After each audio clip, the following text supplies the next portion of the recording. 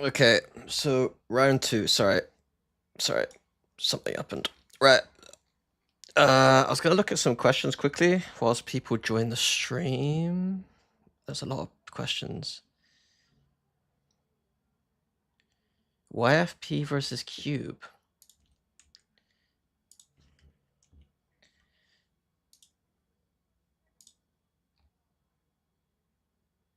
I mean, I won't. No, I will not be VOD reviewing this game. But yeah, if I had more time, maybe.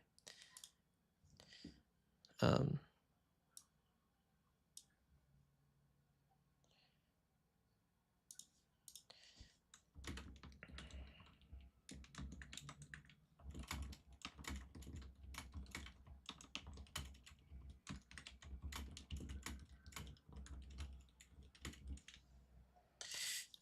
ba ba ba ba ba.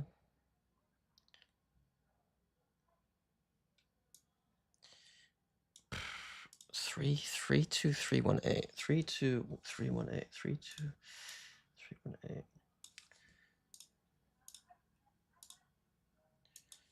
3-2. Hello, Cairo. Wait one sec. Hello, Trubon. Hello, Joan. Ba, ba, ba, ba, ba. I need to put on the activity feed in case anyone does. Yeah, sub. I did that, yeah. One sec. I got the worst fucking stream. Hello, Zen. Don't open yours. Okay.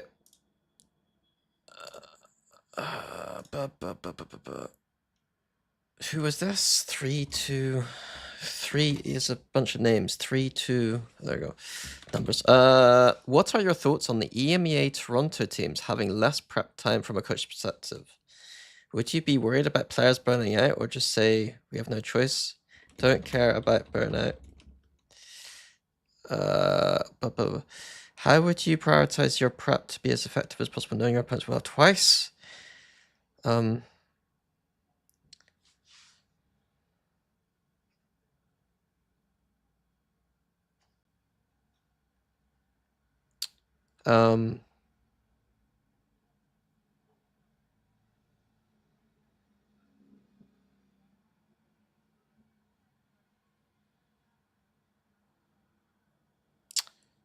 I mean, I hate it. Having less prep time, a lot of going to a tournament is trying to make your map pool look as good as possible with little information around it. You can catfish, reverse certain maps in key games and ride off that success during a tournament.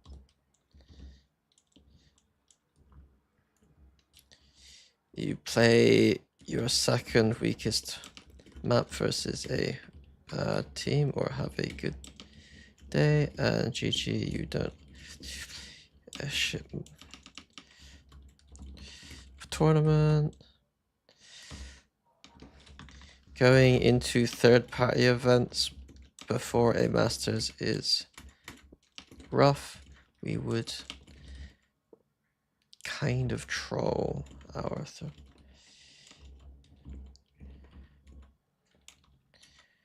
for going to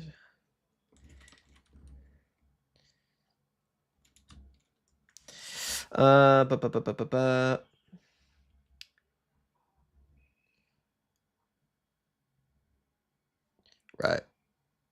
I'll answer a couple more questions, then we'll just get straight into VOD review. You guys ask a lot of questions these days. I can't.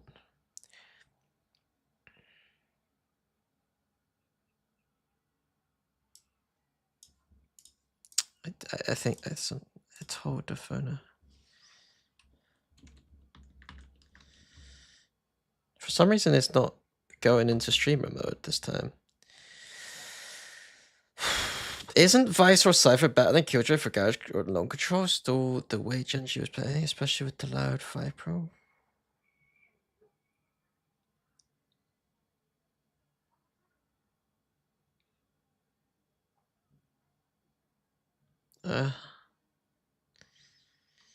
KJ has historically been the best at delaying for garage control because she has a turret that tells you when to pop noise. Do you not have that?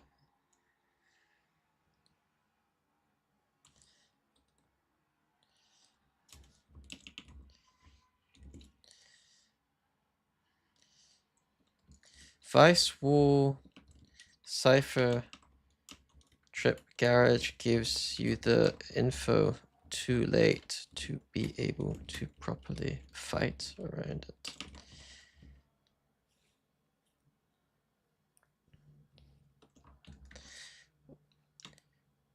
Don't misinterpret what I'm saying here, though. I don't think KJ is better than either, but the question was strictly about garage control, especially before the nerf.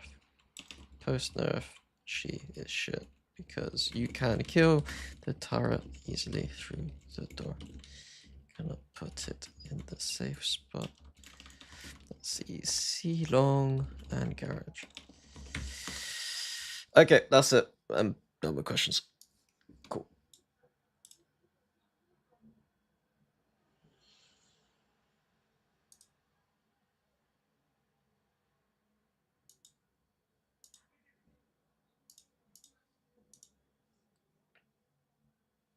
Okie dokie.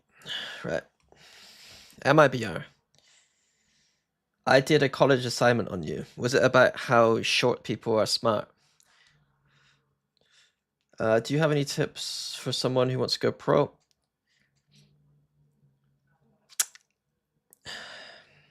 My first tip, and it's a passive aggressive answer, is to ask questions that are more specific. We have a rule in the stream where we only ask questions that are specific. Asking a question like how would you go pro or tips to go pro, it's bro.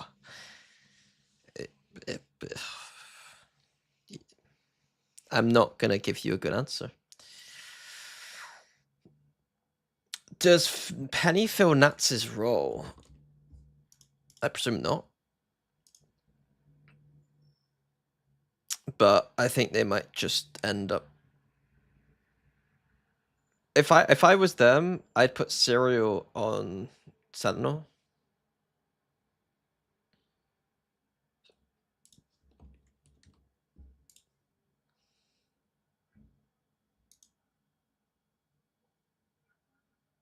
It depends. They start playing some more double Sentinel stuff, but Serial just put Serial on Sentinel probably.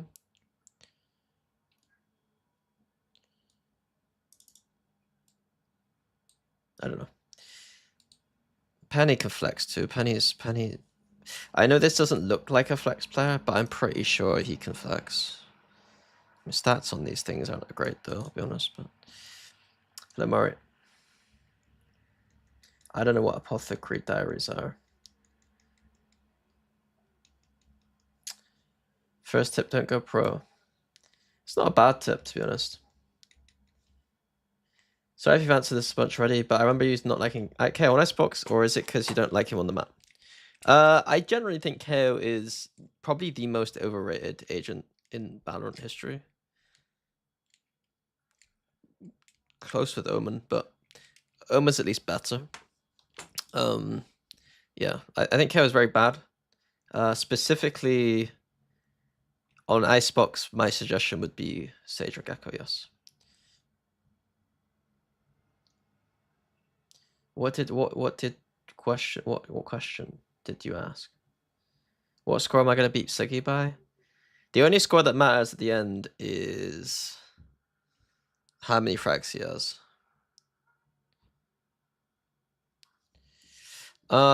Right, so which game do I want to watch? I want to watch Sentinels or G2 game. Lotus split. I don't really want to watch this Lotus right now. What did they play G2 on? Haven, Lotus split. Let's watch the G2 one. Fuck it. I prefer watching G2 in general. We get some watch from G2. To that final, or will G2?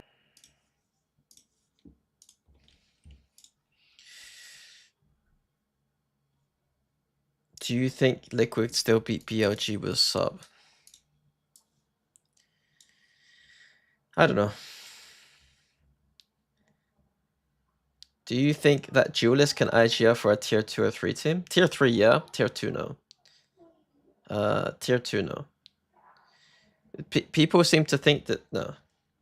Most Julius at tier 1 could not IGL a tier 2 team. Is Breach not more overrated? I mean, he historically has been worse in non-mirror win rates. I don't think he is worse overall in non-mirror.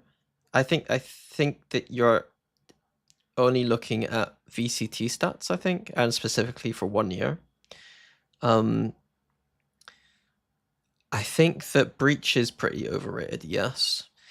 I think Breach in... The problem is that Breach in Teo meta makes sense. Breach out of Teo meta doesn't make too much sense.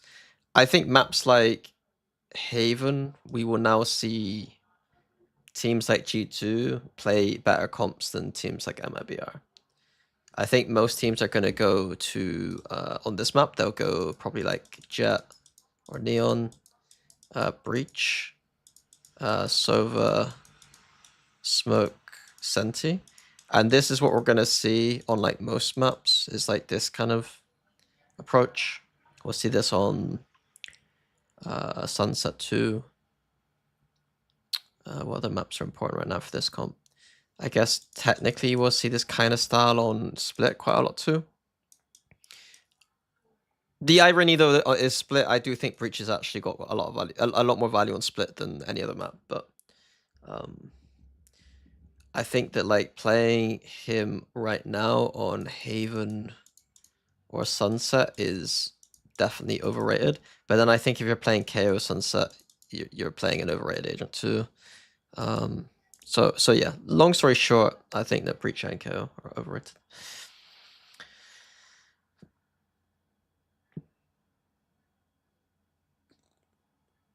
I gotta stop answering questions. I appreciate you guys answering questions, but we're gonna look at Mibr. So like Jimothy has a question about Aspas, so I can answer that. Why doesn't Aspas play Yoru? Is it just comfort or something? Yes, it's comfort. It's just comfort. It's weird to me because Aspas is good at Raze and Neon. Like he is actually very strong at these. But when it comes to his Jet, he just prefers playing Jet all the time. It's very strange to me. I've not watched Aspas too much. So I can't really give a great opinion on it, but the implications people would set around him as a player, the narrative is that he's like a bit more of a passive duelist. People say beta, but I don't know if I don't think that's true necessarily. And Yoru kind of fits that approach. If you're kind of more of a passive duelist, like playing Yoru is a very good agent to play. So I'm curious in the VODs if I can see what Aspas is doing on Jet that maybe people aren't realizing, or maybe there's stuff about his game that people are like not really selling properly. Send them packing. It's time, of course, for Samsung match start. Load up fast with Samsung SSDs. It's Mibr here on Haven starting on defense. Like, is he a beta? I doubt it. Day for them yesterday. Valen in tears, Okay, so we are focused on defense on Mibr, okay? So we're 4A setup. So 4A. I'm gonna say this is a retake camera. I suspect this camera's for the retake. This is Aspas go kill with Sheriff, and then he's gonna dip out, and then they're gonna retake C. And when they retake C, I imagine they open this camera up. If this camera is literally for information, then it's pointless, in my opinion. I don't see the point of it. Getting started. Although, actually, I take it back already. It looks like Aspas is hiding in this corner, maybe. If you look the right way, I think you don't get seen from this angle.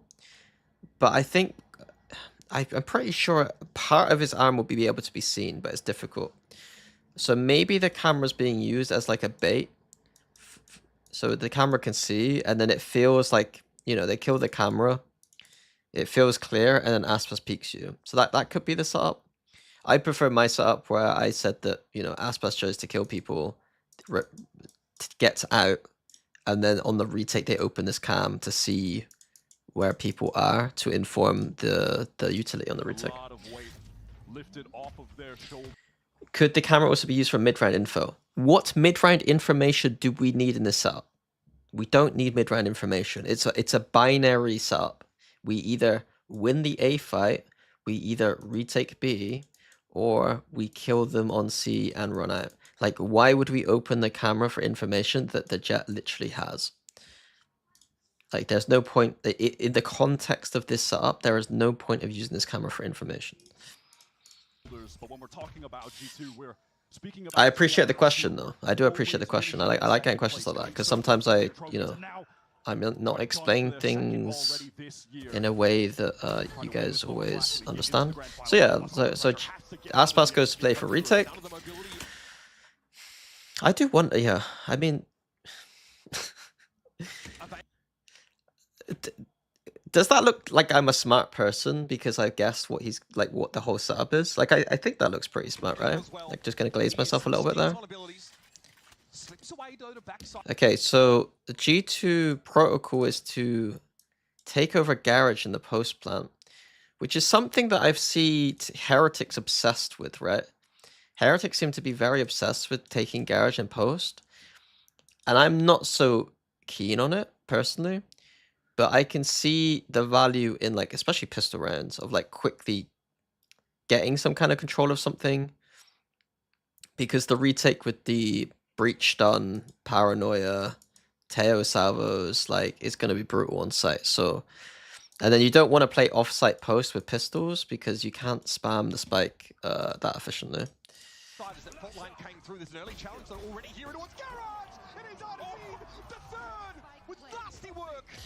I guess I wasn't trying to self-glaze about the Aspas thing there. It was more about I really wish that I was able to analyze as much as I can in situations like that where it's like I'm explaining something and then you can see how it works, if that makes sense. Like, I think that's the best analysis that I can provide, right? It's like it almost proves itself because it happens, if that makes sense. 4 right clicks, 3 kills, and I'm thinking about it a lot for broadcast because I want to be able to provide analysis on the broadcast that actually, like, the upper final, 75% pistol round win rate. It's definitely been their bread and butter. Feels good to watch, if that makes sense. And that's perfect on the defense side here at Haven. they have bought up very heavily into this, actually. Or like you're actually learning something. Guardians of Vandal, Okay, so MIBR shot their way out of that situation, caught the Garage push out. G2 with their Stinger buy. I guess the Stinger buy is heavily underutilized, especially in EMEA. Anything that G2 does, I'm probably gonna test. Like, I would probably test, and I'm surprised that more teams aren't doing this kind of Stinger buy. On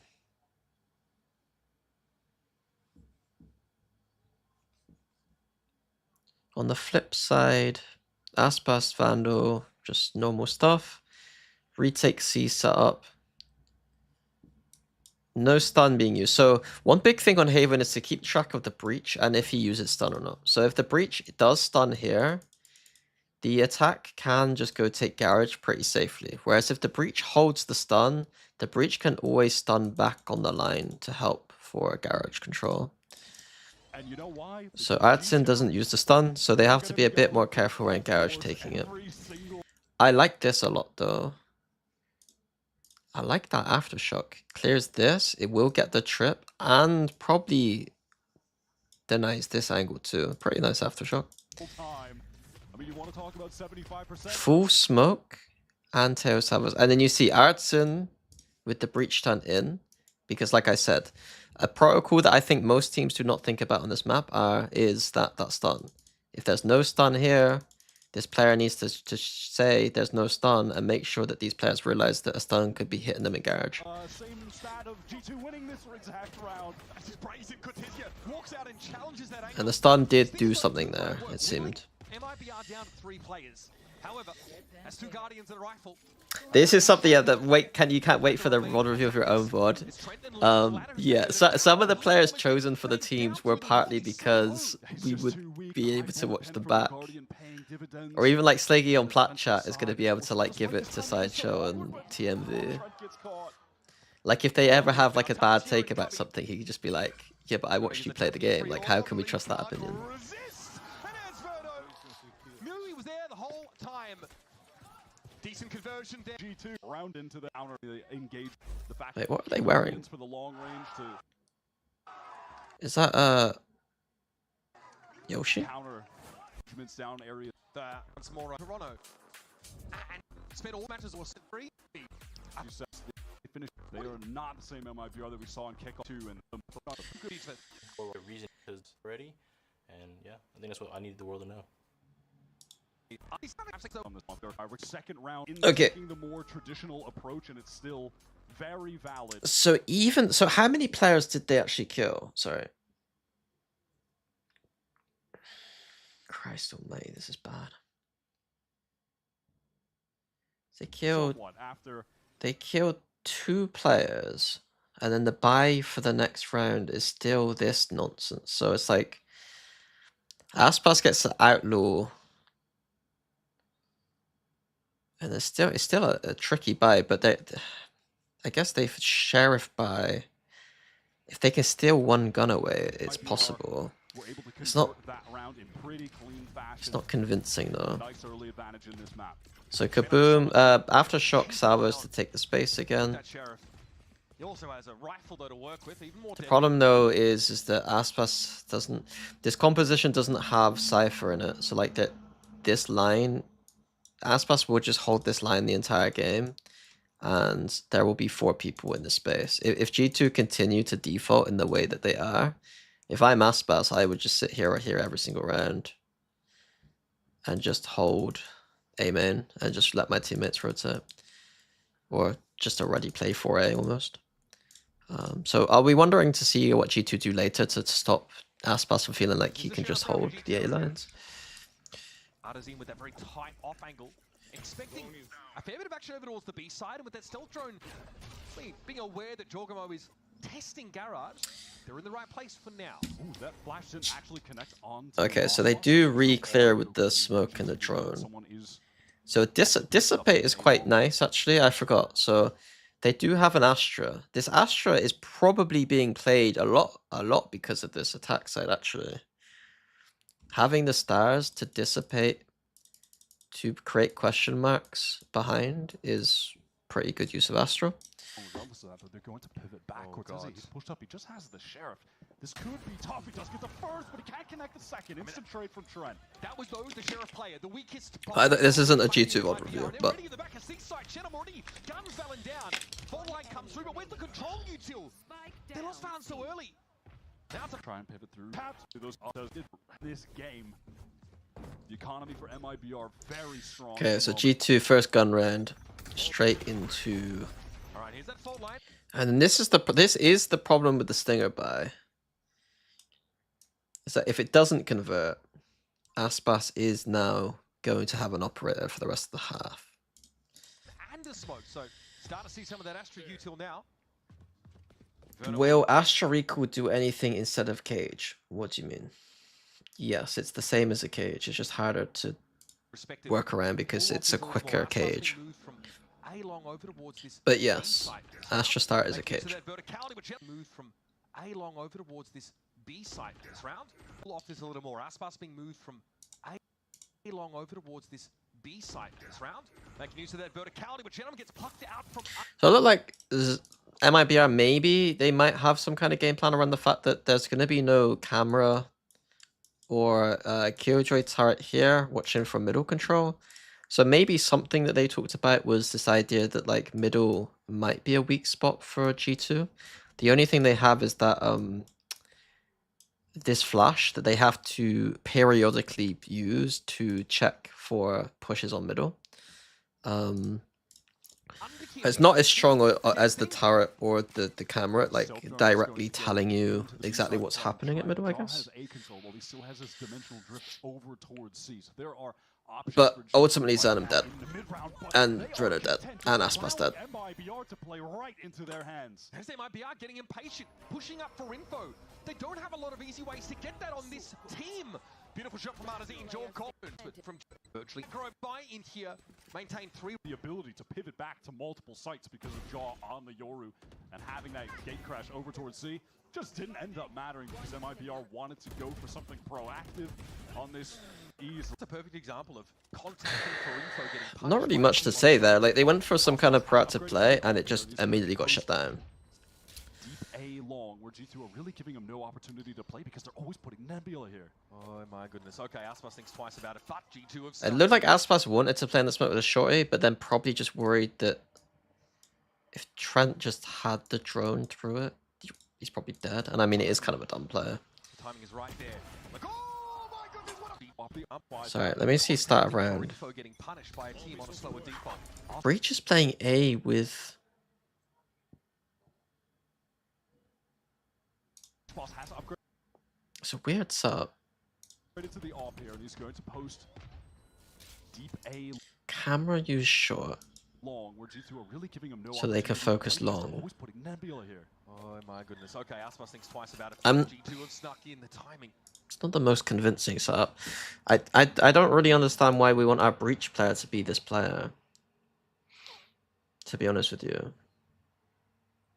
The only reason is because we can flash through the wall. Like, why can't the Breach be the float player? And be ready to stun cross map? Like, here or here? Like, why does he have to be A?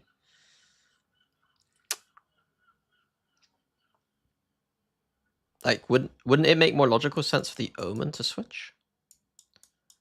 The Omen can play verticality on A, still support. I'm not sure. So yeah, some min-max questions, I guess. Oh my goodness, what a flick! Fallon doesn't know what hit him. Like a ball out of the blue. Aspas deals with the first interloper, and there's more where that came from. First clone. Looks like that would have been shot. And there's Jorg finding Artazine. Oh my god, okay. Aspas with a shorty. Such efficient use of Okay, those so just skills. in the individual skill. Aspas just getting the opening, and then Shorty through the smoke. Flank right now as well, slows down just at the perfect time, so Leaf can't hear it. That was footsteps. Shannon on the swing, gets the first. Trent isolated alone. Strong wind Can you all the stop way. milking content and go warm up? 7 points of health. Salvos in hand. No Milking light to speak content? of. Isn't me warming up milking content? Cleans things up. G2 sent packing again. If you're Lauren, an IBR we've fan, that's won exactly what you 2 wanna see games out of out of Aspas about today. 12 games of League of Had a Legends. very uncharacteristic It is embarrassingly bad how bad but just several the group rounds of in, players it we seemed have at like League of up Legends is. G2. Same. We do have a 100% win rate not playing with Cairo though. Shorty was 100% win rate not playing with Cairo. Uncanny, actually. 10% win rate playing with Cairo. It is a Busio vibes there on stage. So I don't Timeout know. here For G2.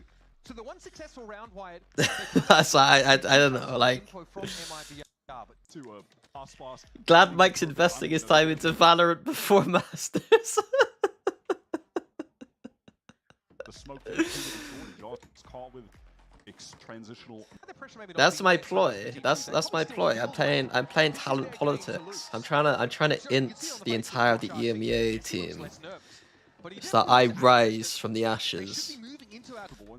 Starting to look, there's no, mascot to get crushed between his hands. Like we need help. Okay. True. Here just to clear sewers and True, see that same true. smoke up A long. It's Verno We do again suck. respecting it.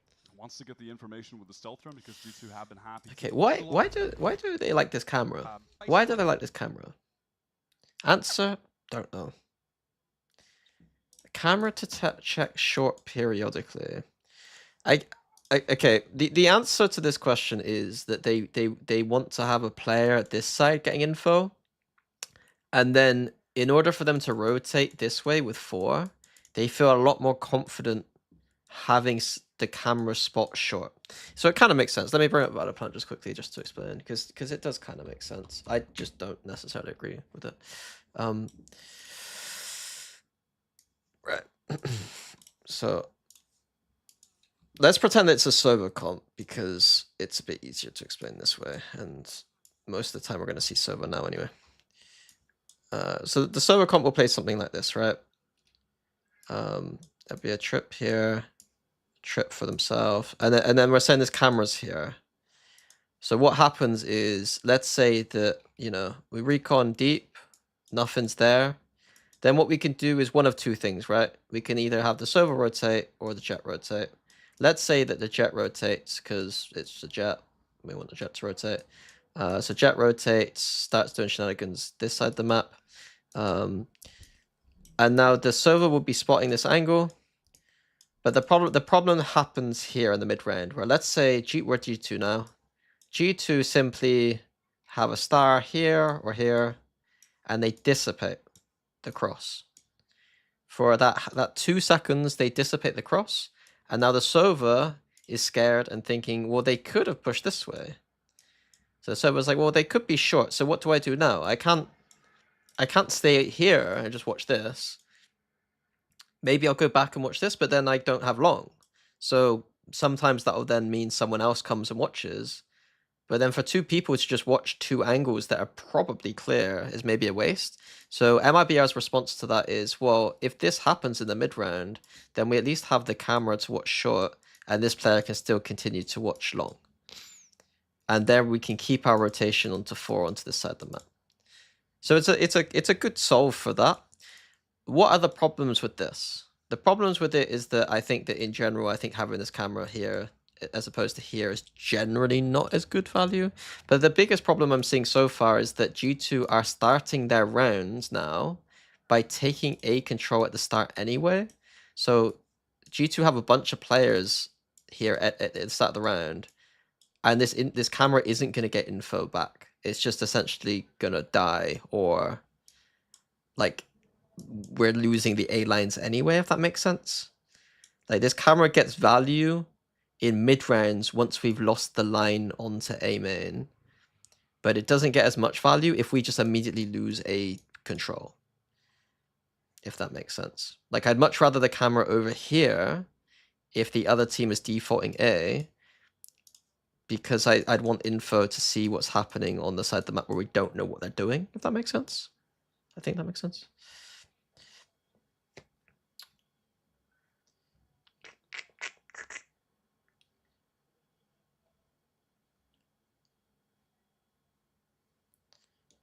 Okay, anyway. So, and then one other thing, I guess, is that some teams, there's been a bit of a meta trend where some teams will actually, instead of using the camera, they'll put their second wire here. But to me, this is like a cop-out.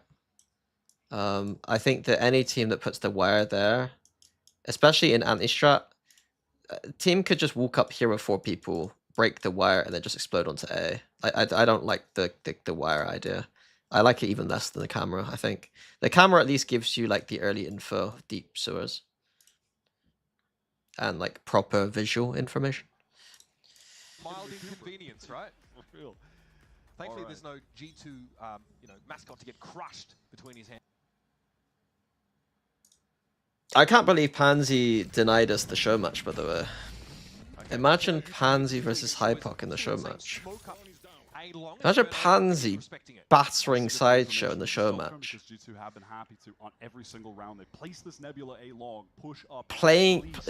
Deciding who's going to cast grand finals based off of a show match. That should be how it's decided. To be fair, yeah, imagine Mike installing Valorant. That's true. I can't believe Mike. So Hypoc doesn't have Valorant installed because of anti-cheat related reasons. And you guys take that how you want to, but to me that's a bit weird. It's a bit weird. A little bit strange. That's deployed by Leaf. MIBR now can't capitalize on the stun. That got a lot of connections there. Okay, what actually happened this round? Okay, so long story short, I'm not a massive fan of how MIBR playing this. Area of the map. It's just going to be a full-on A exec. We're now conceding full A control against Stingers. Bro, I feel like a broken clock. The broken clock? That's not out. That's not the right way to say that phrase. What do I feel like? Broken record player.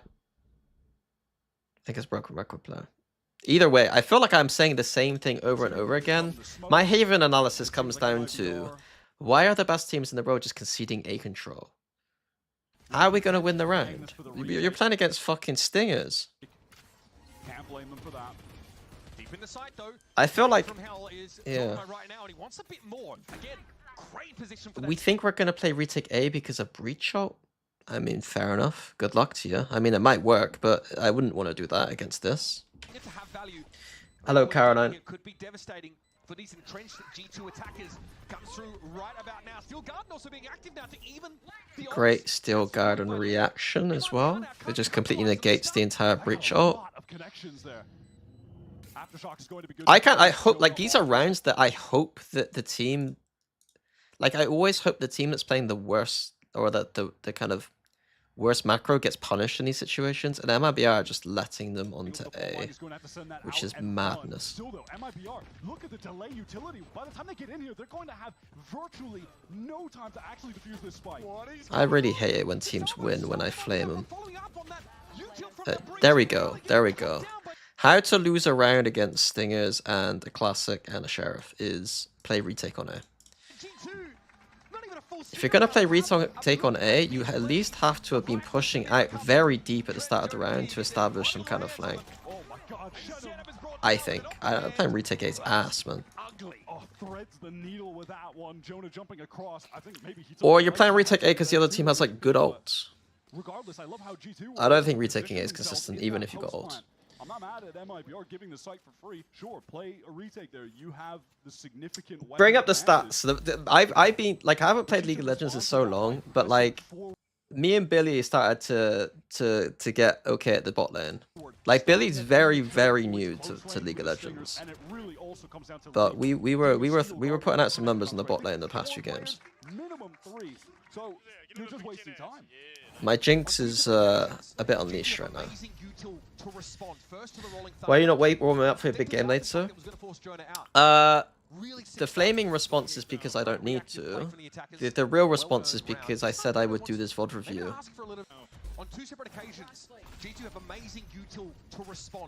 Why is Aspas sitting in heaven? Why is Aspas? What is Aspas doing? Really sick stuff. Great reactive play from the attackers. Is this the baiting thing people talk about? A well-earned round. This time Verno wants What is Aspas doing? Another slower start.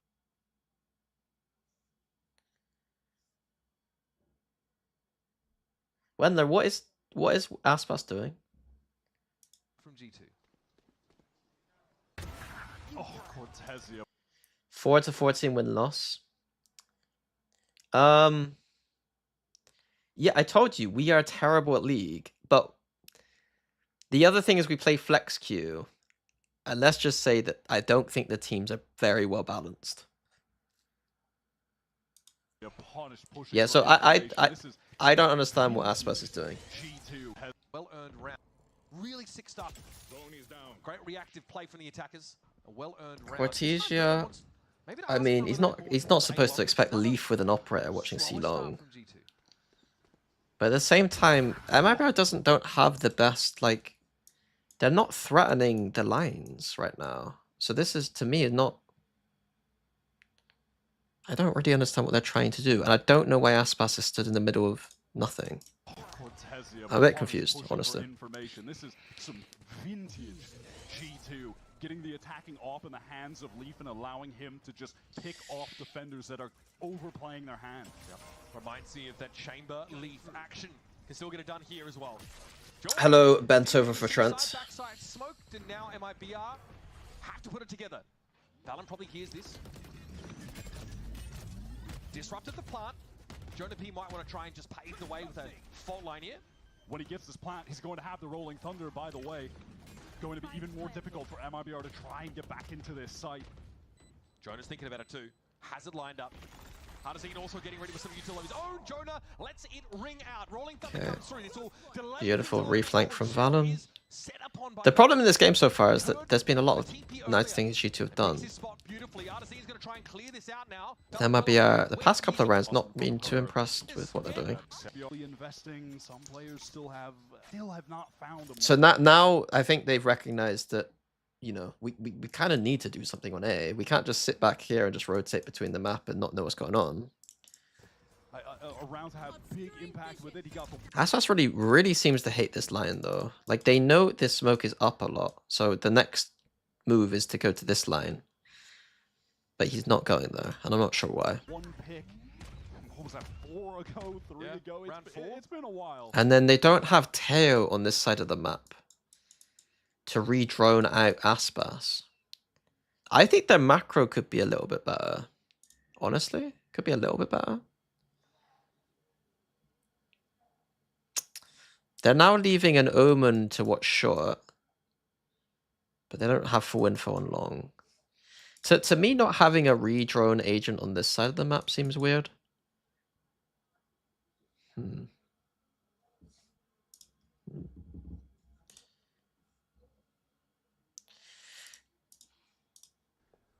In fairness, they converted off that beautifully. Now though, it's a little bit of a different world. Aspas is not sure about whether this is going A. He thought about heading. Mini needs to go 25-5 to G2 win. just probing, once more trying to draw someone from Mibr out. Wait for them to get impatient. Aware that MIBR are running a very different setup in this round. as Bruno is typically What's been going on? over towards A, sending that stealth drone down long, but gets They're gonna drop lies that are believable about people. initiator used Lies that are as someone believable. this mid-round. They probably guessed that Aspas is playing A long as a result of that. So far, those two have just been switching places. And that was true initially, but not so much now. Okay. Deep in sewers. This is a cute little setup. Scene set up here to try and extract some value from the Stinger. And It gets absolutely boomed by like a hard long take, I think. But there is like a bait and switch. Like if you kill this Omen, you're not gonna expect this idiot here. And on the reverse, like this is quite good against the short, but might have an opportunity. I still MIBR were really expecting still feels weird that MIBR are playing their drone agent not that hasn't towards been the A. case, so now they are trying to And then look, like G2 just throw a simple fake, and like why would they not? Why would like how do MIBR know that it's not 5 people on A? They don't, because they're not establishing deep lines and they're not getting information on the map.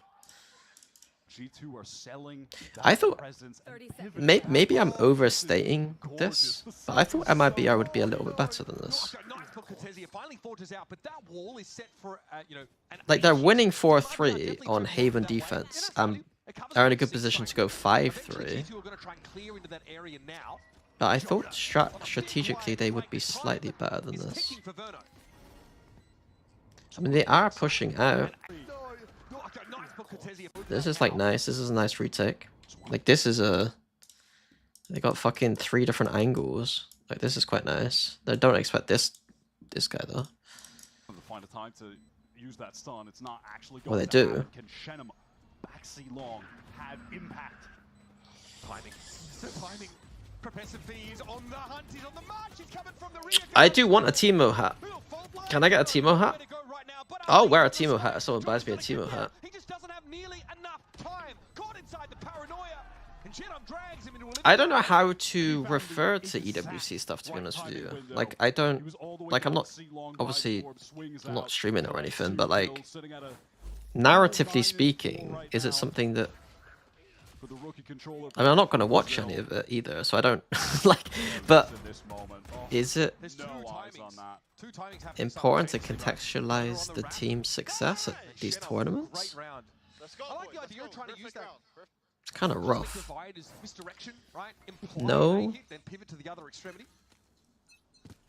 I mean, I hope it's not. Well, who found Trent on the rotate in the middle But- to set that up. But regardless, we're into the next with G2 still have a ton of cash to play with. Like I imagine the desk at Toronto isn't going to talk about it, but But they still want Leaf to be playing with it's gonna change people's opinions about the teams, right? Like it's hard to not look at some of the teams' recent success, host stage 1, or unsuccess, and not He shows a little have that as part of their analysis, even Now just G2 have all the time in the world. subjectively Now or trying to unconsciously. get- Oh, wow, barely escapes, just ducking his head below. When's the show match? It's later, like 7 o'clock. o'clock. The next were G2, well, who then pivot. Trent on the rotate in the mid round to set that up. But regardless, we're into the next where G2 still have a ton of cash to play with. They're going to be buying for the next couple at least. Enough so that they still want Leaf to be playing with this attack side operator even. Haven't really seen Yeah, him okay. play with MIBR since round 4. I mean, He's Leaf with chosen the attack op is... Last round it worked. He got a kill pushing out this time. Okay, so they do have a drone for reinfo, and you can drone from very fucking far back, to be fair. Like, you can be the third person and still get the drone very far. So maybe that's part of their plan with the info drones. And now G2 have all the time. It's a little bit weird. Is trying to oh, wow, barely escapes, just ducking his head below. Stage reps would be He important. wanted to try and find a moment to even things up for Yeah, I don't know. MIBR It's, making a yeah, decent but rotate it's here still, towards it's, the it's, A site. it's still, On the way. Genom, TP's out. it's still Valorant. Artisan low, and at least they have a player in the site. A bit more of a sacrificial lamb, though. Boomer's going to be there. Trent now knows he's about to get busy. Special delivery comes in. He's got to take the power. Oh my goodness. Had the crosshair placed to perfection. The Verno's still fighting. Eventually cut down, but at 10 health. How did MIBR Artisan's win been this? waiting to emerge. He has done the most. Even his head below. He wanted to try and find a moment to even things up 4-on-4. MIBR are making a decent rotate here towards the A site. Verno was on the way. Genom. TP's out. All is well. Artisan low, and at least they have a player in the site. A bit more of a sack. TP's out. How did G2 not win this round? All is well. Artisan low, and at least they Because Jogamo dives in, Solo dies. That paranoid bid from Xenom, that's a hell of a shot. And then Artsin's 10 HP and kills 2 in the back. Okay. I mean, MIBR did have people in time. G2's hit was a bit obvious. They could have done more to like manipulate the rotations. But it did come down to like a bit of a ridiculous round. Jogmo doesn't respect it, but also is the only player an insert here with a gate crash to get out, and he will. 5-0 later.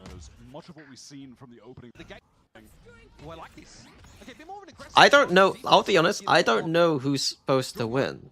Like, I got Aker's supposed to be good, right? So hopefully Aker just carries us. And then hopefully I'm not shit. I think if Aker's good and I'm not shit, it should be enough. Aker's a Cypher one trick. Well, that might work. That might work. To be fair, if he plays the first game on Cypher and we destroy them, I'll probably ask him to switch from Cypher. MIBR haven't capitalized just yet. Backside also an Armageddon. Both Tejos unleashing, and it will be a C retake for MIBR. Okay, and a great steel garden from TMV egg -2 players. I'll be honest. It will be kind of funny if TMV is bad, though. It will be kind of funny. If Sideshow and TMV are bad, but we still win, I think that's the perfect situation, really. Mitch, man, just giving it with the Odin. Me and Aker looking okay, and then TMV and Sideshow being bad is the perfect scenario. Bacon top fragging on Slicky's team would be fun. Might see Jorg anyway step up, try and get the gun away from him. It's not to be. Shenum says, I'm taking one. Here's a little retake for MIBR. Okay, and a great steel garden from Leaf. Just couldn't capitalize on MIBR. They're trying to flood back in, but they're getting stuck in this nebula. They can't move. Flood in against that. Yep, still stuck Ah, there. Valen. Okay. When G2 were making their garage pivot into C, TMV stares at the minimap 90% of the time from what you've seen. That's kind of funny. That's kind of funny. So well on this Vice. I'm better than Aker? What? For real? Sliggy suggested Acre to replace Hypok, and we thought Hypok was like a higher mortal player. I have to carry? Fuck. It might be doomed. It might be doomed. Yeah, I'm on Twitch phone, yeah. Yes, the answer. Christ, I might need to. I'm gonna need to start warming up soon. This time though, being a little more patient about it. Oh no. G2 have to know he's tucked here. I might have to start warming up. Shaky as it is, Valorant is ready for it. Only takes a lick of damage. And on the C we go once more, uncontested. Mini, you are cooked. Slicky baited me. Fuck. An aggressive half of Cypher, and frankly, it's just not been working. G2 have had the read on him, and he's been getting. He has a 400 tracker score and Ascendant 3 this act. Ooh. Okay, Rolling Thunder comes out, but Lee catches Genom's. Ready push up. Yes, the answer. And then Cortesia just pushes C-Long a lot. Deep push up for Cortesia. I mean, this is pretty preppable. I like Aspas walking down mid You here. have to know he's tucked here. Given the economy being shaky as it is. Every round. You can't. Cortesia's done this like 5 rounds already. And on the C we go once more, uncontested. G2 get in. Cortezia Nice little push out though. Like, this is nice. Aggressive half of Cypher, and frankly, it's just not been working. G2 have had. Why? Oh, Verno. Getting punished. Verno, it's rough here. But with Aspas in this position here, about to flank, Verno should wait. Like, don't trigger this. The chance that someone now watches behind hard after you trigger that is obviously like 100%. So Aspas could catch this timing if Verno waits. Obviously, it's going to look a bit stupid that Verno's waiting behind a wall when he's like so far away. But you let Aspas go around this corner. You don't trigger this wall until Aspas is seen, and then you go. You go fast. This is kind of stupid from Verno, I'm not going to lie. He's been getting punished. He's the most aggressive by far, but he's Aspas' Blade Storm. And G2 into Garage again. Aggressive, getting punished. He's the most aggressive by far, but he's Aspas' Blade Storm. So I've never been a big fan of this Garage reclaim, but G2 have started doing it a lot.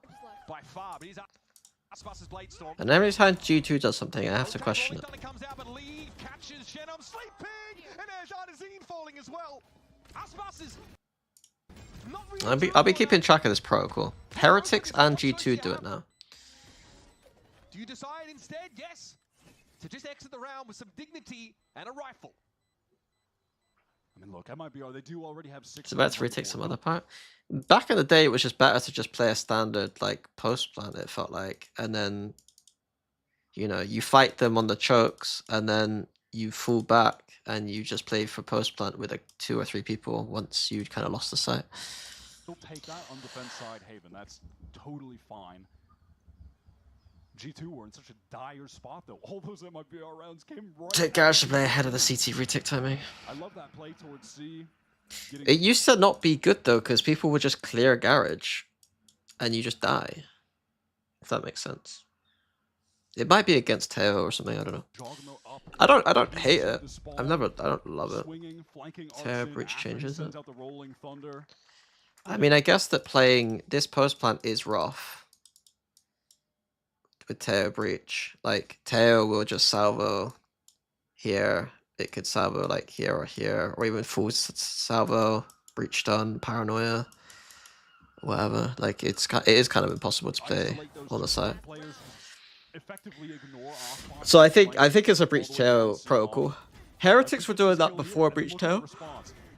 Oh shit! I think post breach Teo. I think in a breach Teo world that protocol makes more sense though, because you can't sitting on the sites against that you'd say is probably rough. Look at the board. Your Cypher has the most deaths on your team by 3. He's died 9 times already. Regardless, Verno, he's pushed up way further than typical into this A lobby, and he's caught in the salvos. That is dangerous. Jaw is sprinting around, getting info with this cosmic divide up as well. And this divide implies a potential B hit. That's why MIBR haven't flooded onto A again. But here's Jaw from the top rope. And that's the beauty of the cosmic divide. You can get out of the teleport on either side, and the defenders won't hear it. Double swing through is perfect. Valen jumping through the fog. Once again, G2 with a very clean entry. These attack side rounds have looked slick. Now they have that hammer control here. Aspas still with lead. Sorry. I sometimes listen to the casting more, and I was just listening to casting. Okay. Verno running up A main as Teo, mental.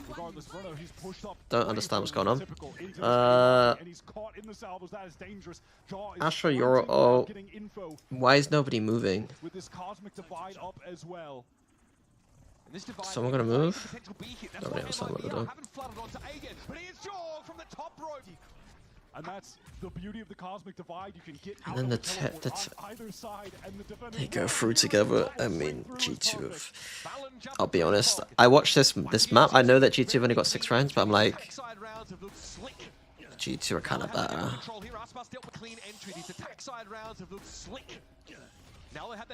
Flank though, it's a big kill on Leaf. You're on a timer if you're G2. Jogamo TP's out. Shenom and Aspas on opposite sides of the map. And, well, G2 with the runway. to the double two map.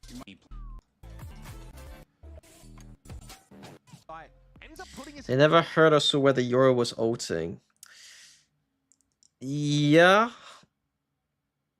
Yeah. But still, like, I could see what's happening enough to be like, well, they probably should be moving and doing something. Like, they know that the Astra ult is implying it's a B or an A. And then they've heard nothing outside Garage or C-Long. So you're expecting a B or an A. And I think they could easily have got information that it wasn't a B or A. I don't know. Maybe I'm over being too critical. I don't know. Okay, right. MIBR 5A strat. Drone longs, camera sewers. G2's response is going to be to push down and threaten the flank. Trent is fucked, so has to play for retake.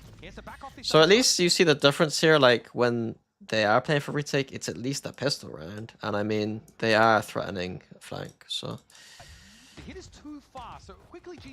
a little bit nicer. There is a trap wire to clear on the wrap, so MIBR know this is coming. There's no trip behind right now. Beautiful stun. He is in trouble. Just gets around the corner barely. 3 flanking G2 players on his tail. They're coming quickly. They're coming fast. Let loose the hounds. Oh, but MIBR running to CT. Give me those kills from Aspas, please. How the fuck has that happened? Another flawless pistol from MIBR. Now, sorry, we talk about how they've got great pistol rounds, right? Normally there's some strategy, some tactics. Yeah, I'm gonna read them getting shot. Very much them waiting for the next round to play more Valorant. Oh my god! Crazy. Not sometimes. All right, and there is another pistol round win for the team. What the fuck? Oh, okay. FPX by. Okay. Gods. Leaf is the lone player on C with a frenzy, about to feel a lot C of rush, pressure from the wave. acceptable. MIBR utility, no choice but to give this site up. Full pick like there was in the previous round, so this will be telegraphed. Random damage on Verno. He'll be able to reach Nice stun. Jonah P. No, not again, G2. After This is a little bit dangerous, but no, at the long range, retain the C side of the map. Okay. Maybe over the line of what you normally want. When they release replay viewer, will you be doing the same reviews with the viewer instead of the broadcast? With the viewer instead of the broadcast? No. Yes, with the viewer. The problem with the viewer will be that I think if they could integrate it with the broadcast, that'd be good. Like I could hear the commentator and stuff. Because it does add value, the commentator, onto the VOD, I feel like. The biggest thing for me will be the player POVs. Like if I can just sit and watch an Aspas VOD, I would do a lot more player VODs rather than team VODs, because that will farm content-wise. Like I could do YouTube videos about like, you know, Aspas really a beta, and then just actually break down Aspas for like, you know, a map. Definitely left the C side of the map a little weaker after getting picked up early in many of those rounds. All right, MIBR, because of that previous buy decision on the bonus, they've got 5 rifles into their actual... Isn't the replay system only for ranked for a while? I believe so, yes. perfect timing on the Don't know swing. why, He's but can he yes. get anyone to help him? Okay, Jen, I'm able to find Jen. Jack is going to slow things down. We'll have to see. Maybe over the line of what you normally want. So MIBR drone out A. But look at the early line. Just the power of this Yoru, man. Early line, so G2 know that there's nothing A. Those rounds. That might be R because of that previous buy. Interesting flash. 5 rifles into their actual Bit weird. Aspas dashing into the B site, waiting for that bot line to go. Leave perfect timing on the swing. He's backside. Can he get anyone to help him? Okay, Jen, I'm able to find Jonah P, but Trent. And then X-King B is just hard. So Filtering into B. This is going to be a cancel call by MIBR. They want to get out. X-King B is hard if the other team knows he might be X-King B, I should say. And then Yoru TP into spawn for the flank. That's beautiful. I'm not gonna lie. How many times? I haven't seen that before. So Yoru being used as like more of an anchor agent for G2 this round. It's like takes the line, can TP back. He's not got a wide TP. He's not like got a cross map TP. Because then the protocol is that he will TP into spawn for the flank. Which is nasty. I'll be honest, that's nasty.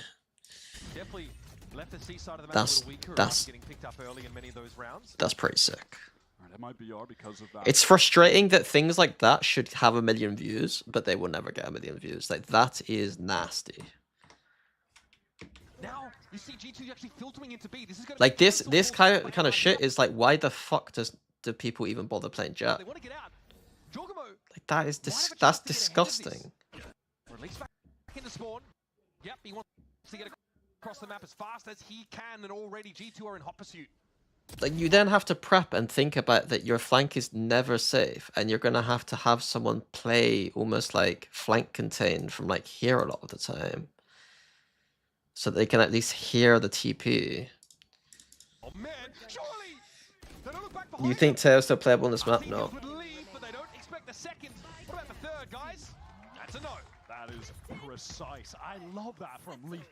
He's playing so well right now. This is a Sandro, I don't know if you realize, but I don't believe that Aspas is a beta. And I think anyone that's ever asked me any questions about Aspas is, you know, he is obviously one of the greatest players to ever grace this game. I haven't watched him enough to give you like a good opinion on why people think that, or like what he does that like maybe isn't great. On defense, I was very confused as to why he was playing here for a whole round. Like, that's very strange, and I'd be happy to call him out for that round. I don't really know what he was trying to do. There was no dithering, there was no considering whether or not he should push out. If he just goes for it. Would Aspas be good, make a good sentinel or any other role? I would presume so. Like, anyone who shoots as hard as Aspas, I would be surprised if they couldn't do another role. Sua's presence here for Jaw, but with the ability to fall back with a gate crash. Aspas a little bit low. I think Trent just swung out and took a wallbang. Took a chunk out of the start. Oh, okay. It seems like maybe a game plan from G2 was to play for this heavier A stuff. And they also got this flash on for B. It's almost like they got like a very retake C game plan this game. Flash dedicated for B flood. Garage denial. And then a hard A hold again, where off of contact it's breached on fight. TP never being used cross map. This is a better setup if we have someone up here watching, instead of the Yoru being the self trigger for this setup. Or you could just... Okay, I mean the drone is here. To me... Okay, he's got an angle, so like the micro is probably there. It's just that... Okay, the angle no longer looks good though. Yeah. 44 health more than he needs, now 4 more. I thought Joker was taking more like a micro angle to maybe hit a headshot quickly, and then the stun comes in and he can face. But then he just took a wide newbie angle. And then we'll see on the 4v5 re-clear sewers. This is what G2 do well a lot on this map, especially. It's just the re-clear immediately in these situations. Getting a lot of value, teasing all of that Sentinel util out. Leaf comes over to cover long, but that's a bit strange. Fastpass is not quick about this. We get wrapped on, but the action is headed. This to me from Leaf is just containing in case this happens. But he's also in a very good position if the attack does come back this way, and then both of these die. He's in a very good position to get into a weird spot and then win the round, because who expects 2 players to die here and then a 3rd player to get into a weird spot on the site? Elsewhere. It's like Leaf might be ready to do that, but ultimately, yeah. Is downed. Little to MIBR, no, it is completely open. God, that's kind of sick. Oh, it's Bladestorm ready to go. G2 put in a tragic economic situation right now. MIBR wants to fight for some early control of a lobby, missiles to keep anyone peeking from sewer at bay, that person being Jaw in this instance. But he's Just the eco. at bay, that person being Jaw Sorry, in for time this focus on instance. G2 again, just because they excite me with their ideas, and then I get kind of drawn in. Okay, so standard A control for MIBR, standard exec into the eco, contacting up. Here comes that standard execute utility. Aspas needs some help though. Valen could Flank comes in from G2, but mostly cleaned up. It's a pretty easy round. Okay, let's focus back on MIBR again. We're hoping to be here for a good time and a long time, so MIBR trying to keep a lid on it. Aspas always like. He's just not as willing to throw his life away or go for certain plays that Zekon or Joke will go for. I don't think that's necessarily a bad thing. That though, let's be fair. wants to take some kind of early fight. There are times where I watch Jogomo, even this game already, where I'm like, he's just kind of inted in a way. I think there's probably a balance between the two, though.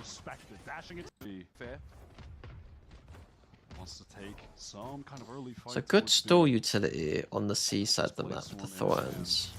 And then the Breach Stun is available. Oh, it's not available, actually. So, Garage able to be controlled pretty easily from MIBR. And then the Thorns completely bypassed by the Jet updraft. Okay. Looks a bit too easy for MIBR here. I think MIBR done a good job conditioning A. Which means they might expect like Vice up towards A now. And then just gone C split. I don't know how much I agree with my analysis there, but it seems like the kind of thing they could be thinking about.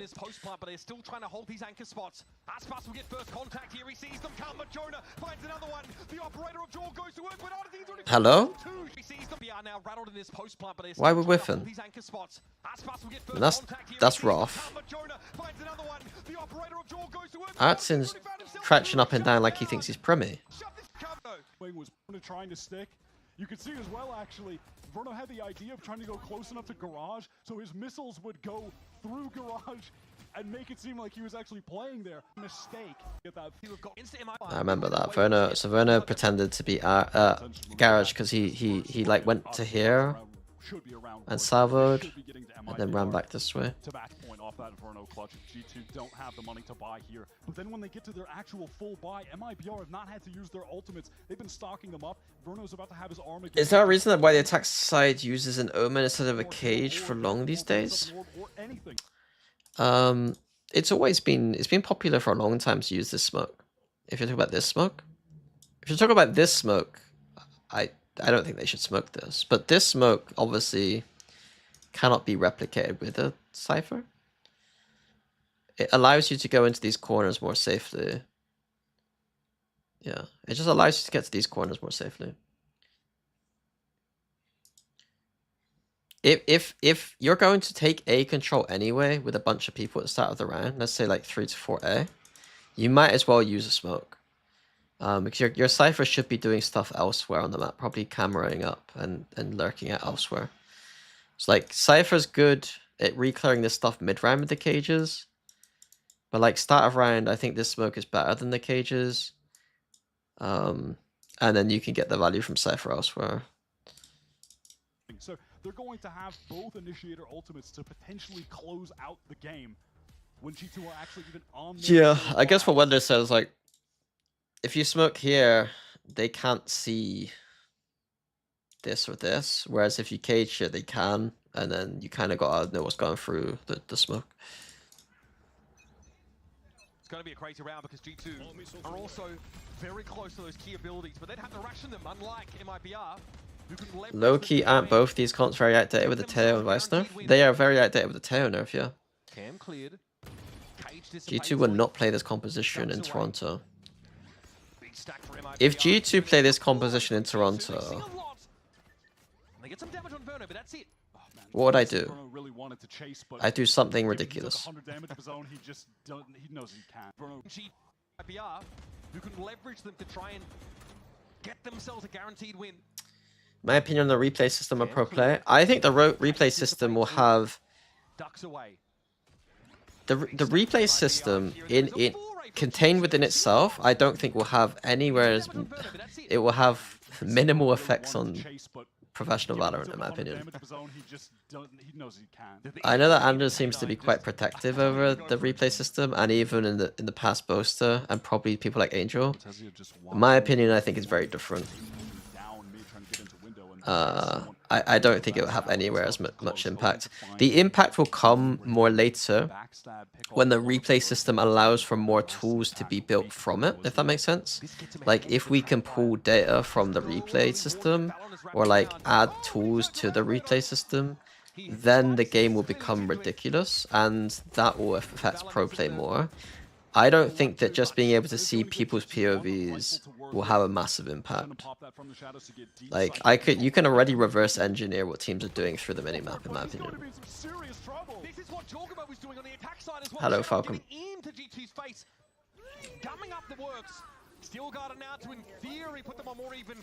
Sideshow's of the opinion that the tournament game should not be public until after the tournament over, or at least have the players vote on it. Do you agree on that? I really don't understand what we think, what information we think is being given away. I think if anything, it creates an even playing field to some degree. Right now, the observers are so good at catching any time teams like Fnatic do something, because they know Fnatic have the goods. You watch the observers when Fnatic do anything, any kind of lineup, they're on it absolutely. If one of these like slightly weaker teams that they're not really too like knowledgeable on does like a weird thing, I guarantee they're less likely to catch it.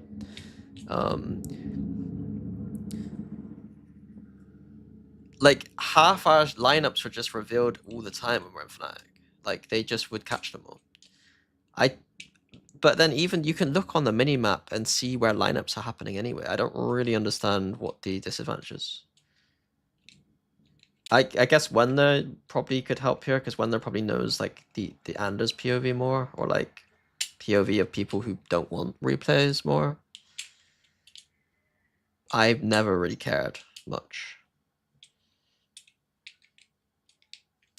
My take is that they won't even have the pro play stuff. They say in videos we have your comp games. No. It's like so we're under the impression that they're not going to have pro play stuff for replays, but we're just discussing about a world in which if they did have pro play replays, should it be allowed? Sideshow was suggesting that maybe that we shouldn't release the replays until after tournaments. And my kind of hot take, I think, is that I don't think replays matter nearly as much as anyone seems to think in terms of pro play analysis. It becomes disadvantage to test new comp theory, and comps will become more ascent-based because you lose to nuance and risk and build a new comp. I don't understand why that's the case, but I went there. You can steal anything you want from you can steal anything you want from looking at this. I don't think having POVs really impacts. I don't really understand. Like, there might be finer protocols being missed, but those finer protocols would be missed whether there was a replay system or not. If that makes sense. If it's literally just easier to steal lineups, who gives a fuck? Like realistically, I could pay someone minimum wage to go to go find lineups for me. I'm not gonna do that. I don't need to. I had boasters to do it. Like, but like that's the reality of the situation. If it's literally lineups only, you can just pay someone to do it for you. Like it's not that big a deal.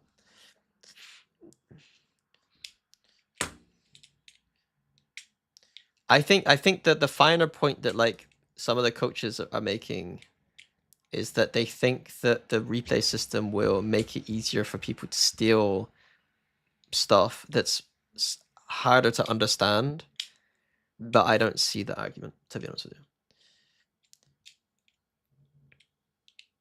The majority of teams are releasing their comms videos anyway as content. I don't think they'll care about replays. I mean, people like Fnatic are never going to do a comms video that actually has any impact on their competitive integrity. And I used to have like, I was always sent comms videos before they were released to see if there was anything I didn't want in them.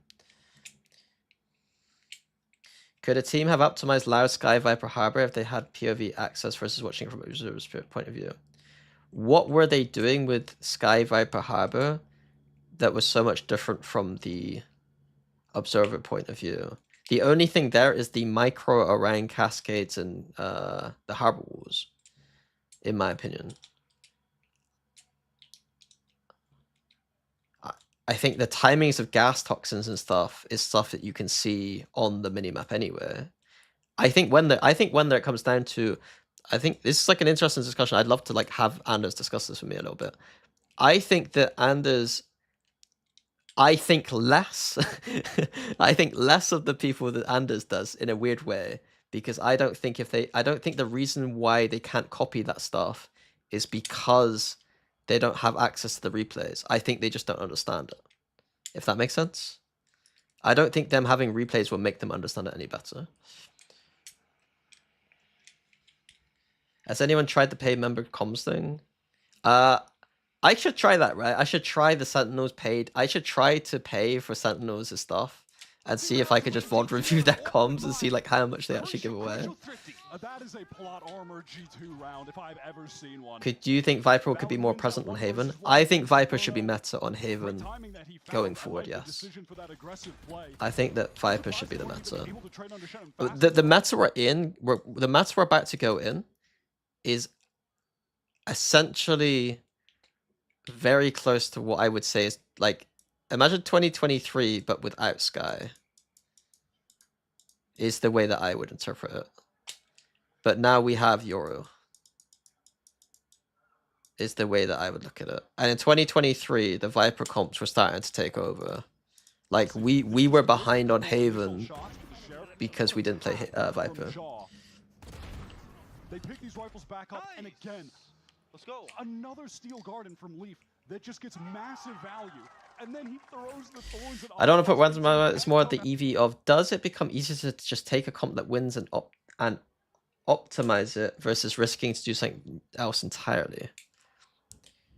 I guess what I'm trying to say though is that you can copy stuff without VODs. Like, I guess that's the key interpretation difference between our two perspectives. So we're probably, I'd imagine we're very much aligned with a lot of stuff on this topic. It's just the biggest difference is the ability to steal ideas. I don't think, or copy ideas, I should say.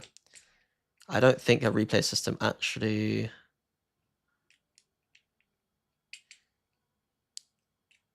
Unless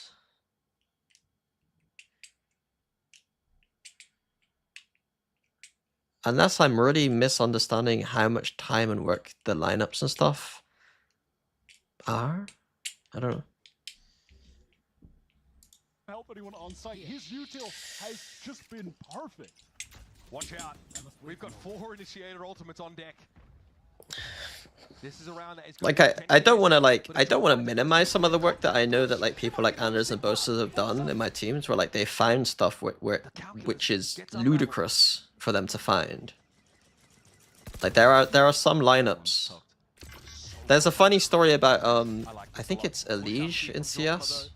No, Rops, I think. Rops found a lineup that required him to press a bind that meant his sensitivity went really, really low or something, and then threw like the most pixel lineup available, and nobody in the world could copy his lineup or something. Like there are some lineups where like Boaster has like found some things close to that level of nonsense that would be hard to replicate without a VOD, but it's very, very, very, very rare. Like it's not that common. Hello, Beanie. What do you think of NRG comp on Split? They played Sky. Let me see. I generally don't think you should play Sky, if that's what you're asking. Sorry, I get distracted, but that's an interesting question. I mean, they played Vice, Raze, Sky, Viper, Vice, Omen. I think they kind of need this guy there for the flashes, I guess. But I don't love the composition, personally. Yeah, I don't hate this guy in that composition. Sky's not a terrible agent in... Sky's not a terrible agent. It's just I think that in certain comps, in a lot of the best comps, she just doesn't fit in, if that makes sense. She should definitely be buffed.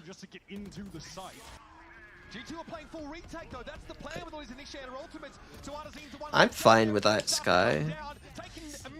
I'm fine in a world with that Sky.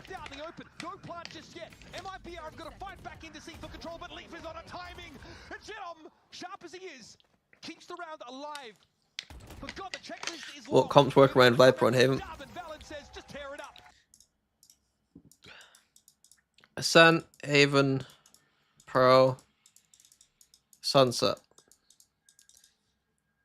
Yoru, Recon, Smoke, Viper, Sunset. Is there any other maps where this could work?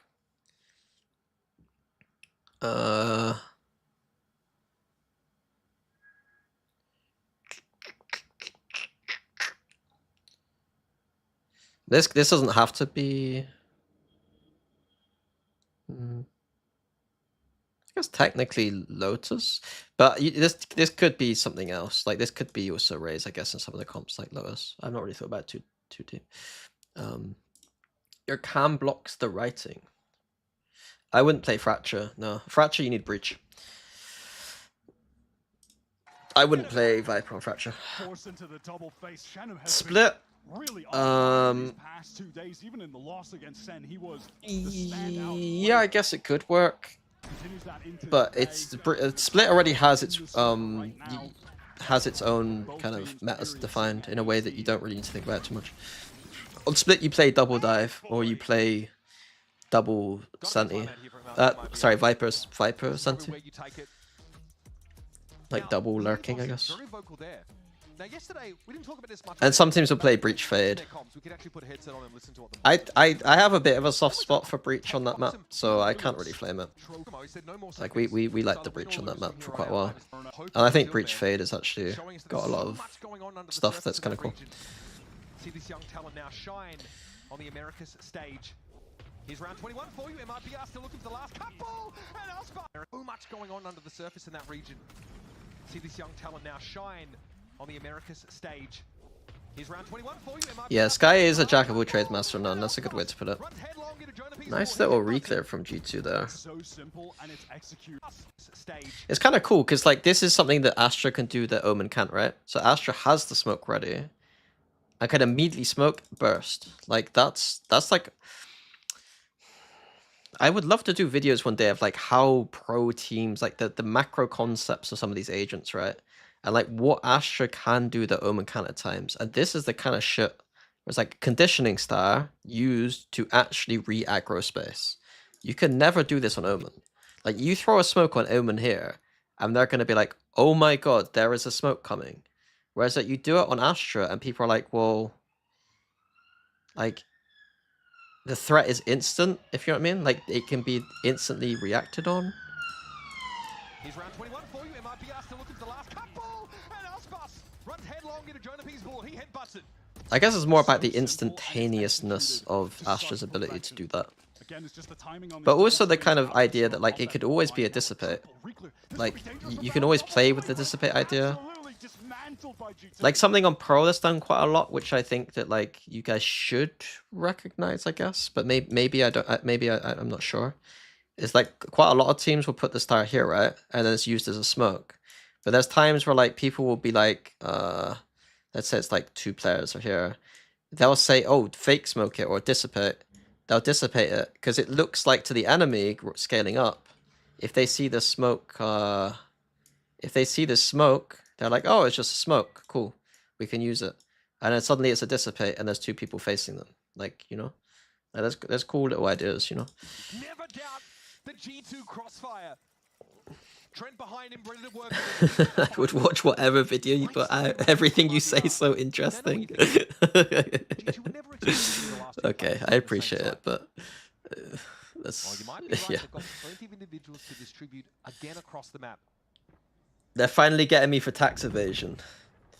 Taking their time, our MIBR. Thank you, Billy. Thank you, Billy. No reason That's my duo right there. That's the bot lane duo. for the spike to get tapped. That's the 100% win rate bot lane without Cairo in our G2 game. pull off Duo. this win. Kind of feels like I'll be honest, even though All that util in that room to plant. How does he? Kezia! Close but Okay, I'm bored. And on the round that they first won, they were on a full eco, and they are rallying. I like the aftershock there. Aftershock for sure. Nice little delay. It's useless in this round, but it's kind of cool. Back into a close game. The other thing is that this smoke, like on Haven specifically, this emergency smoke is the Astra can always get it off no matter where she is, if you know what I mean. Like Omen has to be stood around here, cannot be here to do this smoke, I think. And then also has to line it up, wait, travel time. Astra can just turn around and just fucking Again. That was insta emergency smoke. So Aspas gets deep. And Alan's been in an awkward position of having to be the solo anchor. Am I back on Astra? The Astra train? I think I might be back on the Astra train. MIBR fast hits. Today, plenty where that came from for G2. Omen felt redundant in this meta to some degree. Like, what? You don't really need paranoia. Oh no, sorry. Astra felt a bit redundant because of all the util that she already like. Maybe it's something to do. I think I said it before. Like, maybe it's something to do with the fact that like Omen could just lock down one area a bit more, and then like Teo Breach can just do shit on the other side. You don't like. It's like the anchor ability of Omen felt pretty strong on defense. Whereas if you replace this to Astra, then you do have to play Retake a lot more. I don't know. 1 round away from taking Haven. They keep it very simple. Do you think that Omen was a bit redundant on attack sides though? Maybe the overwhelm was just scary for a moment when Aspas can't convert on to leave. I will say that. Okay, it helps when you can open up the site like that. That's pretty useful. Don't worry, many 90% of teams will be on 2 initiator Omen. Yes, they will be. They will be into. Can you open this up on stream? Sure. I'll open up. This is Cairo's attempt at trying to make me look worse than him at League of Legends. Let's have a look. Let's open this up. Let's open this up. So you can see that we've lost a lot of games recently. 0 to 5, 0 to 4, 2 to 3. The irony is that the moment that Cairo stopped playing with us, we win pretty easily. I'm not going to scroll down. Well, I am going to scroll down, but doesn't this look fine to you guys? This is, you got to remember, Billy's doing extremely well on Leona, but Billy is new to this game. Billy is new to this game, and so, you know, she's creating a monster in the AD carry here. You know, we can ignore these games here, but you know, she 4 to 1. Like, bro, how can this be my fault? How can this be my fault? Look at me, I'm a demon. I am a demon. I'm playing with Billy, who's literally never touched the game. She's only just started, like, a couple of months ago. Look, even the game is saying I'm unlucky. The OPGG is saying I'm innocent. It demonstrated the best possible play a player could perform. OPGG is telling me that you guys are shit. It's saying stop playing with these fucking scrubs and start playing by yourself because you are innocent. You're unlucky, you're unstoppable, you're innocent. Unlucky, unstoppable, unlucky, late bloomer. I mean, I was inting early, but we'll take it. We can't be perfect every game. Unlucky, innocent.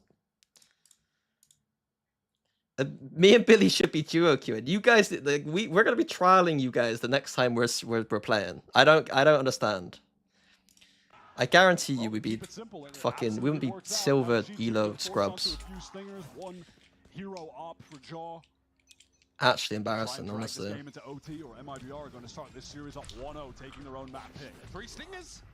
The actual stats page is telling me to stop playing 5 stacks with you guys. That's gonna be me later as well, by the way. That's gonna be me if we lose.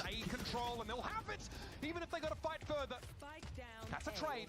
Trent playing his life as he often does. This has slowed MIB information to try and drag this game into OT or Bro, do MIBR just do 8 defaults every round? Is that what? Trent trying to get ahead of this now. Big fault line. The spam though doesn't really account to much. Aspas dashing deep here. I mean, jeez, MIBR adamant about maintaining this A control, and they'll have it, even if they got to fight further. That's a trade. Trent playing his life as he often does. This has slowed MIBR up now as a Nebula blooms in front of them. Too suppressed there. I'm surprised we didn't see Vice Thorns used earlier on like A. Like, it seems like MIBR are a very A heavy team, so I would just stuck a Thorns on A somewhere. I think. It seems like A is a win condition for MIBR.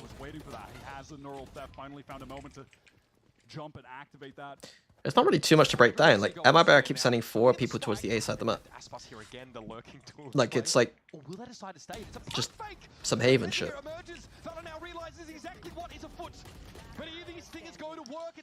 And then they trade out. Emerges now to see very little. Shenum is on the site. Maybe I'm being too tough on them. I don't know, but they still won. I guess there wasn't like bad gameplay at all, but some finer points that I was a bit like about, I guess. What's their map pool like? Like, what are their? I guess Haven is one of their best maps. Right. Oh, actually, well, I mean, this EWC. I guess it has been one of the best maps. Ascent's not a good map. Icebox is their best map, right? Okay.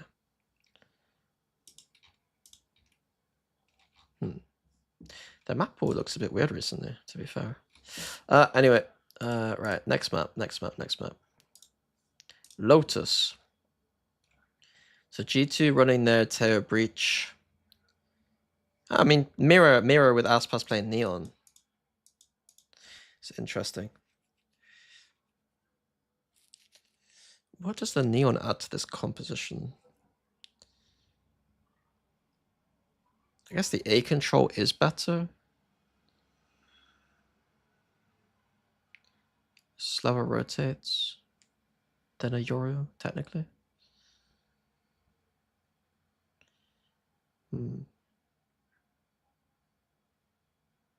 Curious to see how this matches up, to be honest with you.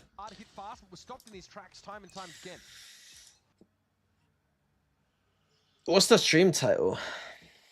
What's the stream title?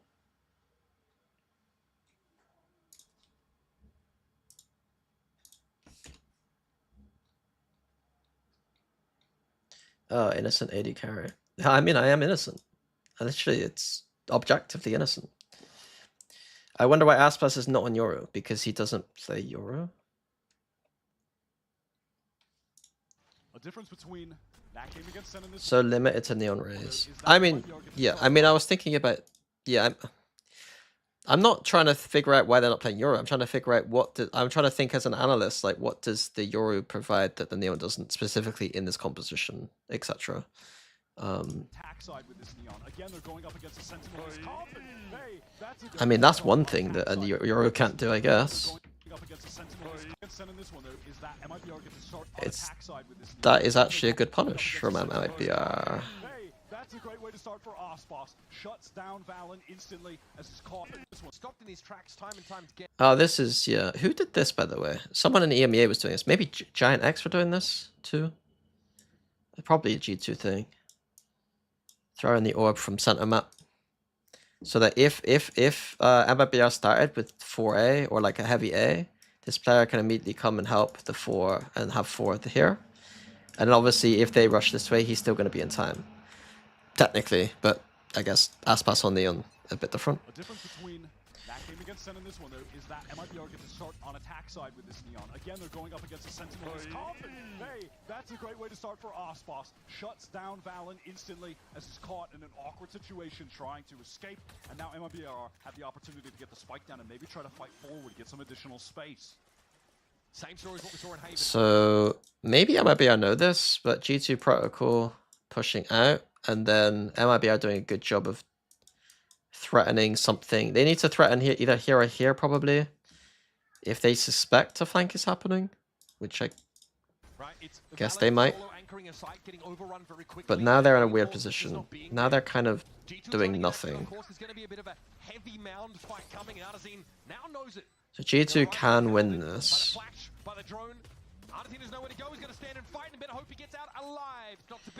Yeah. So even though it's an open plant and you should play it from back here, if you're getting flanked, especially on the pistol round, it feels correct to like push out a little bit more.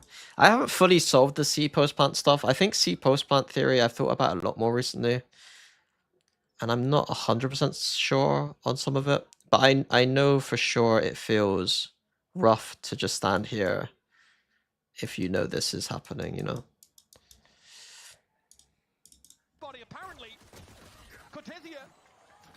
I had a cute idea that I gave to PaperX that they were kind of trying, but it didn't really manifest, I don't think. Absolutely trounce them in that mound fight, just swinging together as a unit, overwhelm the two players that were stationed there from the Mibr team. Let's just see this on Mini League. Mini, you want me to play League right now? I'm in. No, I can't play right now. I have to finish this VOD review. I promised this VOD review like a week ago, and I've only done one man. But that's just what G2 are looking for. Mibr down now to And I guess I should play some Valorant. Should I play some Valorant? I gotta play 5 hours of Valorant later. Do I really need to play Valorant before playing more Valorant? Like I should get warmed up within a map, right? I don't know how League was able to get a second one. I mean, I'll play a little bit before, like maybe 30 minutes before. Still able to get our Zinjaw, cleans up the last few and bonus. Okay. We saw this yesterday. They'll have to fight. They want to fight Rubble or. Do you think Sentinelless comps can work on Lotus without Tail? Not really, no. I think that there's no point of playing, like, there's no point. The only reason you're playing Sentinelless on this map right now is basically Viper is better on this map than a Sentinel. Like, I think that Viper is like the key. And then I think that this just be like you kind of got to play duelist in my opinion. You kind of got to play smokes, obviously, and this just became more important than playing the Sentinel here. I think we should see people go back to Fnatic's comp, to be honest, on this map. Already up towards Street. Chalk has a peek, doesn't like what he sees and decides to wait for a chance to hello, pal. How you doing? Be embarrassing if an old man who doesn't play beats you. Bro, that old man, don't be fooled. That old man does play sometimes. And he does have 10 times more hours than me in this game. Bro, you can't just be like, oh yeah, he doesn't play the game. He's got 10 times more hours than me. Mibr's information is now no longer current. this suit G2 players, so do they really want to push It's Ratty. that far? With the Do you think there's room for other archetypes than 2x smokes? No I opportunity for Valentine to think trade Vice that Chamber. away with a stinger either. He was holding the line. I think that double dive or double duelist on Split and Haven is strong. I don't think it's particularly strong anywhere else, really. Now MIBR have done some good work. Fragging rotates away from this A side. Obviously, it depends where the meta heads, right? Like, if there are certain trends we see, then there might be, like, counters to those trends. But if it is simply most teams running double initiator, then I would just play the best thing possible. Why do I think Viper is better than one Sentinel on this map? Specifically because this orb on defense is the single most broken thing on the map. And then like this coverage on defense is just ludicrous. Every single important part of the map is like covered pretty much. And on attack side, if you're playing Sentinel, you kind of need to play Cypher technically, which is a shit agent in my opinion on this map, because you lose this wall. This wall is so important on this map to be able to scale out and re-clear. So if you play Killjoy, who I think is actually the best Sentinel probably, maybe Vice, but I think debatable. Let's say like historically it's been Killjoy. Like you're playing the Killjoy to pair with the Viper utility and not as replacement for the Viper utility. Have I seen G2 Ghost as a Sent comp? Yes, I have. And my services are available for Herman Miller chairs maybe sooner than they might hope. Because that is there's some interesting choices being made. Some fair damage from Leaf. The 1 versus 3. Luckily for them, Better of trying to take that. Ascent is not a map I've historically been that great on, coaching wise, so Able to convert. I like the way that they were able to maybe double they're tap off a bit on scot-free. that round, clear out those players, specifically Trent, who had pushed up towards B in this moment. Yeah, what's the plan there for Valon and Trent? And then once he's removed, G2 feel like Drew does need to be interrogated a little bit, yeah. I think so. And it's at that moment that MIBR just pivot towards A. Mini, do you think Lotus' optimal usage of Viper Orb is a passive pressure on A or save it for post plant? Okay, so when you used to be able to save the orb and reposition it, I would say that both here and here were good. To then place it further up into the rounds, you know, you keep like scaling it up almost. But to be honest with you, I would save it for post plant nowadays. Or save it for like exec, I guess. So it doesn't necessarily need to be used for the post plant, but at least it needs to do something of value in your exec, in my opinion. I don't think this orb is particularly valuable. I think this wall is more than enough. It depends on your composition, maybe to a degree. Like you're always looking to problem solve the faults in your comps, right? A fault, to me, this comp doesn't have really many faults when it comes to re-clearing the space or attacking for the space. So I don't think you need the orb. Orbs in Fnatic that we tried orb here on the exec to plant in and sometimes to TP into as Omen. We had tried an orb here as like a post-plant tool where they couldn't like post-plant like retake very well. Some teams like G2 tried it here as a post-plant tool. We sometimes would use it here on exec because we didn't have enough smokes. Boaster had some interesting ways to use smokes in which like we needed an extra smoke to be used on our exec. Personally, I don't hate it just being used. Like, if you try and get this plant down, you just use it on this area. I think that's pretty much the most broken way to do it.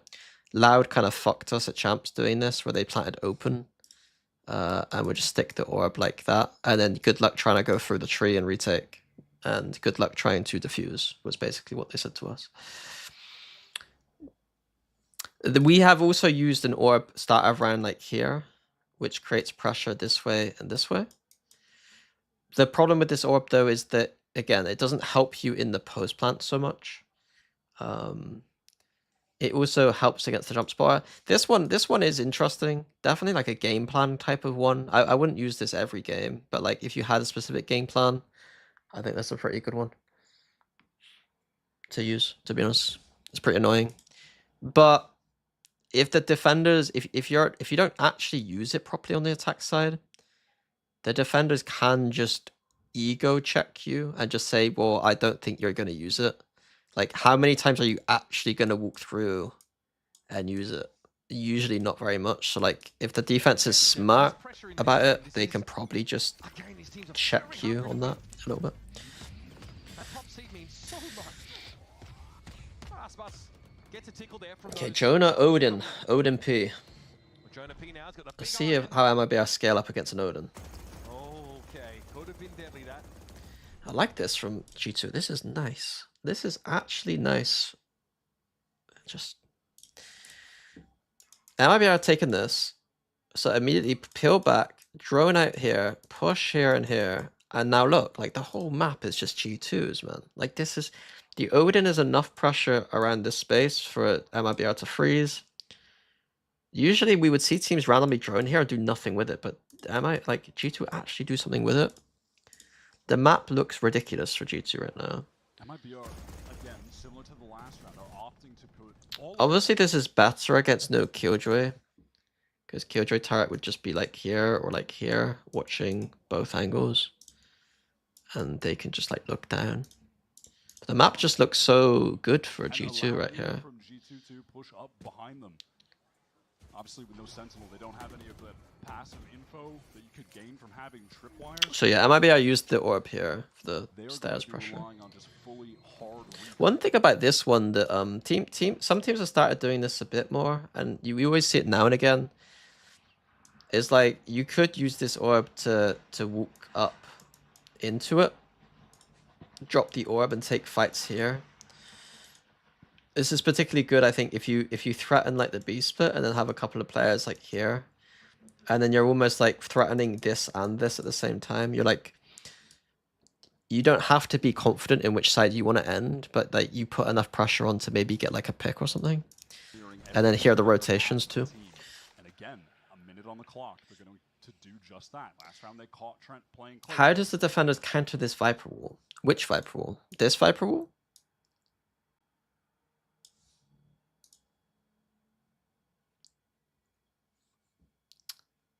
There isn't a great counter, but what teams will usually do, there's a I guess ways to like to fully counter it. If you're talking about like a hard counter, you can try and get players in front of it and like turret, like do a high-low setup here. But the problem is that any good attack team should just check for it and be safe. So there's not really a hard counter for it. It's just Omens will sit up here, and then if they will check both sides of it once the wall goes down. Maybe Paranoia if they see you and try and fight you, and then TP out behind the wall, or safely.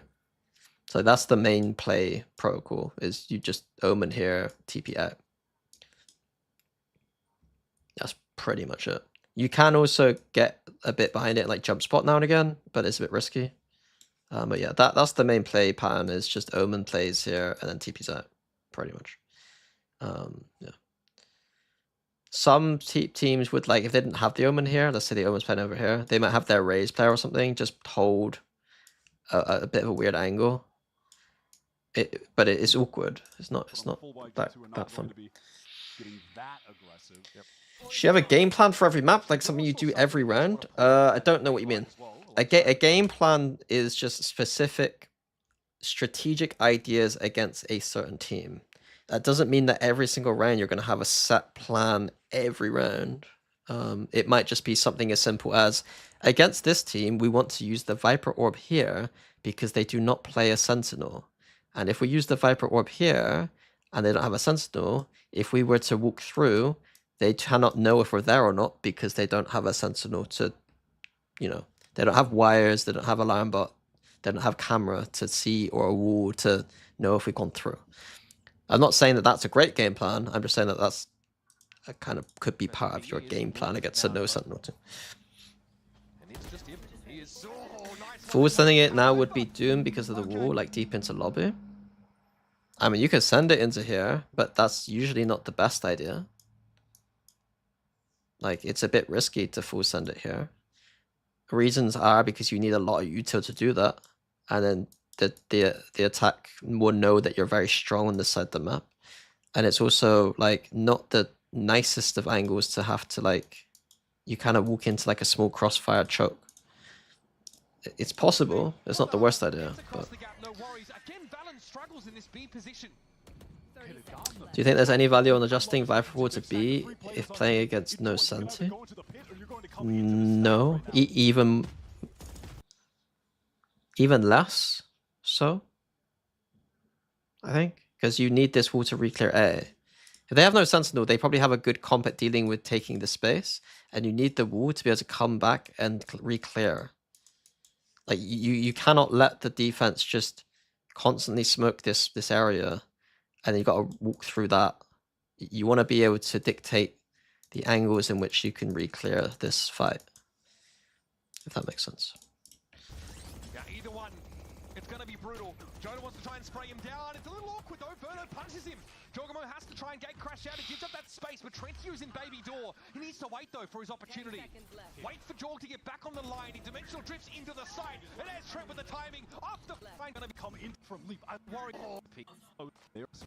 So they walk to A. And then MIBR 5-man walk back towards C. Leaf gets a pick and then Viper ults. Like, yeah. I'm surprised MIBR aren't just like leaving one player here and then doing this stuff and then like doing some pressure. Like to fully leave a space that you've taken with 5 people and wasted 40 seconds getting, it's I don't like that. I don't like that.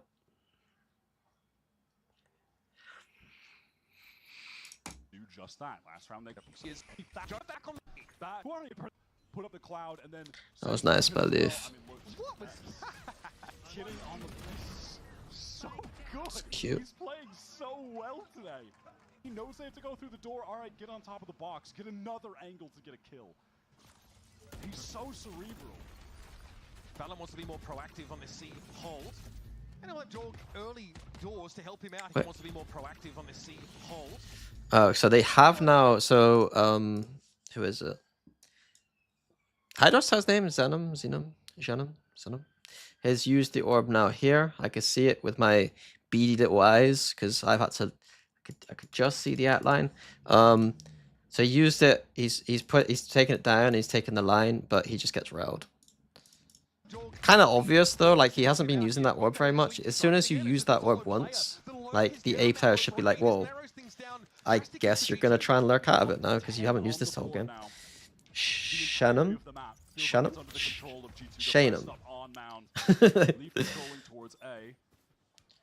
facing with Trent Aspas trying to get forward.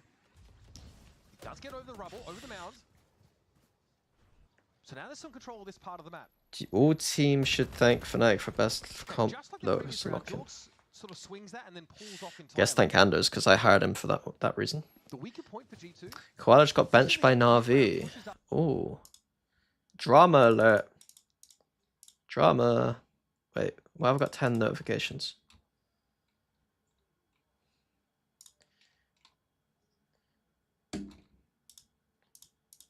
Why is it not notifying me? Why is it not working?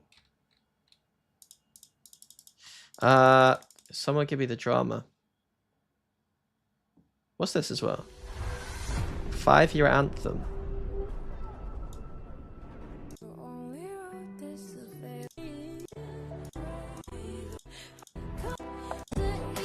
Just sounds like a League of Legends song, not gonna lie. I'm sorry. Probably a lot of work put into that, but I have something against poppy League of Legends music. Okay, Koala Noob is stepped in. I think this will I think people are not going to like this change. People are not going to like this change. I'll be honest, to me, you can't kick Retake or Hero.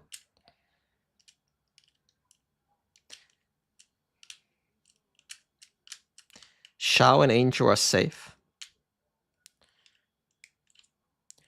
So it kind of makes sense in a weird way. I think that Koala's role is under a lot of threat from, and there's probably more obvious, I don't want to say upgrades, but that's what it is. So this is someone has to fall on the sword until the end of the year, in which if Na'Vi still aren't good, then I will start publicly saying that Angel needs to be gone. Because let's be real, you cannot stay on this team for as long as Angel has. And yeah, so to me, this is Angel's last dance. If they don't provide results, right? You can't just kick everyone around you. And I'm very rarely that critical of people, but I think with someone like him, it's like, I think I've been respectful enough publicly about Angel. It kind of needs to happen soon if they don't get results. I think they need to fully rebuild the leadership, potentially.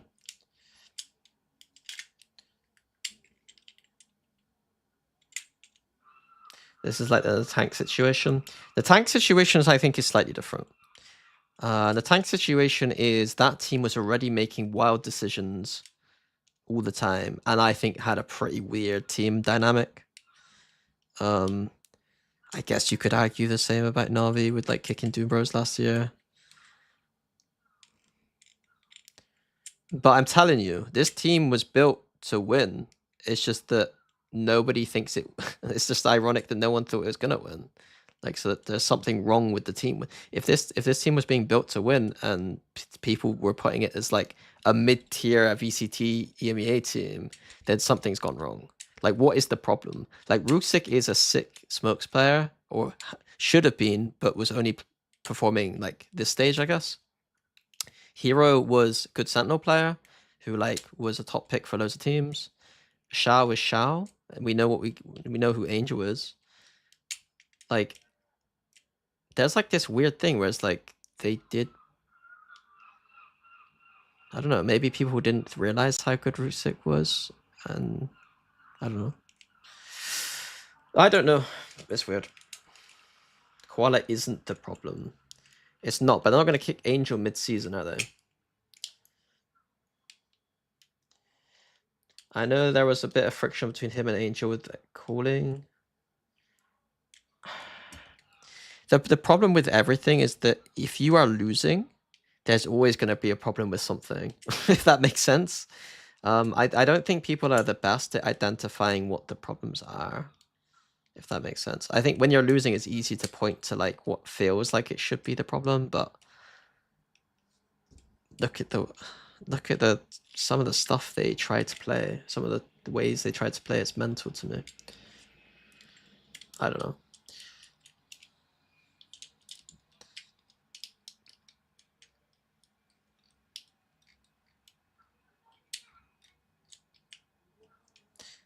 Yeah, I don't know.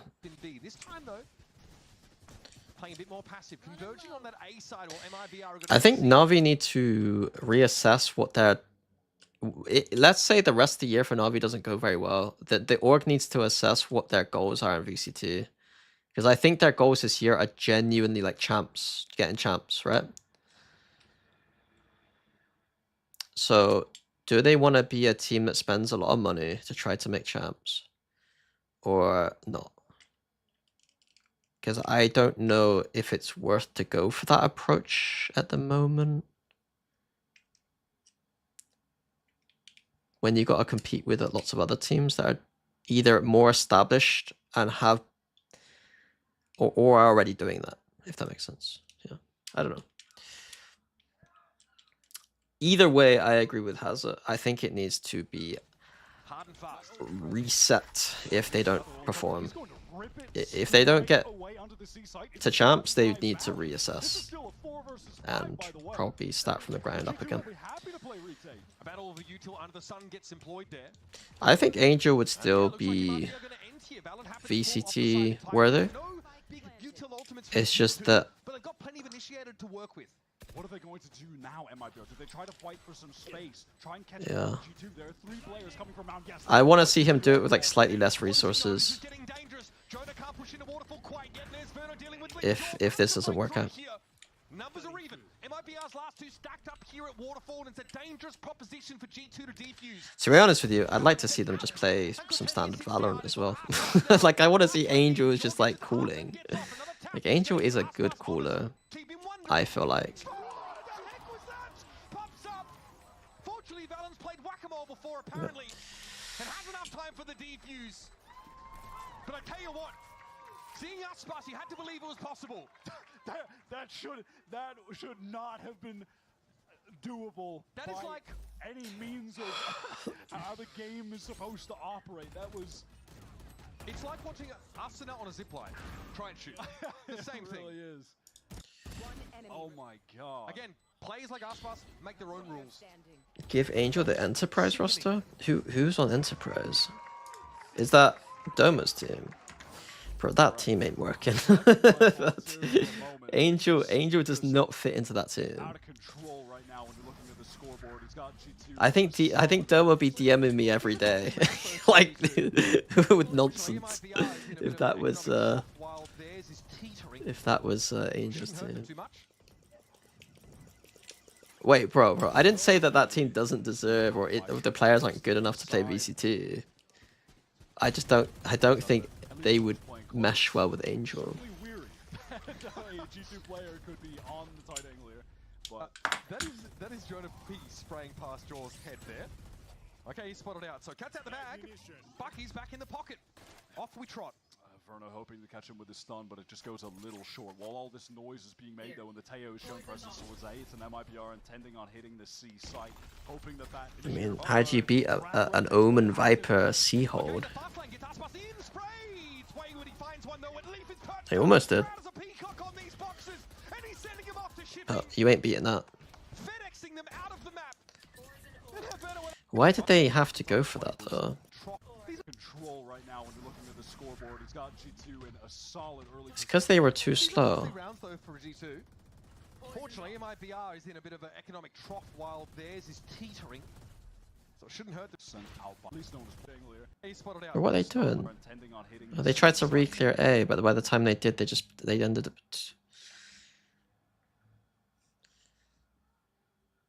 Why is G2's positions look so good here? How am I be able to know that if they just pull the trigger? Why do they wait to pull the trigger?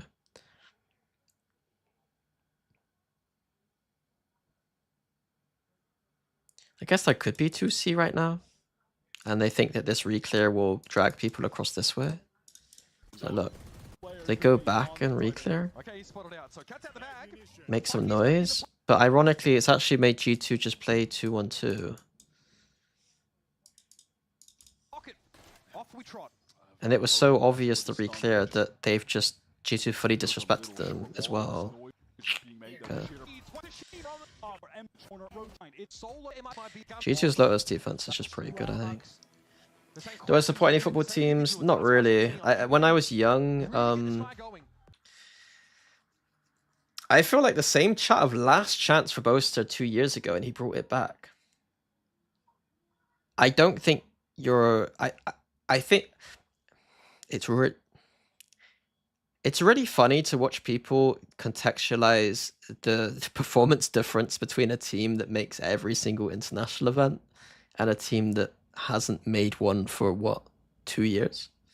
Like, how was Boaster on a last chance 2 years ago? Like, there were conversations at points where we're like, okay, Boaster, you need to, you know, we need to pick this up a little bit. But it's funny to see the recency bias and some of the things. Like,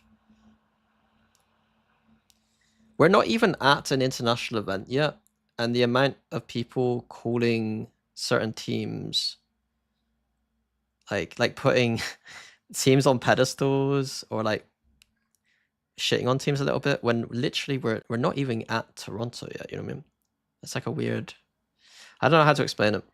But yeah, I don't think you can compare Na'Vi not making it to a single global event in 2 years the same as anything Boaster's even been close to. And I know it's easy to say that in this current moment because Boaster's now successful, and therefore anything I say about the past, everyone's gonna be like, oh yeah, but of course Boaster was successful back then. Like, or of course he was pivotal to the success. It's so funny how at kickoff, people were like, Boaster's a fraud, and then 2 months later, Boaster's like the greatest IGL of all time.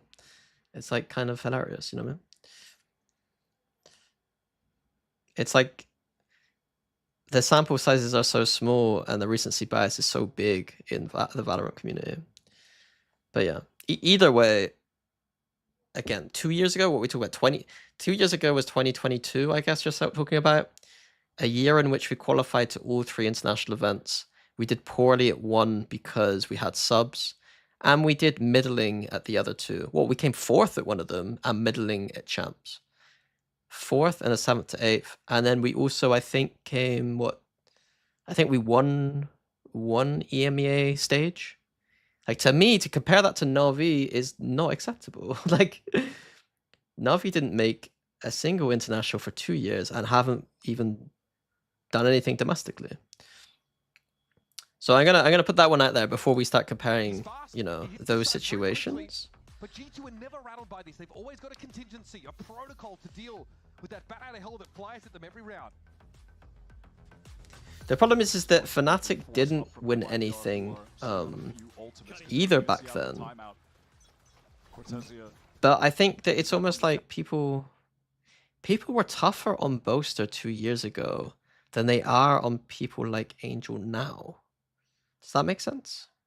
And again, I think that Angel has a lot of value to bring to this game as a leader. But I'm a bit confused what the difference is for someone like Boaster to get shit on back then. Like, I don't really get it. Or maybe I'm wrong. Maybe Angel does get shit about it.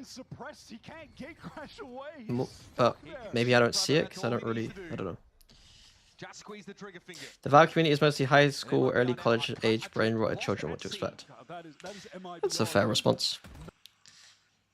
And again, it's Aspas who tries to get I loved when I put my thing on Twitter about the XQC tweet about him talking about like Overwatch players, because like the amount of misinterpretation that entire thread caused and people getting angry was kind of funny to see.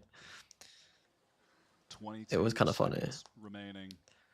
Do MIBR even try to get into the site at this point, or do they hope that they can just save the guns and how? People responded with like, Meteor didn't come from Counter-Strike and he's won a trophy. It's like, yeah, so. Or yes, there were players that quit from Counter-Strike. I'm like, yeah, so what? Like, what's I got to do with the point I'm making? Like, 1 or 2 players surviving. So they don't want to go too crazy hunting. Maybe people like Angel because he gained his reputation as a funny old guy who does insane open TPs. You think that's stopping him? That's the community perception of him is like, yeah, no, you know, let's keep this guy. Hey, they're doing it again. 2 players pushing 3 off that omen. Hey, they're doing it again. 2 players pushing 3. I'm surprised that G2 go for a fight against this comp like that. Like the Teo breach into Teo breach. I guess you want to take more 50-50s on defense on this map because this map is attack-sided. So take some 50-50s, I guess, makes sense. In general, though, like I think you should lose this fight. I think if you're on the defense, like the breach stun is too powerful, I think. But G2 fought their way out of that situation pretty well. The one player you do not want to have to clutch against his up-and-comer, cerebral IGL in Arzine. Look at the amount of angles that Artson has to be concerned about at the moment. Leaf could be coming from anywhere. I think it might be because people usually used to actually expect results from Na'Vi, whereas nowadays people don't expect anything. I guess that's the difference, though. Is like, Desperately. why did we expect results from Fnatic in 2022? The reason is because they were good regionally. Like, that's the answer to the question. It's almost like if you do well in your region, and then you were like failing globally a little bit, I feel like people like put this weird, like, they put us on a pedestal because we were good, but then we also weren't as good as people thought. But I don't get why that gets criticized. G2 committing a lot to that C fight. What were we yapping about? The perception, like someone basically replied with like, because I was being a bit critical of Angel, being like, this might be his last dance if like Na'Vi don't do well this year. And the response was something like, yeah, but wouldn't Boaster have been on like a last dance like 2 years ago? And I was kind of making the point that like, why would he be? If you compare the results of Fnatic 2 years ago to Na'Vi in the past 2 years, they were way better. And I'm kind of interested by the idea that like, why did Boaster get more criticism for those years, or that year, than IGLs like Angel this year? And I think the answer is because people don't expect anything from Na'Vi this year. The issue though is that I know that Na'Vi's organizational goals will be to make champions this year. So it's like, how do they... Yeah, I don't see how you could justify not being more critical, if that makes sense. And then I was kind of making the point that I think because Fnatic did well regionally, people expected more from Fnatic. But then it's almost like Boaster made the team good to some degree. And just because we didn't perform in the biggest stages, he also got criticized, I guess. I don't know. But I think Deluxe, I think there's people that do criticize him because he is a dweeb and he is, you know, a dancing monkey. But I think there's also like objectively like kind of more unbiased analysts who would probably say that, you know, maybe he had struggles or they need to make a change or something. I don't know. Lock in with the VOD. I'll do what I want, Poolsan. I'll do what I want. He gets his first kill on Leaf. Trent wanted to trade it, couldn't do it. G2 just want so desperately. If Mibr played more interesting Valorant, I'd be locking in. Out of that timeout call, Mibr have rallied back. 2 rounds put G2 on an eco. They were looking all out of sorts, but they are straight back into this half. Look, you're not loving Okay, just anti-eco. Again, so no turrets, so G2 feel like they can just push out of space. G2 are pushing through their own spawn. On watch. Not bad from Shenum, and he's done enough there. There was a wrap from G2 pushing out of B. There's always something happening on that part of the map. And MIB also warrior Astra. Easy clean up, right? No, I appreciate it though. I think that when I go into yapping sessions, people probably don't enjoy it as much. But the problem is those yapping sessions are important for me to kind of understand my own position in analysis. And I know that people are mostly here not to hear that stuff. But it's still important for me to think about. That shot is incredible, by the way. I mean, Mibr is taking A control. They're just doing a lot of four-manning at A. It's not particularly that cerebral.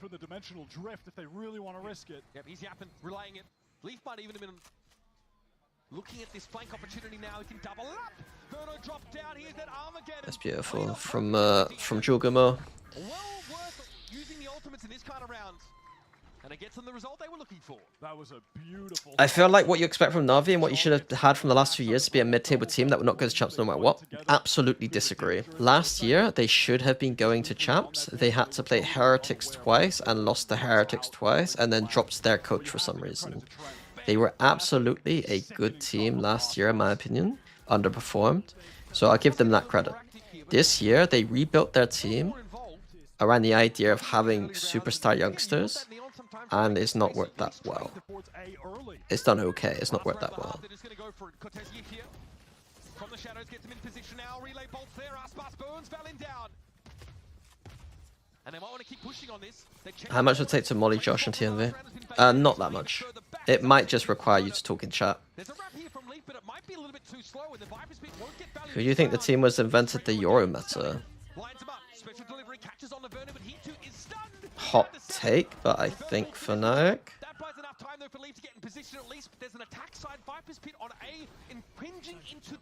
Weren't we the team playing Yoru by far the most in 2024?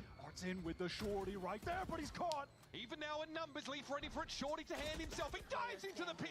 It's a hit, but not enough damage. And Aspas with his own shorty. From the shadow. A early. Just A again. Just A.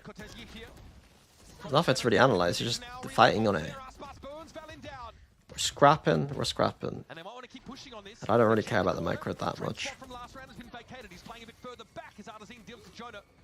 There's a wrap here from Leaf, but it might be a little bit too slow, and the Viper's Pit won't get value this round. Here's Trent again. Trent's crosser. Lines him up. Special delivery catches on the Verna, but he too is stunned. Interesting crosser. Verna will finish the job. That buys enough time though for Leaf to get in position at least. There's an attack side. Viper's Pit. Is MIBR the only team that does 4 to 5 man on the site most? I mean, from the VODs I've watched so far, they are by far the most 4 to 5, like 1-4, 0-1-4, like kind of team. You know what I mean? Sorry, 0-5-1-4 team. By far the most. And it's an interesting thing to me, because what that says to me is that keeping the game simple when you have good players is what it takes. Like, I think a lot of teams could learn from MIBR. Like, yeah. There's a lot of European teams that I think complicate the game a bit too much before they actually just get the basics down. There are some teams who have weaker teams that I think is worth playing like a slightly weird style, whereas like maybe are playing very standard, I guess. Do you think the criticism of King's IGLing is similar? Some people attribute most of his success to Aspas. King was successful before Aspas was on his team. King was a very successful IGL before Aspas was on his team. He wasn't obviously as successful as when Aspas was on his team. I don't think King is a bad IGL. I think that he used to be like the biggest fragging IGL in the scene. I think the relationship between coach and IGL is important, right? Owner and King seem to have some kind of system that was scary. I don't think King's has had as scary systems afterwards. But I don't think his teams... Lev didn't seem like the best team, if that makes sense. It seemed like a bit of a ragtag bunch of players.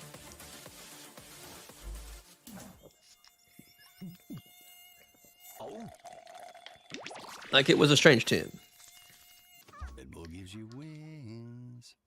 I don't know much about King because I have not watched King's teams play for the past 2 years. Like, I sometimes watched Lev last year, but I've not sat down and watched them this year. As far as pistols go, so let's see if MIBR can even that up here with it. I don't watch that much Valorant outside of EMEA right now. Like, my job requires me to watch a lot of EMEA. If I needed to, of course, I would watch Global a little bit more, and I watch Americas a fair amount. But when I watch Americas, I mostly watch G2, and I watch Sentinels a lot of the time. As far as pistols go, so let's see if MIBR can even that up here with it. John QT doesn't frag quite as much as people think, but I think that he's also been playing very well recently. King fragged a lot more than John, and probably Valen back when he was Lev IGL. The term fragging IGL, I think, like, we have to be careful with it sometimes. Like, I think that Valen, maybe John fits it. Yeah. Okay, they do have a bit of a crossfire here, and there it is before the fault lines come through. They come from everywhere, by the way. I think you're right. I think King was less, yeah. Beautifully executed MIBR. Like, Boaster definitely recently has looked a lot better. But I don't think he's a fragging IGL. That is exactly how Who are fragging IGLs right now? It's just that simple. walking right into the trap. Like people said Boo at 1.2. I think Boo has, to me the perfect IGL is one that is So sick. And the G2 holding players his own are statistically very whilst easily cooling sidestepped by extremely Aspas. well.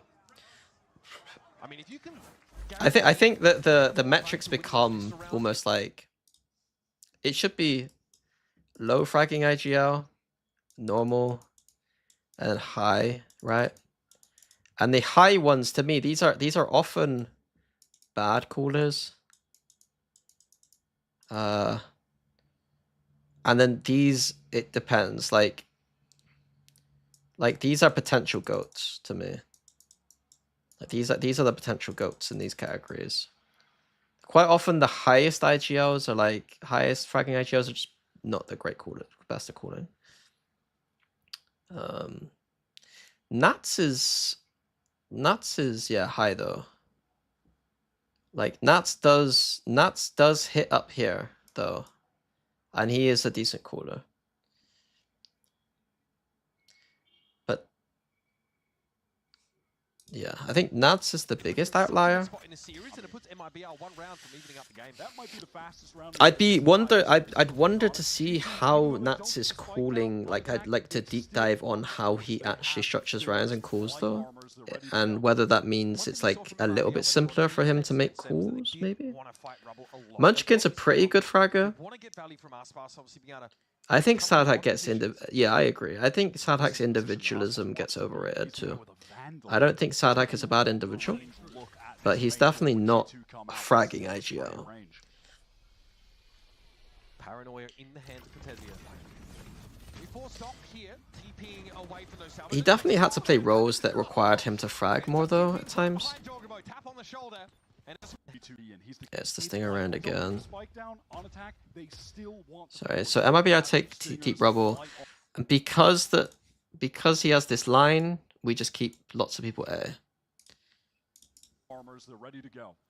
One thing we saw from MIBR when they were on defense against Sen was that they did want to fight Rubble a lot. They've got this Neon.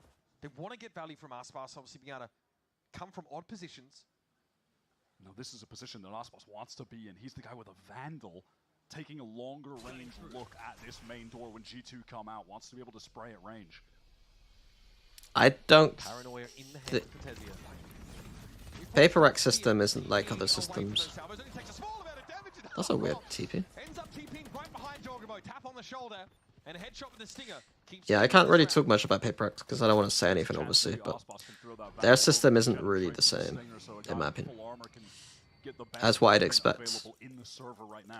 Like a lot of teams in Toronto. Get some information towards B for Trent and allow G2 an opportunity to slowly creep towards this A site. All things considered, you're holding a bunch of things. There is no way that I can describe their system, no, because I don't want to talk like. It would be wrong of me to use them to get clout in that way. Slowly walking in, they're not even going to rip that fault line. It's up to them if they want to talk about their system. It's not up to me. Had the right weapon for it too. Snakebite doesn't really hit. And G2 trying to save that util to stop MIBR's presumed flood. So they get in the side for free, almost. After this flash, that'll be the last. There's some stuff I don't mind talking about and that I don't think's that big a deal. But I get very worried about it because it's not really anything to do with me.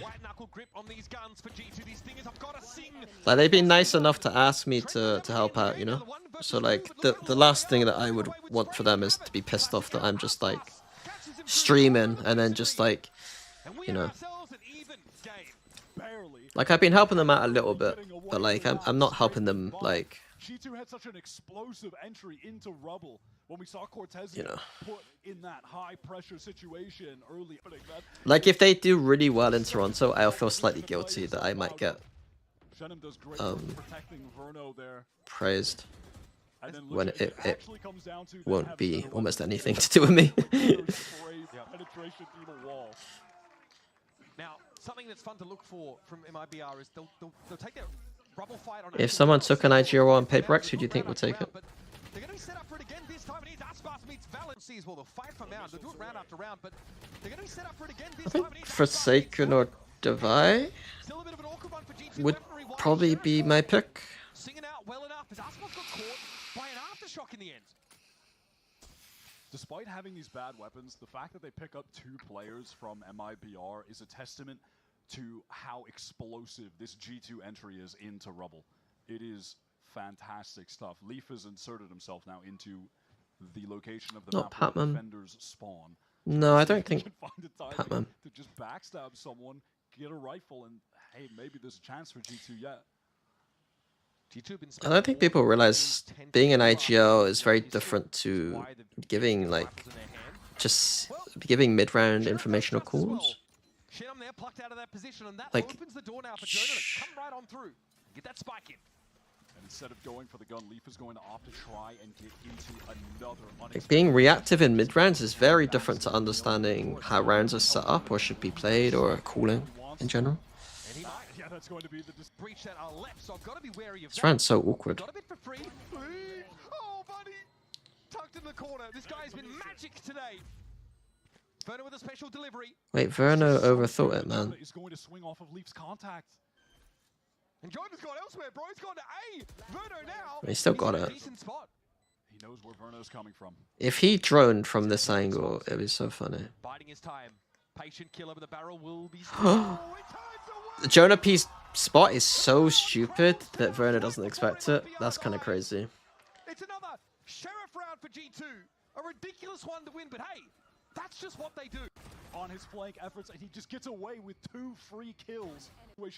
Hell, he willed them into this lower final yesterday. He's gotten them over the finish line. He's gotten them into Toronto, and now he wants to get them another trophy. Well, His Viper Orb is like causing, it's making attack teams play worse. Like every time we've seen someone use this orb, they're just dying. Leaf should know better than that, though, to be honest with you. I think this is quite a big mistake. Like, they're against, like, sheriffs. Like, why do you need to... What made Leaf want to walk out here? He's gotten them over the finish line. He's gotten them into Toronto, and now he wants to get them another trophy. Well, Yeah, I don't really know. Bit stupid. Justin, we had almost forgotten what Artisan's been able to produce this series. That's the Boaster Orb. I mean, it's an orb that a lot of people used. I would call it the Boaster Orb.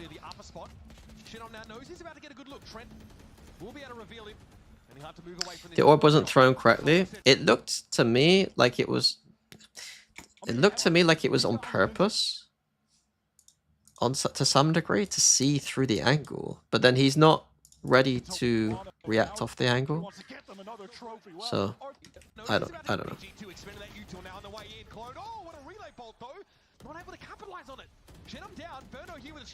One Leaf certified eco hunter, maybe. I don't think so, but maybe. Yeah, and I don't think anyone's underrating Leaf. I think if you're underrating Leaf, you're probably not in the right circles. I think anyone that I think about would probably put Leaf as a top 5 player in the world. Senti of the year last year. Senti of the year last year.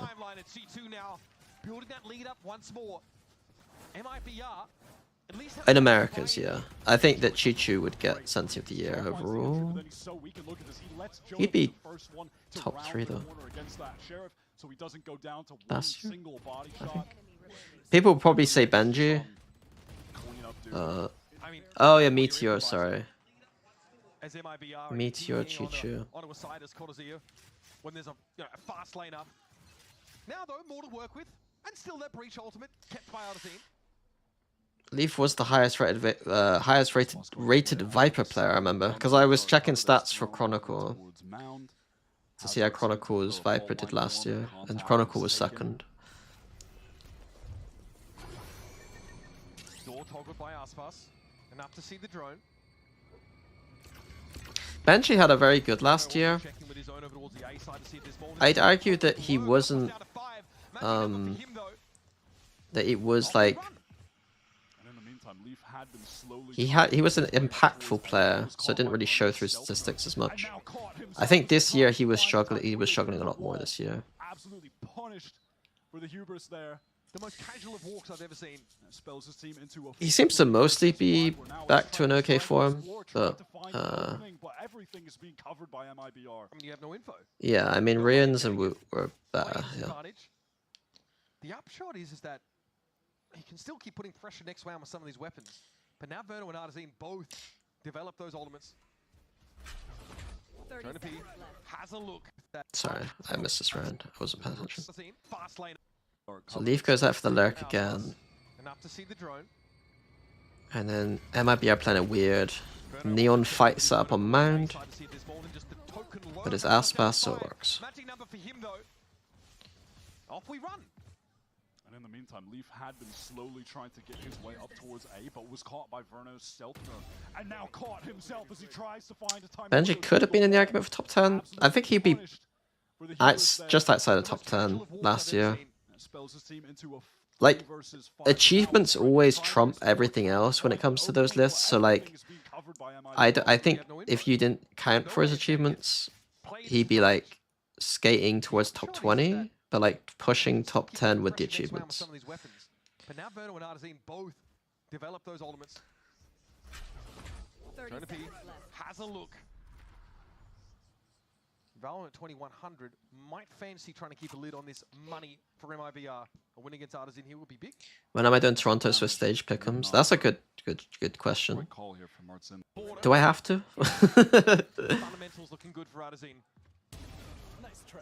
Jonah smacks him. Next up is Verno, spacing it. Nice. Mistake. Trying to play. Hey, fuck this round. Lean back here a bit. And it seems like it's a match. He was on the line, so have round again. This dark cover is being thrown down. After 2 rounds of Leaf walking out, he decides not to, and MIBR, like Verno, like this is like a Verno play. Like Verno just keeps doing. He did this on Haven too. He's playing Teo and will just walk aggressively somewhere by himself. It's kind of nuts to have that read. Going to run through B, send the great gate crash, towards the door, getting a lot. Lots of big ults from MIBR and a breach ult for G2. Okay, they get into the site. No way! Oh, the clone! Aspas not ready for that at all. Smacks down. I'm surprised that. Ooh, I'm surprised he TP's out. I'm also surprised that. Oh, he TP'd out for the breach shot. Okay, cool. So G2 just fucking farmed that round. How did they get 2 kills back?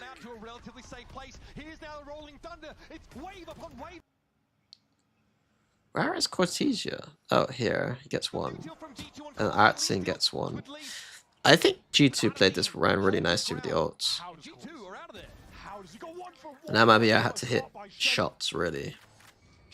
Hard for MIBR to do anything else, though, against those ults. But I'm surprised that they played Aspas elbow against a breach shot and a Yoru ult. Like, I don't know what they would expect to get from that. Beautiful trade from him. He is so on point today. Maybe people don't expect Teo to play alone, so he does it. It's not really great logic, though, is it? Like, oh, look, Teo, like, we go out and we kill a Teo who's alone. Oh, Teo's alone. Like, it's not. An agent that can't escape is playing by himself somewhere and dies.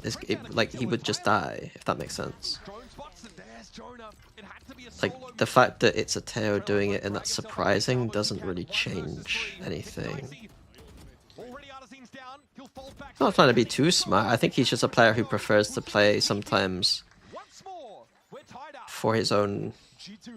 Like, he gets a read and he plays for that read sometimes, maybe. Which is a fine way to play, but it's not going to be min-maxed, obviously, because Teo can do better things than hold a position by themselves.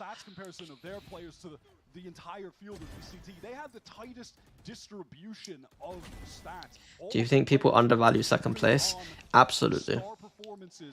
Absolutely. I think that Heretics will unfortunately not go down as well as they should have done in Valorant history because of not winning.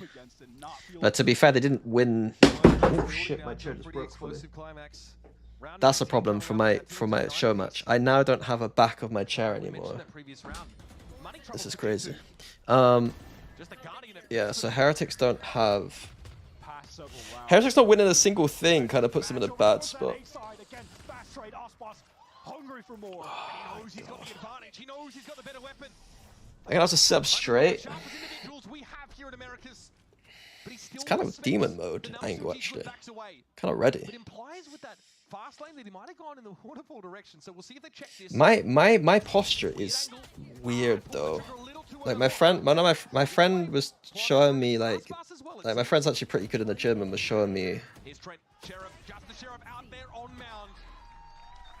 squat form yesterday and deadlift form. Eventually just surrounded by MIBR. My posture is fucking awful. Closing in on them. I just want to draw attention to At a time that's convenient to you, any chance I can send you a VMix link to check? Blah, blah, blah. Yeah, you could do that right now if you want to. the first kill. This is Shenum again. Casey winning Toronto, EWC.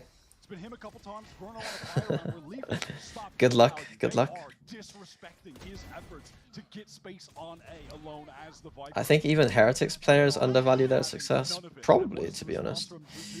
Well, they're going to send the entire team over towards A. Yeah, coming second all year is one sec. I was one sec.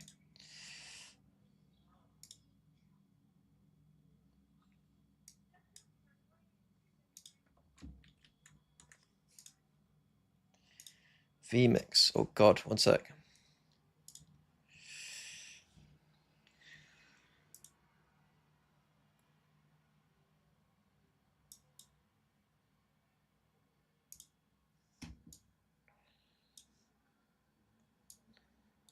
Am I on? One sec. Am I on, Sylv?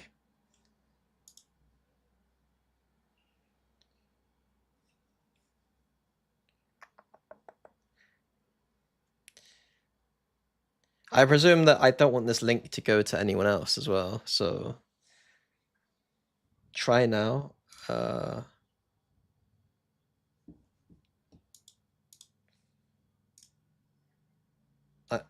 Is it working?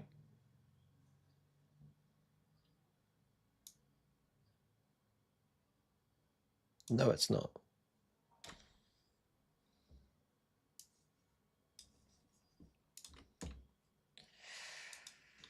Okay, guys, sorry, we gotta test this because otherwise the show match gets ruined if we can't figure this out. So sorry, I don't want to stream my screen for a second because I don't want anything to get leaked. It's okay, Zov.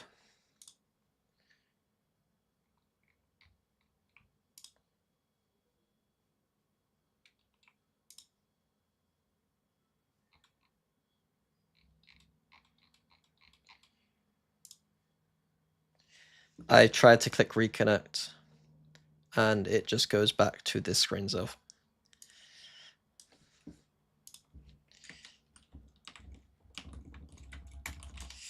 Ba, ba, ba, ba, ba. No, it's not 5 rounds, it's 5 maps.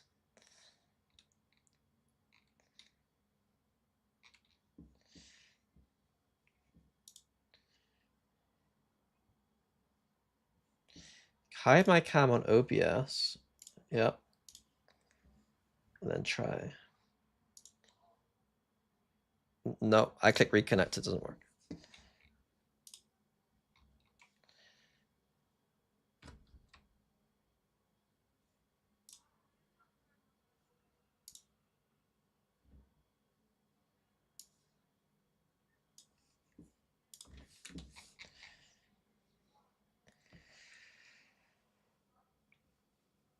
Is there a stop button on OBS or something equivalent? Oh, bruh. I don't think I should be doing this right now. For the cam, no. No, you either turn the cam off or delete the camera. And obviously I don't want to delete the camera feed because otherwise I would not be able to use my camera.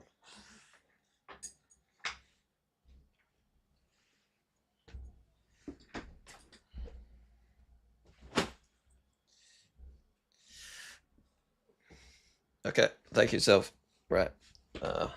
One sec.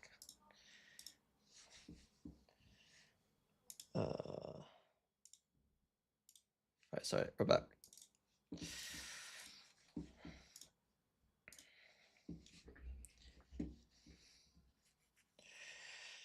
We are back. I apologize.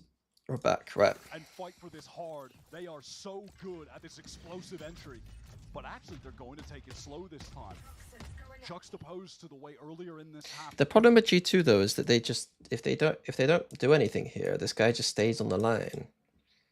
And then MIBR just have 4 people here. I imagine Verno's got some like tail ult strat ready.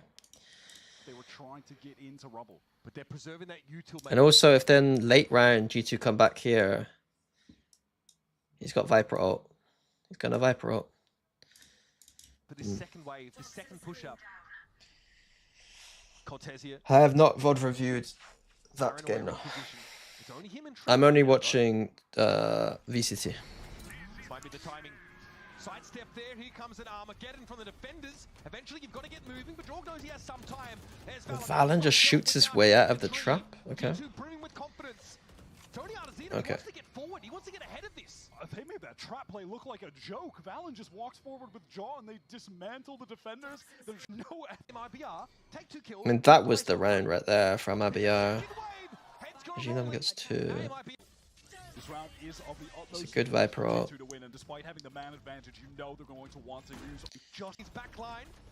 Armageddon comes on. I mean, they get Viper ult and tail ult out of G2. Eventually falling to Trent's ultimate though. And Artazine with 1 flashpoint, 70 points of health, and 2 players to bowl over now. Has to step I'm up to Windows the plate. 10, I believe. Nothing to see. Decay down to How would I half know? time. Working against him. He'll spray, he'll speculate, he'll hope. I don't know. There. G2 even it up again. How can I check? Yeah, at the very least for MIBR, they can walk away feeling You're no 11's wank. content with getting the ultimate. I don't think that's helped me. Round, forcing G2 to have to expend both of them to get the win. Well, they're going to be frustrated. Can you just tell from this? Can you just tell from my desktop?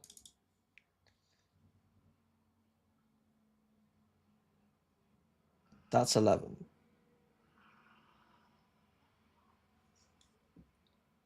I love when chat, some of them just say 10 randomly. What's wrong with 10? Thank you, Jobra. Thank you for the red. What's wrong with 11? I'm on the shit one. That this trap play they set up was all for naught. It was the right idea. Is Jobra actually sponsored by Nongshan? They did Is walk out. it But Nongshan? they could not capitalize off of the G2 positioning being. My friends keep buying Nongshan noodles in the shops, and I'm just like, I'm always like, it's just so weird that like, And stuck to the plan. They looked so It's like, disinterested and this helpless literally with sponsors everything that Valorant. had been thrown at them. It's kind of funny, but all right. Like I watch them, like one of them buys them like every day, and I'm just like, imagine if he got the Nongshan sponsor, like he'd be loving it. Absolutely nothing. Shenam has a pit to funnel potentially to B. I don't think it was thanks to you, Chobra. Every day, I'm okay. I can't speak for them every day, but I'm not literally at the shops with my mates every day. But why are you VOD reviewing instead of grinding rank so you can win today's show match? Because watching Aspas is probably better for me than playing ranked. Number 2, I don't need to. Number 3, I promised the fans this VOD review. Number 4, I don't need to. Number 5, I don't need to. Number 6, I think it'd be funnier if I'm kind of shit. If I am kind of shit, it would be kind of funny. I would prefer not to be, but it would still be kind of funny. Maybe a rubber band to work with, just the classic. Or can he cobble together? That's stunning for Shenam though. All of a sudden, things look a bit more doubtful for G2. This is an important round. It's so pivotal. And Shenam though is just stunned up. Great special delivery. He is stuck in a one and done. Where's my competitive fire? Able to take advantage of Trent. Bro, on the line there. Oh my God, if Art's in my competitive fire is here. What I'm saying is it doesn't matter how shit I am. Look at who I'm playing against. Look at who I'm playing against. Like, do I really need to warm up? I think it'll be funny if I'm shit, but I'm never going to be more shit than what I'm playing against. One giant step forward. And it's for G2 when they need him. finds the trade for Leaf and then gets the advantage on top of it by winning a Look at my second teammates. towards True. B main. True. G2 have their choice of where they want to finish, which site they I can't argue with you. Enough them over the finish here. And since But do you guys really think that our team's like disadvantaged? their opponents in G2 are armed to the teeth. They've got a dimensional drift for Jorgamo here as well. Aspas just the stinger, but Do you think TL's winning their first match like that? I don't know. I've not watched a single game of BLG. And it looks like aggression is the idea from Mibr. All 5 players right at the barrier drop for B and C. I think me and Slicky did the teams quite well. Me and Slicky got a perfect blend of people to shit talk on the other team, whilst also people on their own team we can scapegoat. I think it's a good balance. Drop for B and C. I'll be like, if we're losing hard, I'll just start scapegoating instantly. There's no such thing as team camaraderie. I'm just gonna be scapegoating. Jorgamo gets behind. He sees that last Edger versus Karagi. I mean, Karagi's got an opportunity here to actually finally beat me. He tried to escape. This is bad news. Bad news. She won't, but she could try. Who's going to IG on your team? The fact that we're even discussing the idea of IGLing means that you guys don't know how to play this level of Valorant. Like, you do not IGL at this level. If we start IGLing, we will lose. It is better if we don't say anything. It should be someone just feels like they wants to do something and says it. We need to play like Paper X. Like, we just say stuff and then we just do it well. Exactly. Chobra knows what's going on here. Aspas that doesn't pay off. Completely falls flat in the face of G2's awareness. I don't think quite as... I mean, Paper X probably will have more structure than what we've got because they actually have some strats and stuff. But we need to play off of instinct. Straight running at the attacking side. They were stacked up, ready for it, and looked like the only time we'll take a timeout is if someone starts cooling properly. We take a timeout, I think, to remind us that this ain't acceptable. Almost the opposite of what a timeout is usually for. A timeout's usually used to cool strats. I think our timeout should be used to stop cooling strats.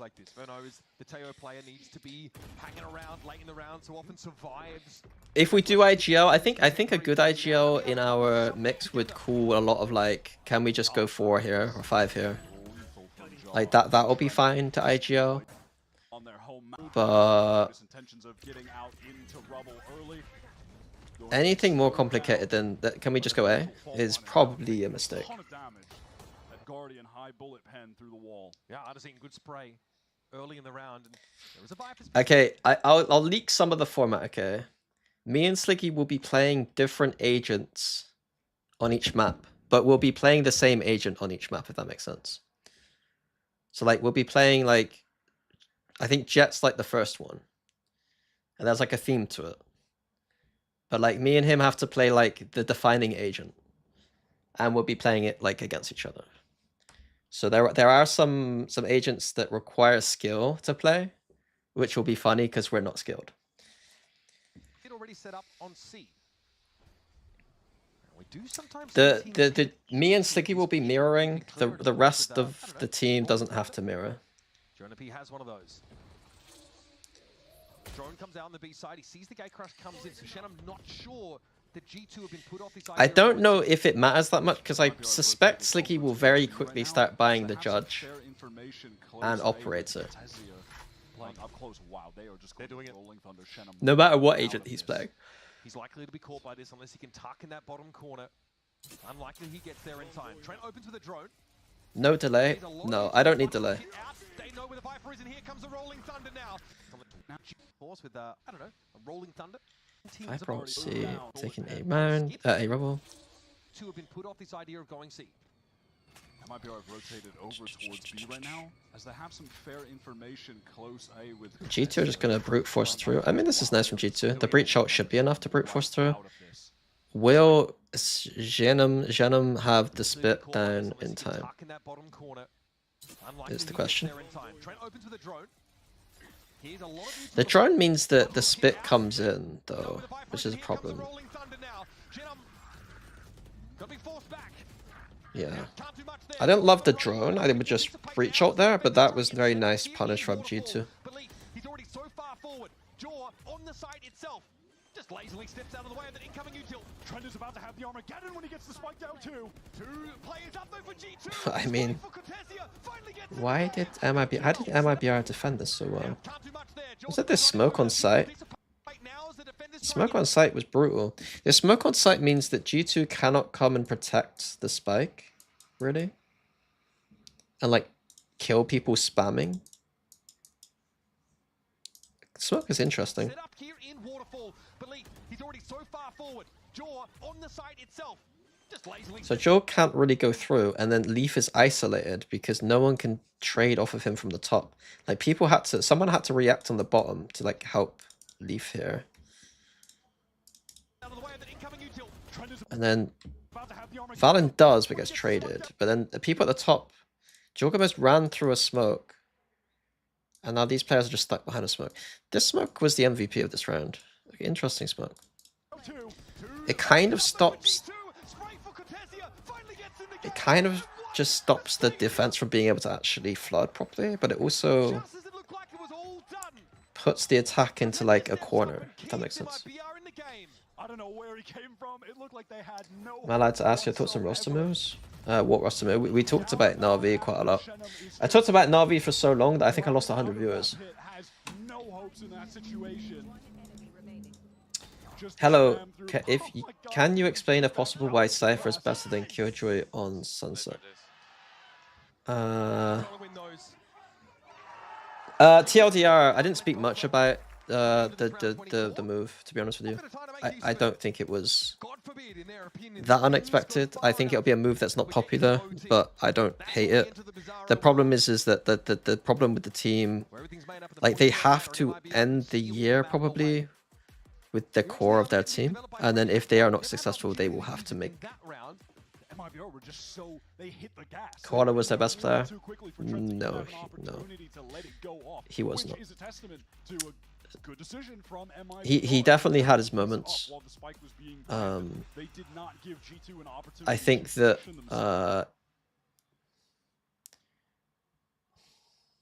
it's difficult because none of the other players shine consistently, but like there are metrics in which Shao, like Rusik is... Hero looks like on the eye test that he's doing the best, but Rusik is actually, I think, metric-wise doing the best.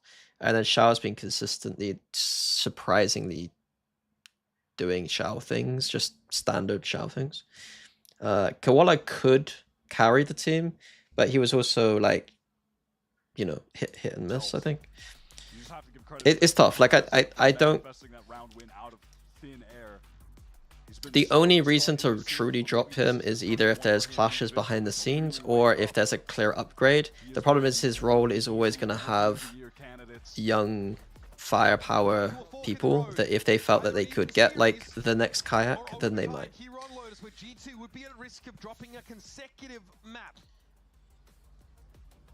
Bated breath here, and they can feel the tension in the room. Are you doing personal coach or not? Nope. I did see the new song. I skipped through it. It doesn't sound like my kind of music. I don't like poppy choruses. I don't like a lot of League of Legends music, to be honest with you. And it sounds like a League of Legends song. Now you can see Trent having to run back towards. Am I going to be on plat chat today? No. That round, MIBR lost that trap round, was the reason they lost this game, right? That round where they tail ulted and then Valen just walks up and kills 2 people, that kind of lost them this game. This could easily have been a 2-0 start in this best of 5. You can see Trent having to run back towards spawn. They're worried that someone from MIBR could be pushed up out of C, pushing up out of B. I think it was Poppy. I'd have to listen to it again. They look extremely nervous. I only skipped through it quickly when I was looking at Twitter. Yeah, just used by Cortesia to maintain control of this A side of the map. G2, they have to re-clear everything. They have no control of Mountain. The dark cover just expired. They're just going to have the pure contact on the opposite side of the map. So G2 faking the A re-clear. Okay, We're actually re-clearing A, Clear, Aspas is too clean! Too clean! but and in the perfect they've committed with 2 people against Aspas, he gets it done. and they've committed their deaths. Just keeps He has cooled off. MIBR have his number. He's been a double-O agent so far. Another 4-1 from MIBR. Getting taken down. He looks to probe on Fast C.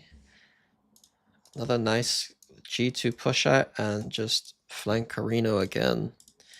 G2 just have very proactive the better round. position once again. Quickly, lead staff to move into a backstab position. This is going to draw Verno away from Mound. Quickly, lead staff to move into a backstab position. See, even again, you see here, so now G2 are doing this smoke. So before MIBR were doing this smoke, now G2 are doing this smoke.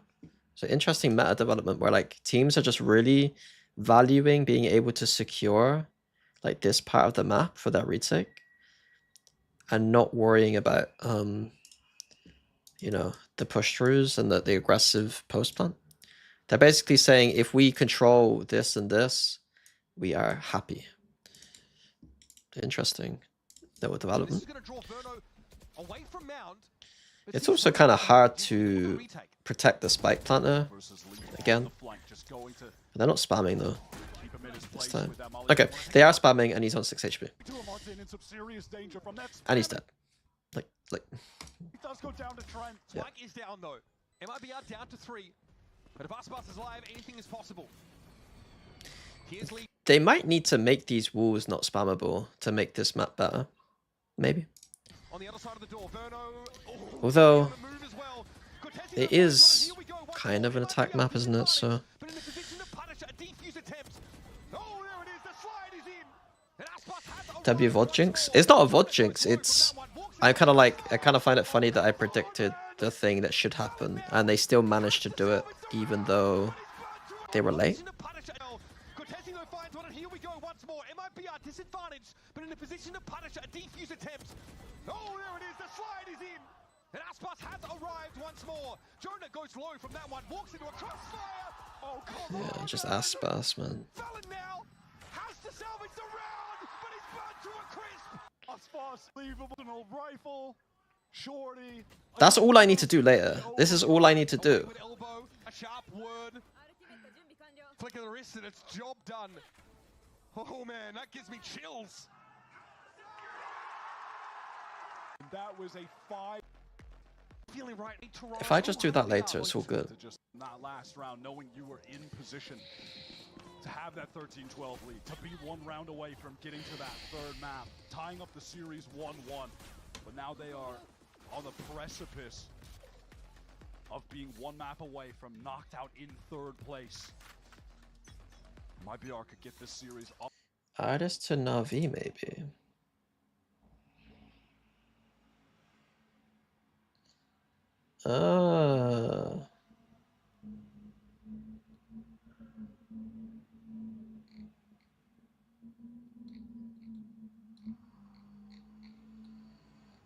Maybe that does make sense.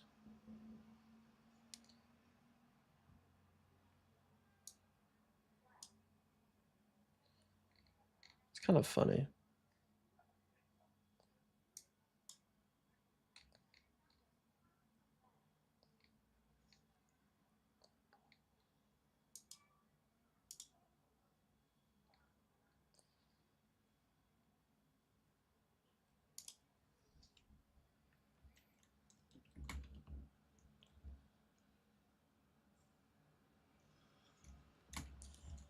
Bro, Billy's calling me out. Look at this. Billy calling me out here. Billy was asking me questions about my teammates like I knew them. And I was like, I don't know these people in the way that you think I do.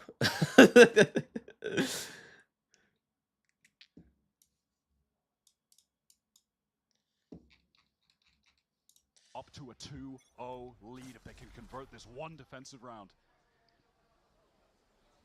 Aspas forward on Mount, but he's got two other players to back him up, other crossfires to hold. Relay ball thrown It out. makes sense. Oh, sorry, Mari. It makes sense in the context that Na'Vi make moves like that quite a lot.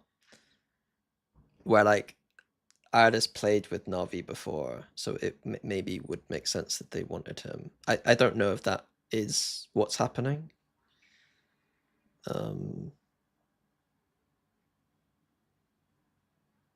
If that makes sense, yeah. Forward on Mount, but he's got two other players to back him up, other crossfires to hold. Relay ball thrown out. I don't know if that is a good move. I don't know what Artis is actually like these days. And he hasn't played Judas for a long time. He made a correction. I don't think he could see a thing.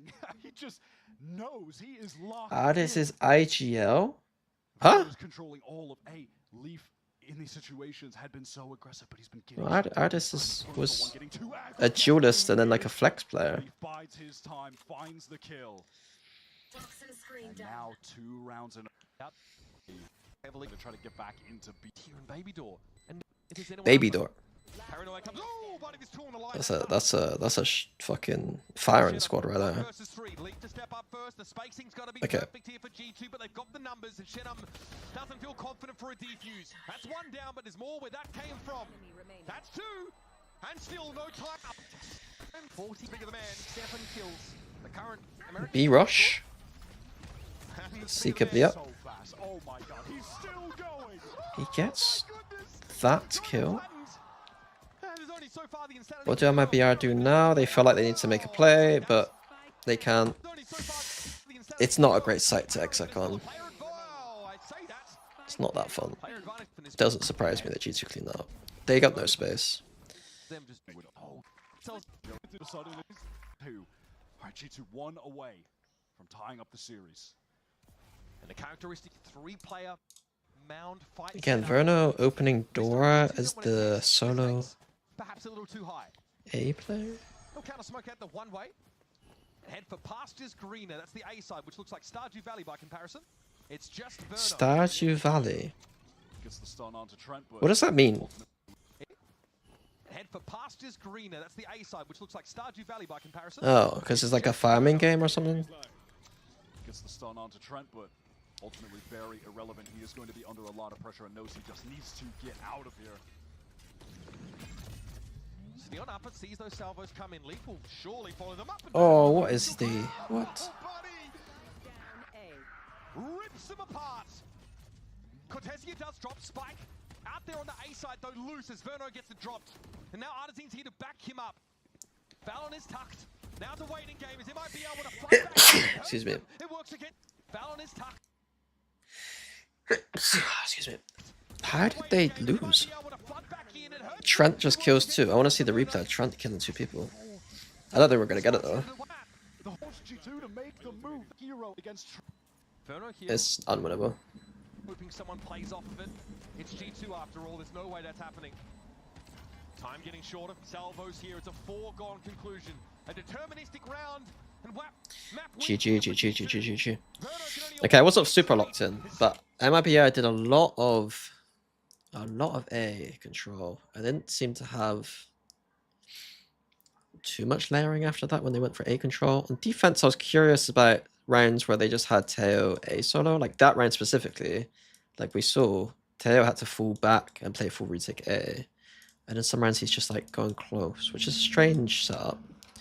And they didn't use anything on this map, this side of the map. They didn't like push out or do anything with the kind of priority over the space.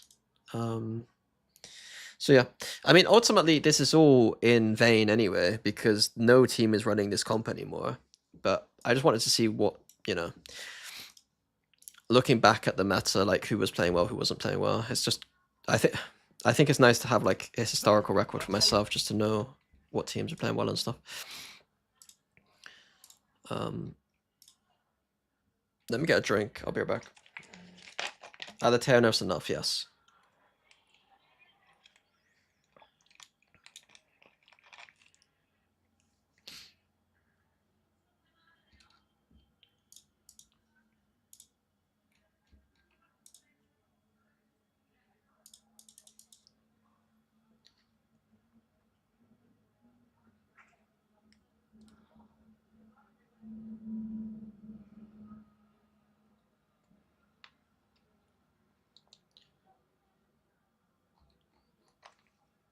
I'll be back one sec.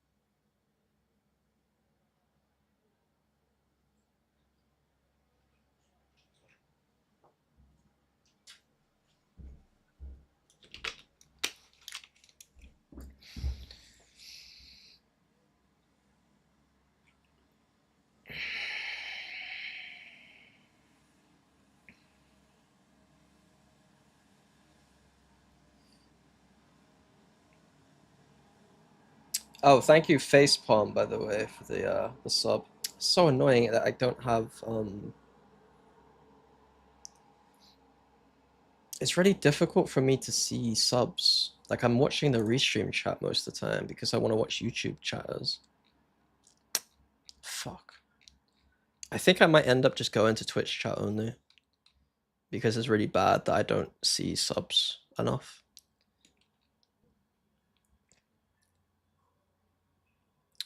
I'm drinking Cherry Coke Zero.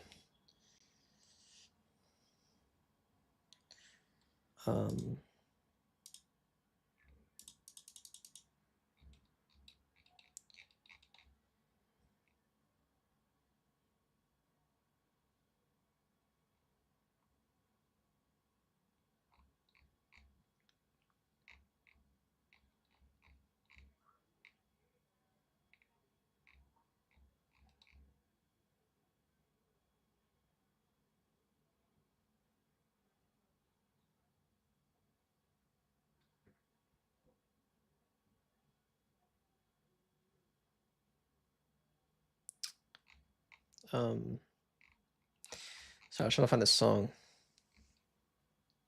This is the song. I presume I could play it on stream. I'm not gonna listen to it all.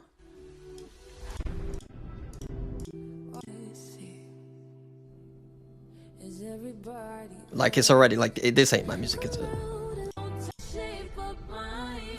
Like I don't need to listen to it. Yeah, this really is not my music. Like that's not me. That's not me. Right.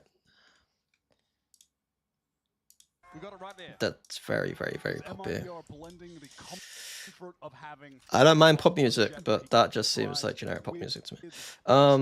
Right. Comfort of having Aspas on Jet where he thrives with. Okay, MIBR playing Teo Breach. Playing Jet on this map, which is... I don't like it, but it's whatever. From what you've seen so far, you say G2 is a step ahead of Macroways of Fnatic, TH, are they comparable? I think G2 is the best macro team in the world, yes. That doesn't mean that... Just because you're... I think the problem with Valorant is that you can say a team is better at something, but there's still a range, you know what I mean? Teams are playing within a range all the time, right? And like, it doesn't mean that like, they are the best team, even though I think they probably are. It's just a range, right? Like G2's range, like their ceiling's up here, their range is like this, and maybe like a team like Heretics' range is like this. There's still plenty of times where like, sorry, Heretics. There's still plenty of times where like, you know, G2 could play here and Heretics could play here, and it's quite a significant difference still. And then there's luck. There's a lot of luck involved in Valorant. It's the rough thing about being like an analyst or someone who's going to give like, you know, because... Still integrating the necessary meta components. Yeah, even Prime Fnatic lost to Team Liquid, yeah. I mean, we literally played the bottom of our floor, like, in that game.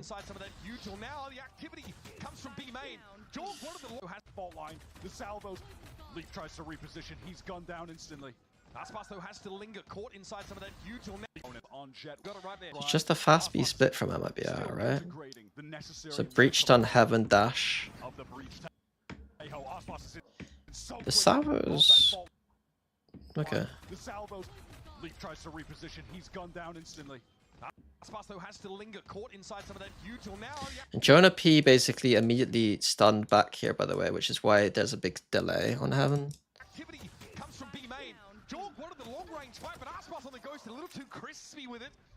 G2 down to 2. It's nice strat from MIBR.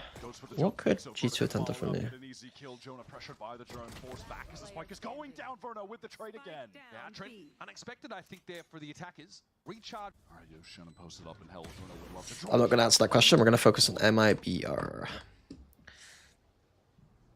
Now just a couple shorties, one sheriff for Jonah. Aspas happy to wait out anyone pushing down mid, and he may just get his wish. Valen has pressed up into that corner. Surely MIBR re-clear that. Leaf is spotting for him. So now, how does Valen go about it? Off angle, there's the flick. Aspas always seems to have it. Snappy To that, yeah, team should be unthinkable with that shorty, but the thinkable would be that he goes 1-for-1. That's his hope. extremely thinkable that. Okay, there it is, 1 for 1. You called it. Dr. Valorant has spoken. And that's it really for G2 on this site. Come back in now as Sheriff Shorty and a classic. It's a tough ask. Now MIBR would just love for either Cortez or Shannon to go ahead and pick up that one stray weapon. So the two Okay. guys would- Sorry, I was thinking backcasting again. Okay. Okay, buddy.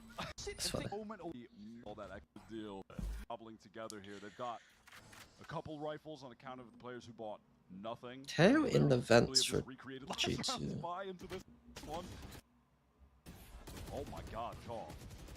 That's fam. with Aspas uses boys. Yeah. dash. Not hard to see no Sheriff player, so not something you're probably writing home about if you're in MIBR. They're not ready to punish the vents though, really, in this position. Good progress through the middle part of the map. Smoked up by both sides. Okay, they just Aspas Teo. will look to Okay, so they're not going to play use around that stun. dark coverage. They He just kicks into the salvo. corner. Jaw, of course, has to respect this Teo util. He'll have some to play off himself. Still a clear mid as far as he's concerned. All right, fair Bit of a enough. stalemate. Happy to just keep Surprised that taking MIBR the didn't use those salvos to actually take space, and then G2 had a nice like reaction where like they fully expected this round. It felt like the Teo was just ready to re-salvo to get Jog back up into the vents. Good progress through the middle part of the map. Jaw, of course, has to respect this Teo util. He'll have some to play off himself. It's interesting. Even from this position, they can stun middle too. I like this from G2. Still a clear mid as far as he's concerned. Util around that dark cover as he peeks into the corner. Jaw, of course, has to respect this Yeah, it was used middle, Teo util. He'll have some to play right? off himself. I presume. Still a clear mid as far as he's concerned.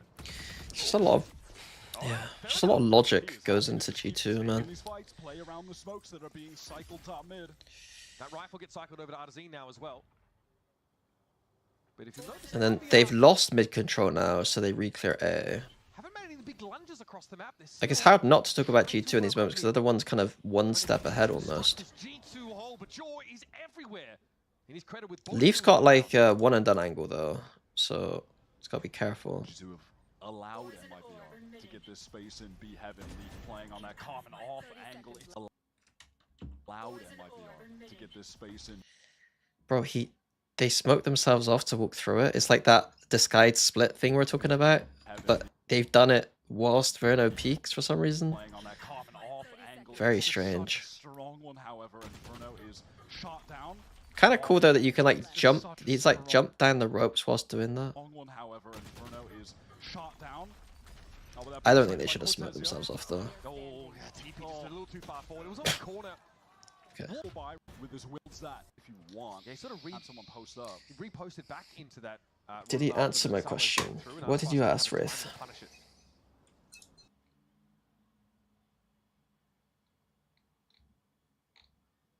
What did you ask? You asked the question again? Now, this is all of them out here gathered up outside of A. You can see that Artzin has the lineup ready for the standard fault line. Do you think it makes sense to play Yoru KO specifically to counter Chamber Vice? Aspas should be able to get to Rafter here. Should he choose? Not many teams will run Chamber Vice, and then if you are a team that really likes to counter compositions, then I think KO is probably a pretty good counter to Chamber Vice. No ultimates on the board just yet, as he has opted to play very far forward in this dark cover. He's about to be revealed, and Aspas wants to help from the other side, but he's flashed up. But yeah, I've never been a big fan of running comps just to counter certain things unless we know. Like, I don't like KO in the first place, so it's like hard for me to justify playing KO long term. I prefer like long term comps than counter comps. But if it's a good comp in the long term to counter stuff, then I'll play. The Brazilian side, they were just unable Hello, to Aeon. fight there.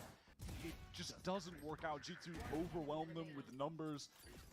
The flash onto Cortezio was perfect. Yes, G2 was running Chamber Vice on Pro, yes. G2 message might be, MIBR needs to be more proactive. At least play at a higher pace. If KO becomes meta on Pro, then I presume that the Chamber Vice stuff might be a little bit out of favor. I still think that it's probably okay.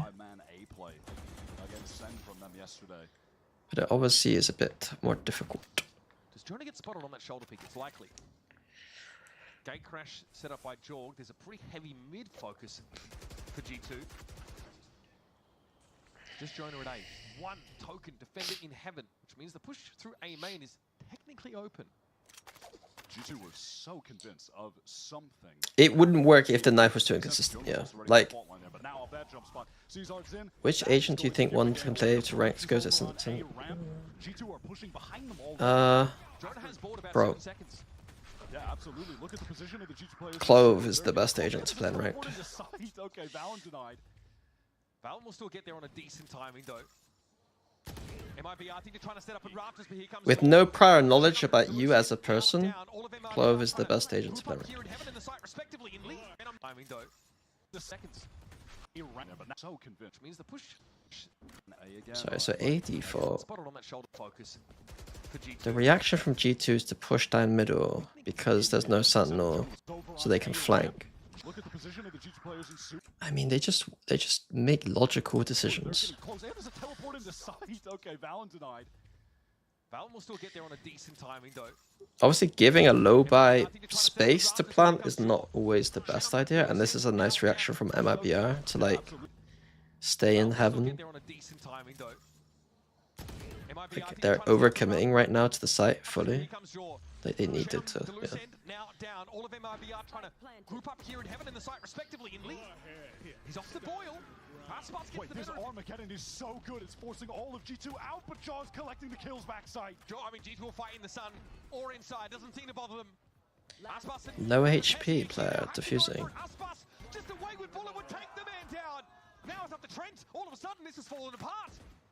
Aspas knows approximately Trent is heaven side. 7 bullets left. 7 kills for Aspas in the game. What a point of attack!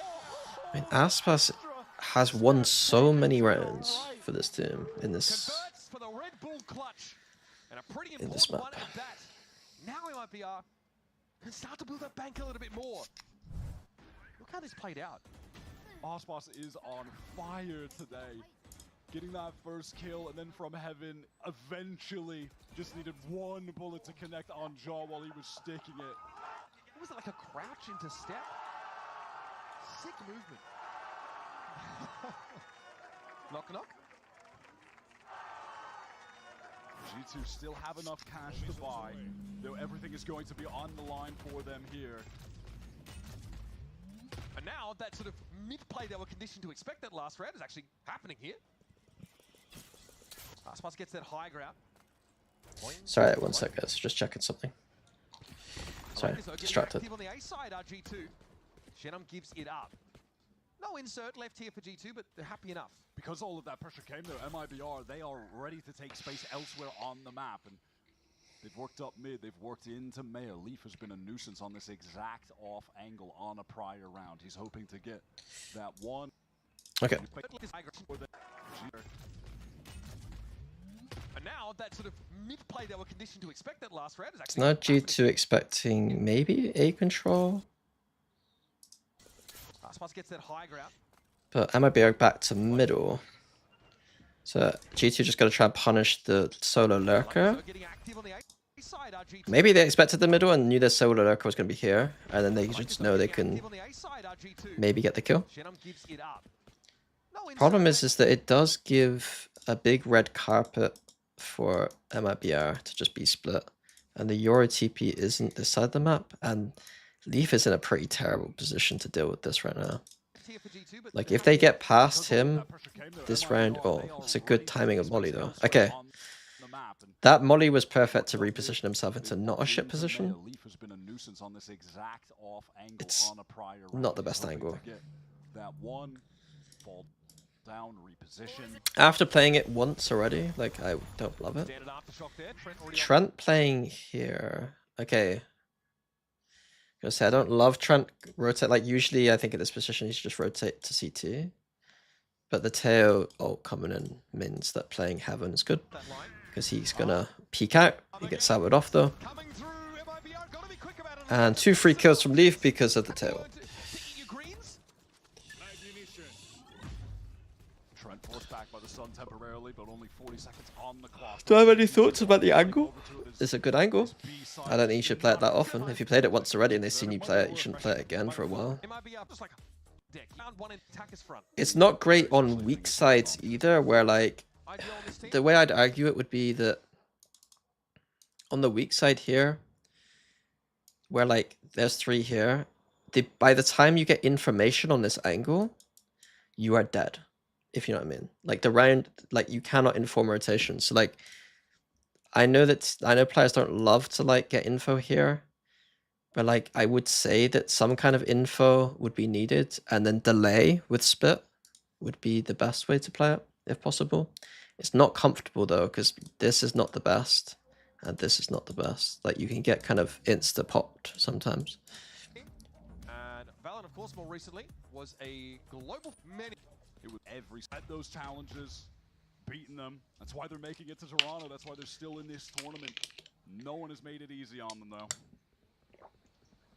This time, that characteristic mid push from Mibr is going to be a little stifled with the Viper's pit set up. George is on the walk.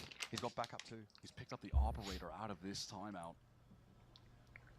Cortezia, though, much more well-behaved than he was on that Haven map, and still it's not enough.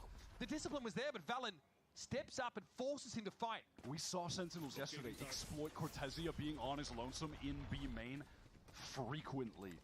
He needs to not succumb to that same fate against G2. He's the one to try and get Exploit Cortezia, but the operator out of this timeout. Cortezia, though, much more well-behaved than he was on that Haven map. We saw frequently. He needs to not succumb to that same fate against G2. He's the one to try and get active a lot in these early rounds. Might need some more variation for Mibr. It's like an I mean, G2 just owned them. The operator kind of won the round. We see what Frog was really calling for. They try and run it again. Aspas goes for a fight. Those Nice skills are punish. plenty now for Mibr. Surprised that Trent goes for that line early in a anti-bonus kind of round. He has this wall to talk into, but it's going to go down. They're surely going to clear this. Yeah, Verno. Whoa! Out of nowhere! Verno just pole vaulted on Oh, and Aspas is just in spawn, killing everyone. Cool. up in spawn. A again, but G2 are not stupid, so just play 3A. Stacked up with that util. Again, it's been so nice. The combo of Trent's util is there. Spawn. Actually, I think G2 might be doubling down.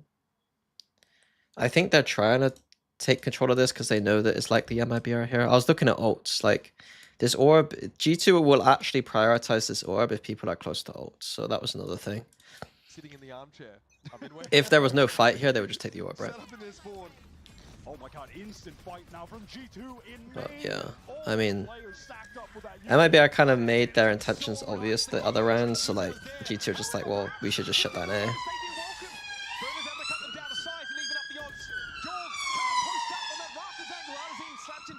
Why did Valen take first contact there as a duel? Sorry, I'm not gonna go back. finally gets into the What's range of the that? stun. That's No time. either a Leaf it police away from or the ambulance. Just staring at him. Damn, Brighton isn't safe. Bro, that's just any city. RG2 the advantage. Just in Any city centre. Kind of round. They've got to find a balance. He's playing at a level that astronomically high. You have to keep your eye on them and just tally where their performance is going. Yeah, is that more obvious if he goes off the boil, right? Yeah, 100 tally where their performance is going. Yeah, is that So it's more pistol round again. It's a B split called Dash Up Heaven. obvious if he goes off the boil, right? Yeah, 100%. This is a full buy for G2 Aspas. Fast into Fast reaction from Valen and Leaf. You saw the paranoia and spit. Very fast reaction from G2, but it wasn't quick enough apparently. They both go into Teo salvos, and Aspas running kills headshots Valen. Leaf killed by the missile as well. literally shooting in the dark. And Leaf ended up getting picked up there, lingering. I think the rafter side got taken down by a salvo. Here we go, all over the B side. This round is just as good as done unless G2 are able to catch someone from MIBR unaware. Will Trent check this as well? Or is he confident enough that Jorgamo crossing? Yep, we've given him all he needs to know. In comes Verno, knife in the back at 2 Brutus. Don Jonah. Go with Jonah away. Check on 10 to 4 out. Okay, that's not how the game should be played. Traps up. So another way to deal with A control from G2. They're expecting A control again, and they got ready for stun, and probably salvos behind it, and they would just fight heaven. They pulled the trigger too early. They didn't realize they didn't have anything to do the trap off of, so they've done the salvos. It is kind of fun to guess everything, like the exact salvo placement. It's kind of obvious, I guess, but yeah. Maxed out on the last round of this half. Aspas spotted egg, gets ahead of it. Jorg here just gate crashing out, doesn't quite feel confident. Handling what he feels is probably a large number of MIBR players. This is going to force Jonah out into the open, but he's ready for it. Apparently, cosmetic stun, anybody? Artisan on the line, it's going to be traded with an overload of players now. Jorg, with nothing but a ghost. Oh my god, he even dinked another person? Okay. I mean, G2 did their best, but tough one. B split again. This time Valen literally sits in mailroom. Great adaptation from Valen. There it is. Leaf returning to that heaven position after giving it up because of the util. Aspas not ready for it this time. Interesting though. The inserts into the vents. Maybe just for info, into screens cancelled. Cortesia season up. Drags rotations with a weird TP, like on the fly, and then they just go into B. This lurk is huge. Going to be a hit towards A, but it's all of MIBR gathered up running through B main. Not an area of the map that they've been. Why did they fake plant? Oh, they're tapping because the tail ult and breach shot. Valen repositioning in mail. Looks like he's going to be able to catch Shannon. The spray is wild, but it pays off. Still 3 up now. I really, if I'm Genom, wait for these ults to start firing into the site, knowing that that's the trigger for them to retake, and then start the lurk, because there's a very clear trigger point on this retake. It's harder to lurk when there's no big trigger, but you know that there's going to be 2 big pieces of util that's going to scream, hey, we're retaking the site right now, and G2 are going to use them, and that's when you time your lurk, in my opinion. I think he'd lurk too early, especially when you have open plant too. There's an argument to try and get kills before they overwhelm the site with that util. I don't think it's that necessary, personally. He is a rookie. I don't really care if he's a rookie or not. I don't think that, like, there's some players who are not rookies who will always make that mistake, and some players who are rookies who never make that mistake. I think Benji is an example of a player who's less likely to make that mistake, despite being, quote, like, he was a rookie. I'm just jumping up and down while he's full stunned. But like Ryzen announced that I can lock your spot at the sun sale Now, look at a QR code there to scan to secure your spot at the second global event of the year. It's on the North America. It's interesting to be there. It's going to be a wild time. Brink with the Zamboni smoothing out the ice. Does that look a bit labored at some points? Get there, bro. Is this a yeah, sort of referencing Toronto, I guess? Some bumps and mounds on the ice. The ice rink. Hopefully we see you there. It is.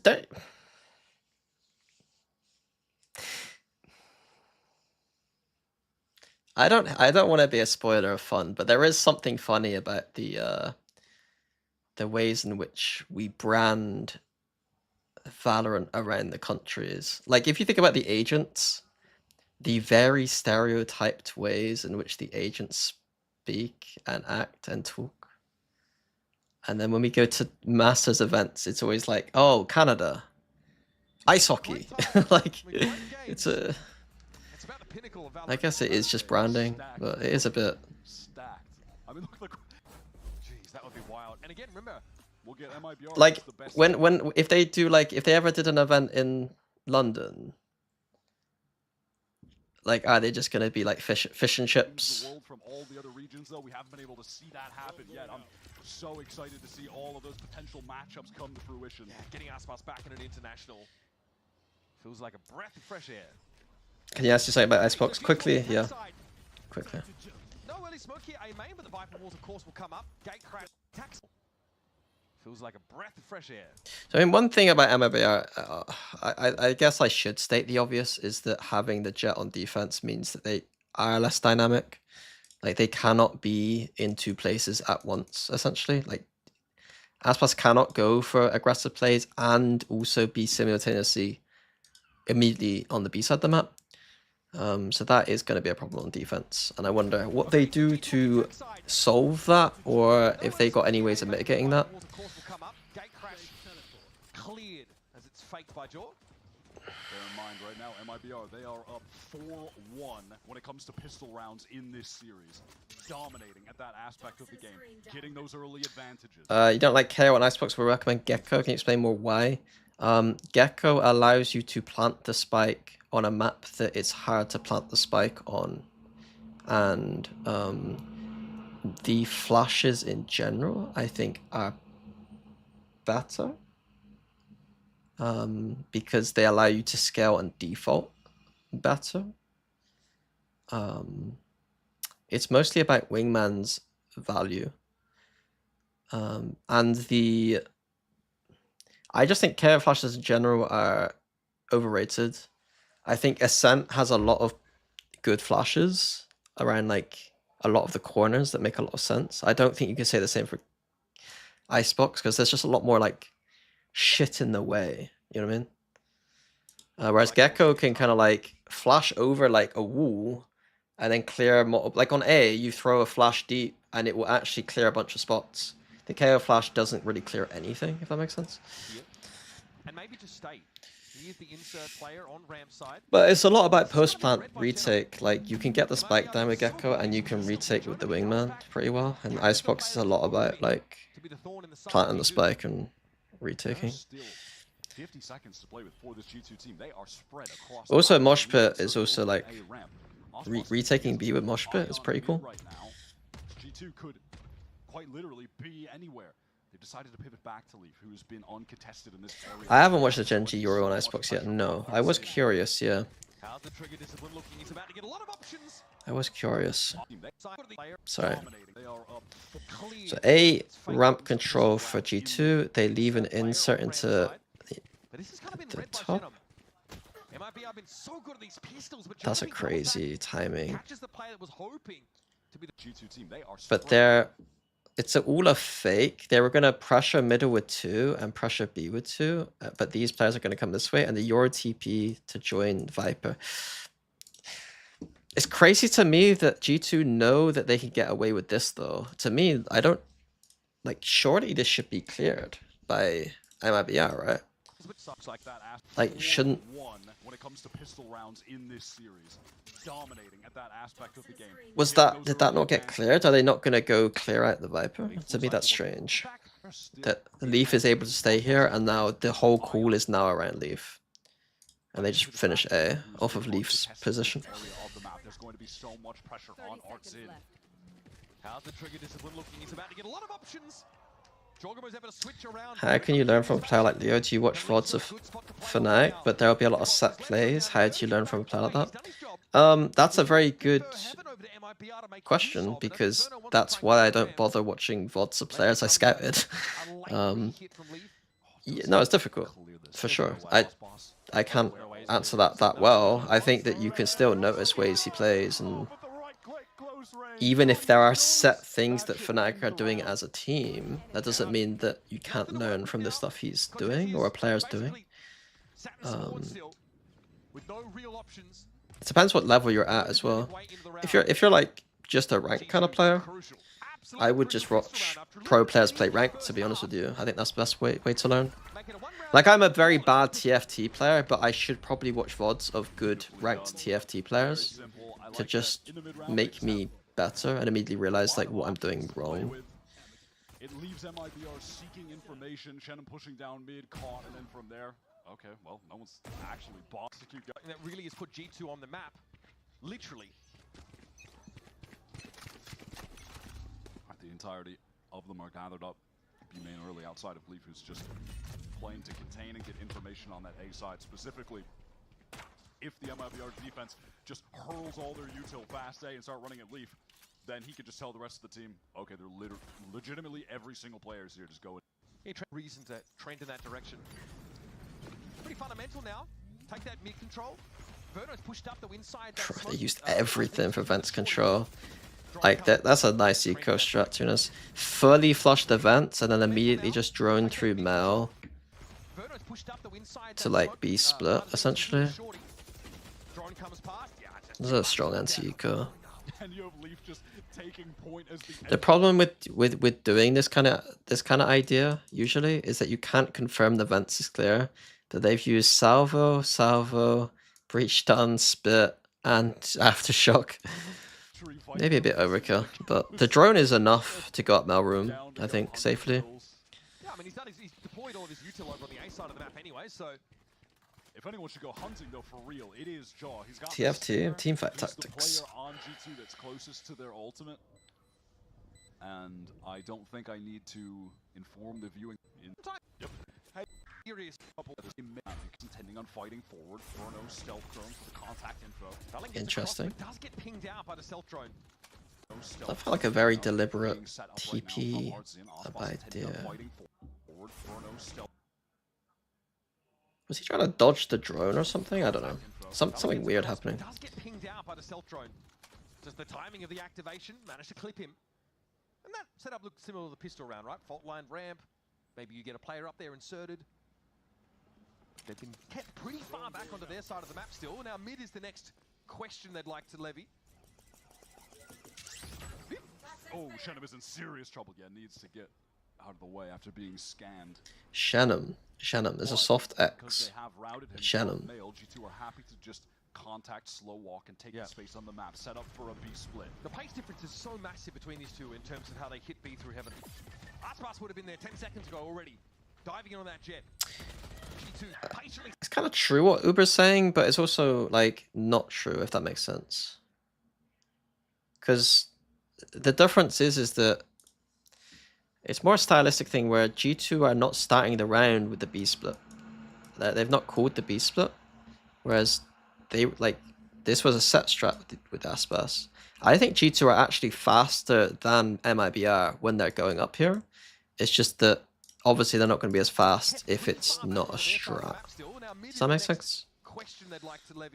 Like, I think they're actually surprisingly quite quick to go up heaven here. Needs to get out of the way after being scanned. Like, on most defaults, like, they're not...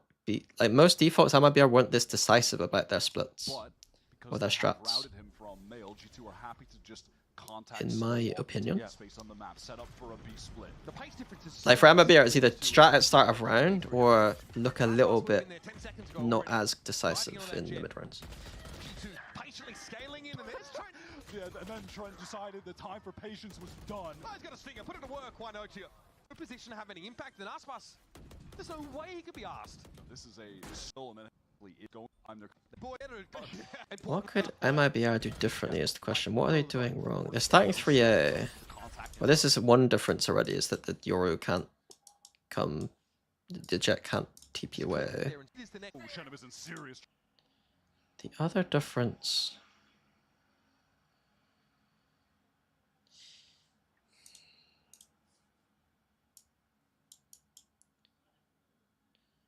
is that the rotations for G2 would have been like this.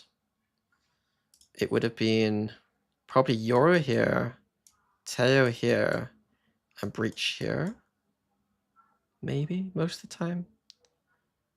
And then the Breach would be ready to stun middle. They'd like to levy. Whereas they lose middle a bit quicker than G2. To get out of the way after being scanned. But because they have routed him from male, G2 are happy to just... Now they're in like a... they think they're in a good kind of breach stun crossfire, but this spot is very overrated, in my opinion. I think this spot, as soon as this gets smoked, it's a 2v5 a lot of the time, I feel like. Contact, slow walk, and take the space on the map. Set up for a B split. The pace difference is so massive between The aftershock is good delay. Aspas would have been there 10 seconds ago already. Diving in on that jet. G2 patiently scaling in and then... and then Trent decided the time for... Just small details though, where it's like I would just play it differently, but maybe, I don't know. Maybe it's not that big enough. Look at the G2 cash. Little TP on out there, sheepish from Valen. Doesn't even feel particularly relevant. Look at the G2 cash. Little TP on out there, sheepish from Valen, but he lands on the spot that Verno had targeted with the salvo. Oh, that's an ugly one still.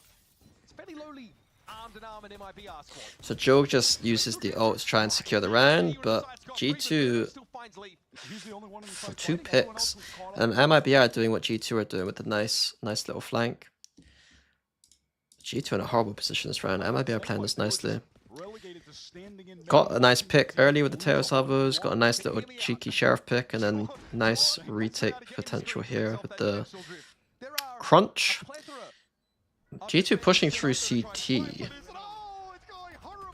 G2 had to make a play. MIBR were just not ready for it. MIBR. I think we should use the Portuguese thing where they say Mibr. It's easier. MIBR. MIBR. Every time you say MIBR. 4 syllables. I mean, yeah, Valen is just forced to TP. He goes right into the salvo. Leaf is running in because Jaw is in there in the dimensional help. Something it had been in a tighter situation, MIBR would be in crazy control of this game all of a sudden. But it just resulted in a situation where both teams have multiple full buys ahead of them. Valen is just the first step again. You haven't heard that pronunciation before. It's because I was talking to I think it was the GC crew coach, Bebe, and she's Brazilian, and she kept saying me BR to me, and I was like, I don't know what you're saying. Like, what's me BR? I don't know what that is. I mean, that's Jaw. He'll always take that fight. He just runs in you. Cortez here. No chance to see a barrel shown there. Artazine deals with Jaw. And that B presence now essentially nullified. Trent is pretty tentative about stepping out onto the site. That is a situation where you're in B site and, okay, well, they could be facing me from spawn, they could be facing me from heaven. We can't, or you're in... Trent is chance to see a fight. He just runs in you. It's just all of a sudden, but it just resulted in a situation where both teams have Oh. ahead of them. Valen is just Aspas finds the tiny gap in G2's strat. These guys have to execute with no smokes. I mean, that's Jaw. He'll always take that fight. He just runs in you. I'm interested to see what Leaf does here. Leaf gets the timing into A, but like, what does that mean? Okay, he's shouting loud enough right now for them to not walk into B. Pretty tentative about stepping out onto the site. That is a situation where you're in B site and, okay, well, they could be facing me from spawn, they could be facing me from heaven. We can't close any of these views. I mean, G2 in this round, right? That was a window for them to try to Oh my god, that timing is crazy. It's Leaf. He's worked his way into the MIBR backline. Can he find an opportunity to get a kill? It's so annoying to be Leaf now. Like, how do I... He's got to, like, look this way and look this way. And then anyone coming up vents now might actually just check this way. It's just Maybe even kind a of lucky kill. the timing from Leaf is kind of This is funny. about as in the cookie jar as is humanly possible. This was anti-strat by Mibr Mibr. don't really respect that A side of the By map. Mibr. Their information over there is no longer current. So they'll split. 30 seconds left. 30 in the round. Eventually, they're going to happen on the right guess. But GT don't quite know the status of the A side itself, if there's an anchoring presence or See, not. look, like Joe, yeah, Leaf got unlucky. Here comes that Heaven fight. It's definitely... Although they planned open for Heaven, they do have some Heaven control. Verno also has a bit of a I don't know if they'll wrap of his expect own. the double flank though. Another good flank. That man is on the run. Teo in the 3v4. Comes through elbow. Armageddon is going to cause a lot of delay for MIBR to try to get back in. The G2, they are investing into winning this 3 versus 4. Cortezio at full speed gets out of the worst of the Armageddon, still alive to be a factor in this retake now. Trent down, Leaf has the tight little angle, but Arda seems able to trade it out. Jonah P, the Professor, sticking Cerebro on his noggin, is able to see through the wall. On his noggin. Is waiting. Now it's a 1v2, time, Wait, time. bro, Jonah? He's short, but his shots aren't hitting him. I thought the common play here was you just crouch under the angle and then just reappear and shoot him here. Isn't that the best way to play this? 1v2, time is short, but his shots aren't hitting at all. Back Maybe that's too on obvious the though. shot. I mean, Great that shot from was Verno. nuts. He is it. I mentioned this yesterday, but we've really seen Cortezio become such a driver of the excitement, the hype for this MIBR team. Now Aspas has picked up the op, bringing something new into the pool of defense. Coming to play as Droning B main. Droning B main for the Jet. Even above Aspas. This has been a bit rockier for him. The pressure's definitely been... This is very, I would say this is very, like, anti-stratable though. Why is there randomly an Omen smoke here for the first time? Like, have they been smoking this at all? Why is there a drone here randomly? Like, it feels very telegraphed from MIBR. felt. And the start of the series wasn't the beginning he was looking for, but now... Start to pair There are tells here, I believe. Alright, G2 have gained some mid control. They're letting Leaf. that wall comes. Continue to just contain Don't like that smoke. No, it's fine. It's just okay. What I'm trying to imply is there's a smoke here for the first time in the game. Why would there be a smoke here? Number one, Omen is A. Lots of Omens have this read where they just smoke where they play. They don't smoke opposite them. The other thing is, why would a Omen smoke? Why would Omen smoke a Jet? I.e., if Aspas was in this space, why would this smoke exist? Probably wouldn't. So you could probably deduce Aspas is here. Second thing, Teo is drone B main for the first time. Why is a Teo droning B main? From this, I'm probably deducing Aspas B. And I'm just doing that from like how Boaster would break this down. Someone like Boaster or Leo would probably break this down in their heads and be able to be like, I think Aspas might be B, be careful.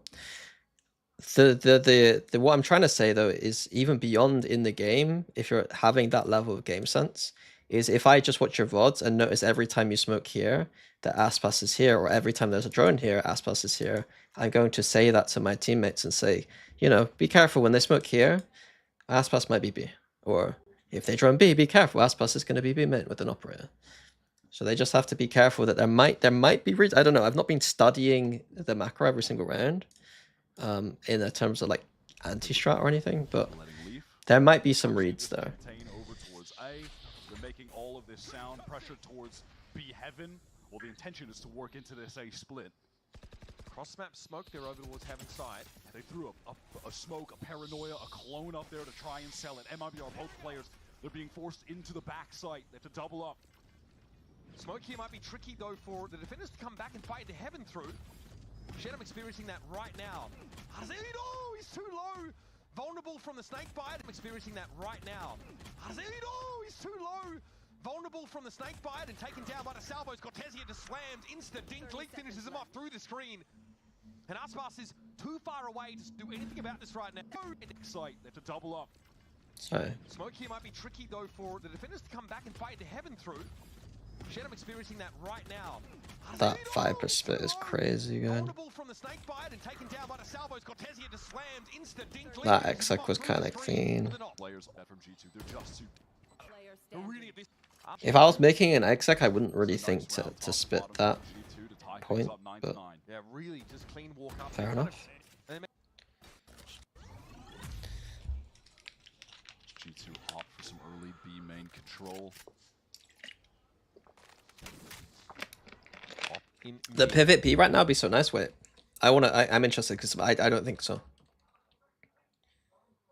The pivot B right now would be insane. I disagree here.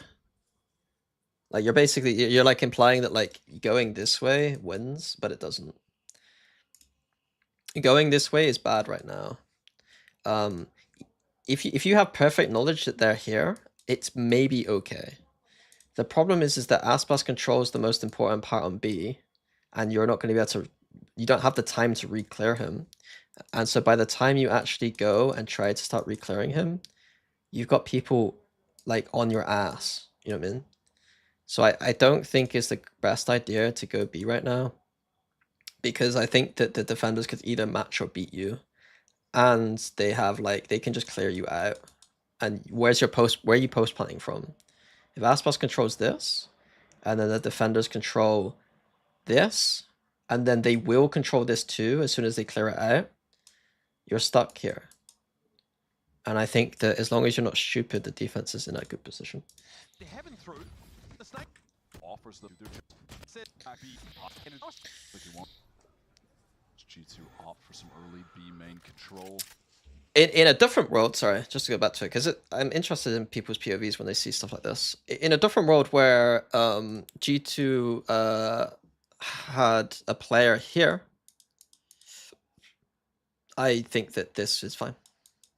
Because that player could like maybe take the one-on-one or clear it out. Yeah. Tens is simpler to Nico. What? They kind of knew they'd forced standard smoke there. Just apparently round. You think tens is like simple? I don't think that's fair. Op in mid might see some movement now as Aspas I think is positioned ahead of that mailroom smoke and posts back up on it. Inside of it. Even my context for Simple's levels is not the best, but Flash though saw the gate crash into ropes, and this is forces Aspas to back up now as well. He's in a really uncomfortable spot with his op. I think that Aspas is probably the closest. He teleported into it just to get back into CT, but he's safe for now at least. Jaw will be the doorman. He's trying to get into this smoke. The storylines are very different though. Like Simple didn't win a major till late, right? Like he was clear, like he was like almost underappreciated, and then we're just dominating teams. And then once he got to Na'Vi and started doing really well, it was incredible, right? But he didn't win the major till late, right? Almost paid off. It ends up being a trade at best, and MIB are all grouped in heaven. Trend has a timing. He has an opportunity now to tear it all. The flicking no scope is there for Aspas. Whereas Aspas won champs in like his first proper year, and he's played for a lot more like ragtag type teams. Like he played for Lev, which is an international roster, and now he plays on a full Brazilian roster that's like kind of like people would have them as like the upcoming kind of dark horse kind of team, you know? No scopes, Trent, close range. Casual. Very, very casual. Nicely done from Valen. That is very tight. That was sick. Jeez. Yeah, I know. That's what I would have said if I wasn't being paid to not say that. What did he say? Ah, just, you know, what the heck? Side. That's funny. I'd be able to leak off as Give a split for sure. Alright, fault line was being set up there from Arzin, but it's Jonah who lets his rattle off so that control can be taken. Valen eats a lot of damage. I'm going to assume that was just some initial spam to be coming through the corner. I might be have the right read for close enough to be right now. Aspas just being left alone on A Much to slower just here from be G2 to Aspas. come to B. Oh, it definitely opens up this like mid to heaven push now proper. You see drone in. This is quite nice. Drone in with stun ready to re-clear B mid. So little do they know, it definitely It's a opens lot up of this numbers to mid try and do it heaven with push though. now, makes that way more viable.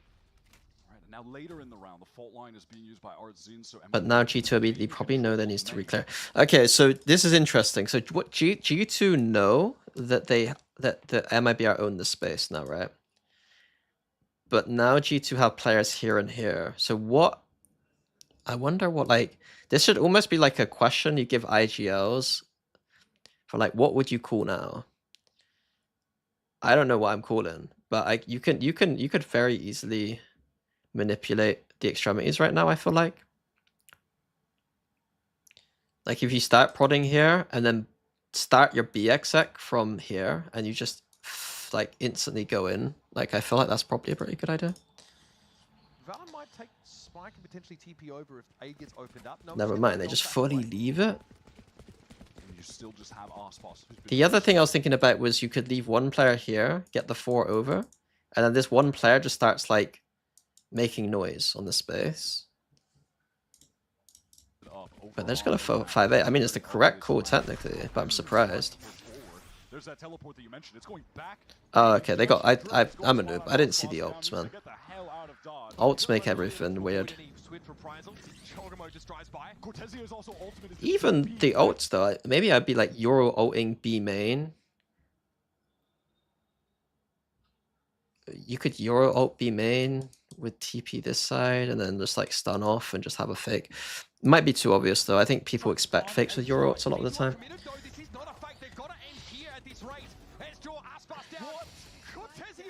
How did he get two? Stunning little brace, but there's more to be done. Jorg playing on the side in an elbow. Verno is extracted. And that's it, really. It's just I think it's harder in this game though, Newbie Eclipse, to get to individually carry this game as much as Counter-Strike, because like I mean I think Donk is an outlier because Donk was an entry, but most star players don't run in. They like don't have to run through loads of util. Like you get cleaner fights in Counter-Strike, you know? How on earth did Cortezia find two? I do not know. That kill onto Shenum. For Valon. Aspas, he's in it. He's definitely performing.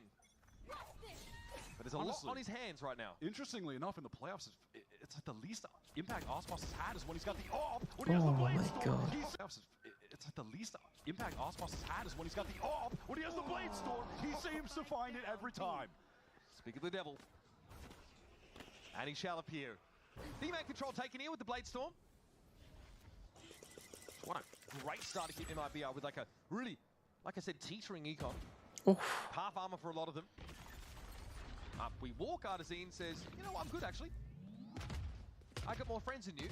I'm way through sight. Drop down and he's crack at the space that he's gone. What? Really? Oh. Look at the space that Leaf has gone. Why did they have to pivot to the site? Why didn't they just play retake? They've just let Leaf win the round, really? Oh, that's rough. Why is he planting safe? Okay, planting safe is correct. I'm a noob. You shouldn't plant opener. I missed a timing that Leaf caught. And now Trent positioned in main alone, playing passively, biding his time. Doesn't need to make any. Trent, if I'm Trent right now, I'm dying every time. I have no idea how to play that. Whereas like there's multiple angles they can come from. I'd feel so uncomfortable. Here comes Trent in the backside. Aspas might have saved them. It's just Trent. The Viper's pit is now down. Viper dealt with. Trent, so cerebral, so consistent. Reliable player here for G2 is playing it safe, as only he knows how. Salvo comes in. Oh my god, really? And this complicates it for Aspas now. It does get to half, but it's going to take more than that. And Trent's got to find the timing. The spray is not there. That's nice by Trent though. Stunning from Aspas. There's infinite possibilities. Aspas. Stunning from Aspas. One round game. Both teams now kind of on the edge. This is G2 with a pseudo force. All things considered, pretty good buy. B main control. This is G2 with a pseudo force. All things. Like, there is a read on Cortesia's smokes, right? Wherever he smokes, he kind of is a lot of the time. It's not that big a read, but it's like, I'm noticing it.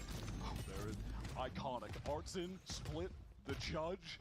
That's an iconic trio. Oh my god, Jaws just Fair enough. plucked Verno out of vents. This B main push is good, but it's probably too late. Players would start playing safe. He just goes up a level. Now Artsin, you're in trouble, buddy. He's trying to figure out where to go. If that might be our quick though. Very exposed. He's cooked. Like a pimple on the tip of your nose. Br- Honestly. The angle he's holding. Very Bro. exposed. As soon as the smoke goes, you start moving close.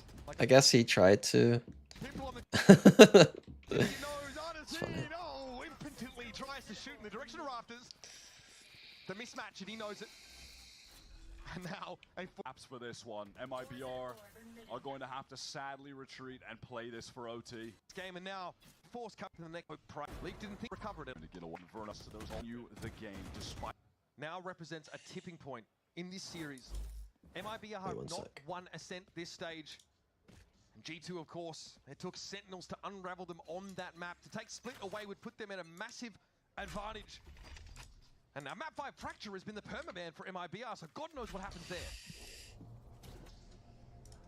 slow from G2 to open this round up. Waiting to see if any aggression is going to come from MIBR. It's not going to be the case.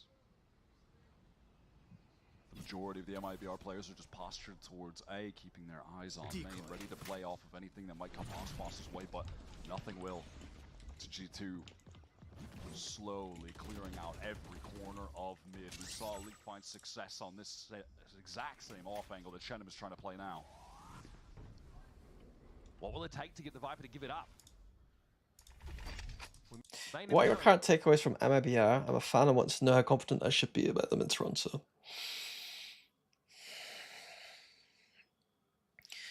They like to play a lot of like 1-4-5 attack side Valorant, it seems like.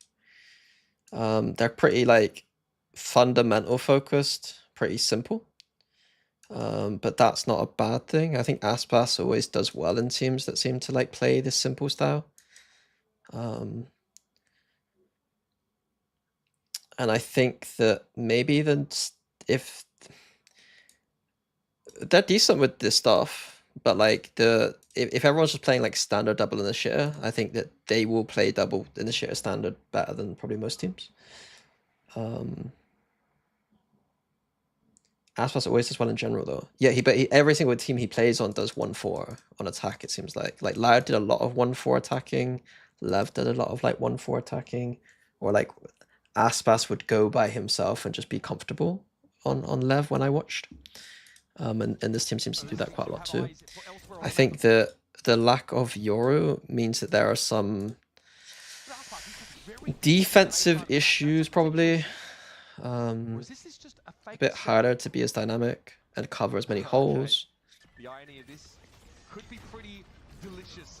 There it is, Jorgen says, do not dare impersonate me. Verno, I honestly have this weird hot take where, because it's a new meta, teams that are better adapting to new metas are going to be better at Toronto. But the problem is that people are going to think that double initiator is like the best like standard meta.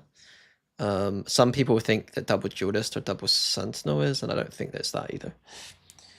Like I'm pretty hot on Viper. I think Aspas would ever play the Euro? Probably not, to be honest with you. I don't think that like I don't think MIBR will ever be doing bad enough for them to think that not playing Euro is an issue. no current mid info to work with. Now they're going to try and test this from heaven. And if Aspas doesn't like it, then I imagine he's gonna not want to play it. You know? Conspicuously absent. And now he's going to try and drag them. Didn't he play it once? I don't know. Hangs in the balance. Perhaps. By the fault line. And Aspas goes looking, dive into the cloud burst, expecting someone in Mal, but Leaf is too. I mean, it's hard to argue against to some degree. If you have a player that really likes the agent and he's doing really well on it, it's kind of, and he is probably the best player in the world, like consistently. MIBR's Like, pick, and it's now probably pretty back to difficult back to as argue well with some of against the it. top America's teams on this very map. Okay, how long we got left? I got about an hour and a half. I want to get some food, and I'll come back and start streaming again so I can warm up for this thing, I think. I want to go eat properly. Yeah. I think people find it weird that like I end my stream a lot and then like just stream again like an hour later or something, but I just prefer to take breaks, to be honest. I don't know if it's like really bad to grow the stream or something. Yeah, what's the test, Sylv?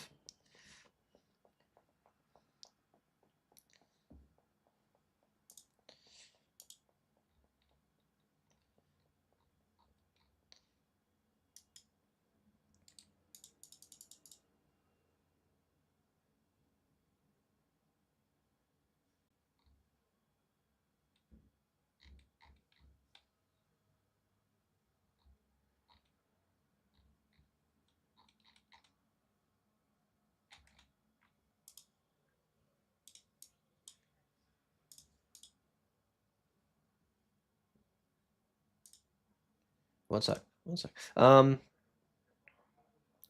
Same link, but use your OBS virtual cam as an input. Okay. Same time. Do you want me to click off of? Oh, I just fuck it.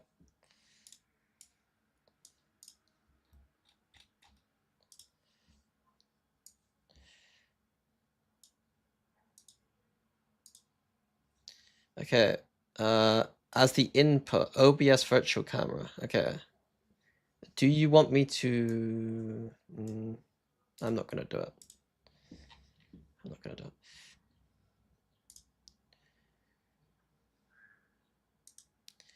It's just when I click connect, reconnect, it just. I'm trying to reconnect to it. It's not doing anything. It just keeps coming up. Reconnect, reconnect, reconnect. I could try Firefox maybe. I don't have it. Is there something wrong with browsers when it comes to this stuff? I have Chrome and I have not tested anything else.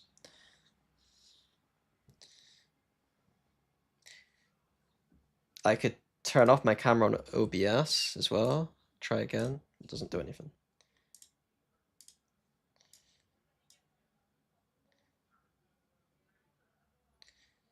Try it. Okay, let me download Firefox right now.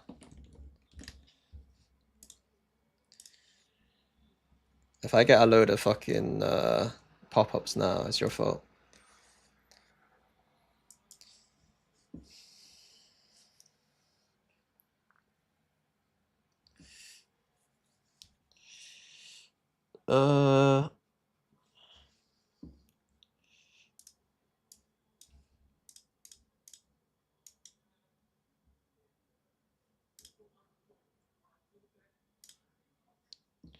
Okay, right. That's so good, that's so good. I'm just being a dick. Do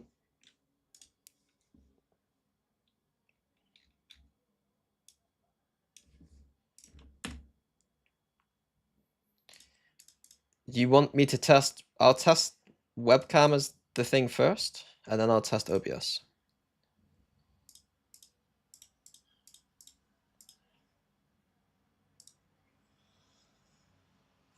This time it does this. I'll show you. I'll try it again on Firefox using the OBS source.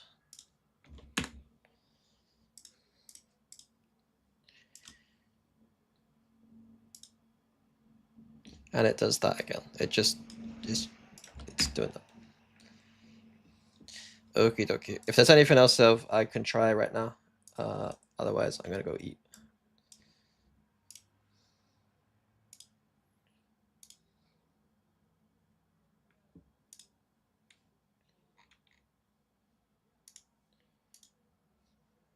Okay, right. I'll see you guys in a bit, guys. I'm gonna go eat some food, and then I will be back to warm up for this godforsaken show match.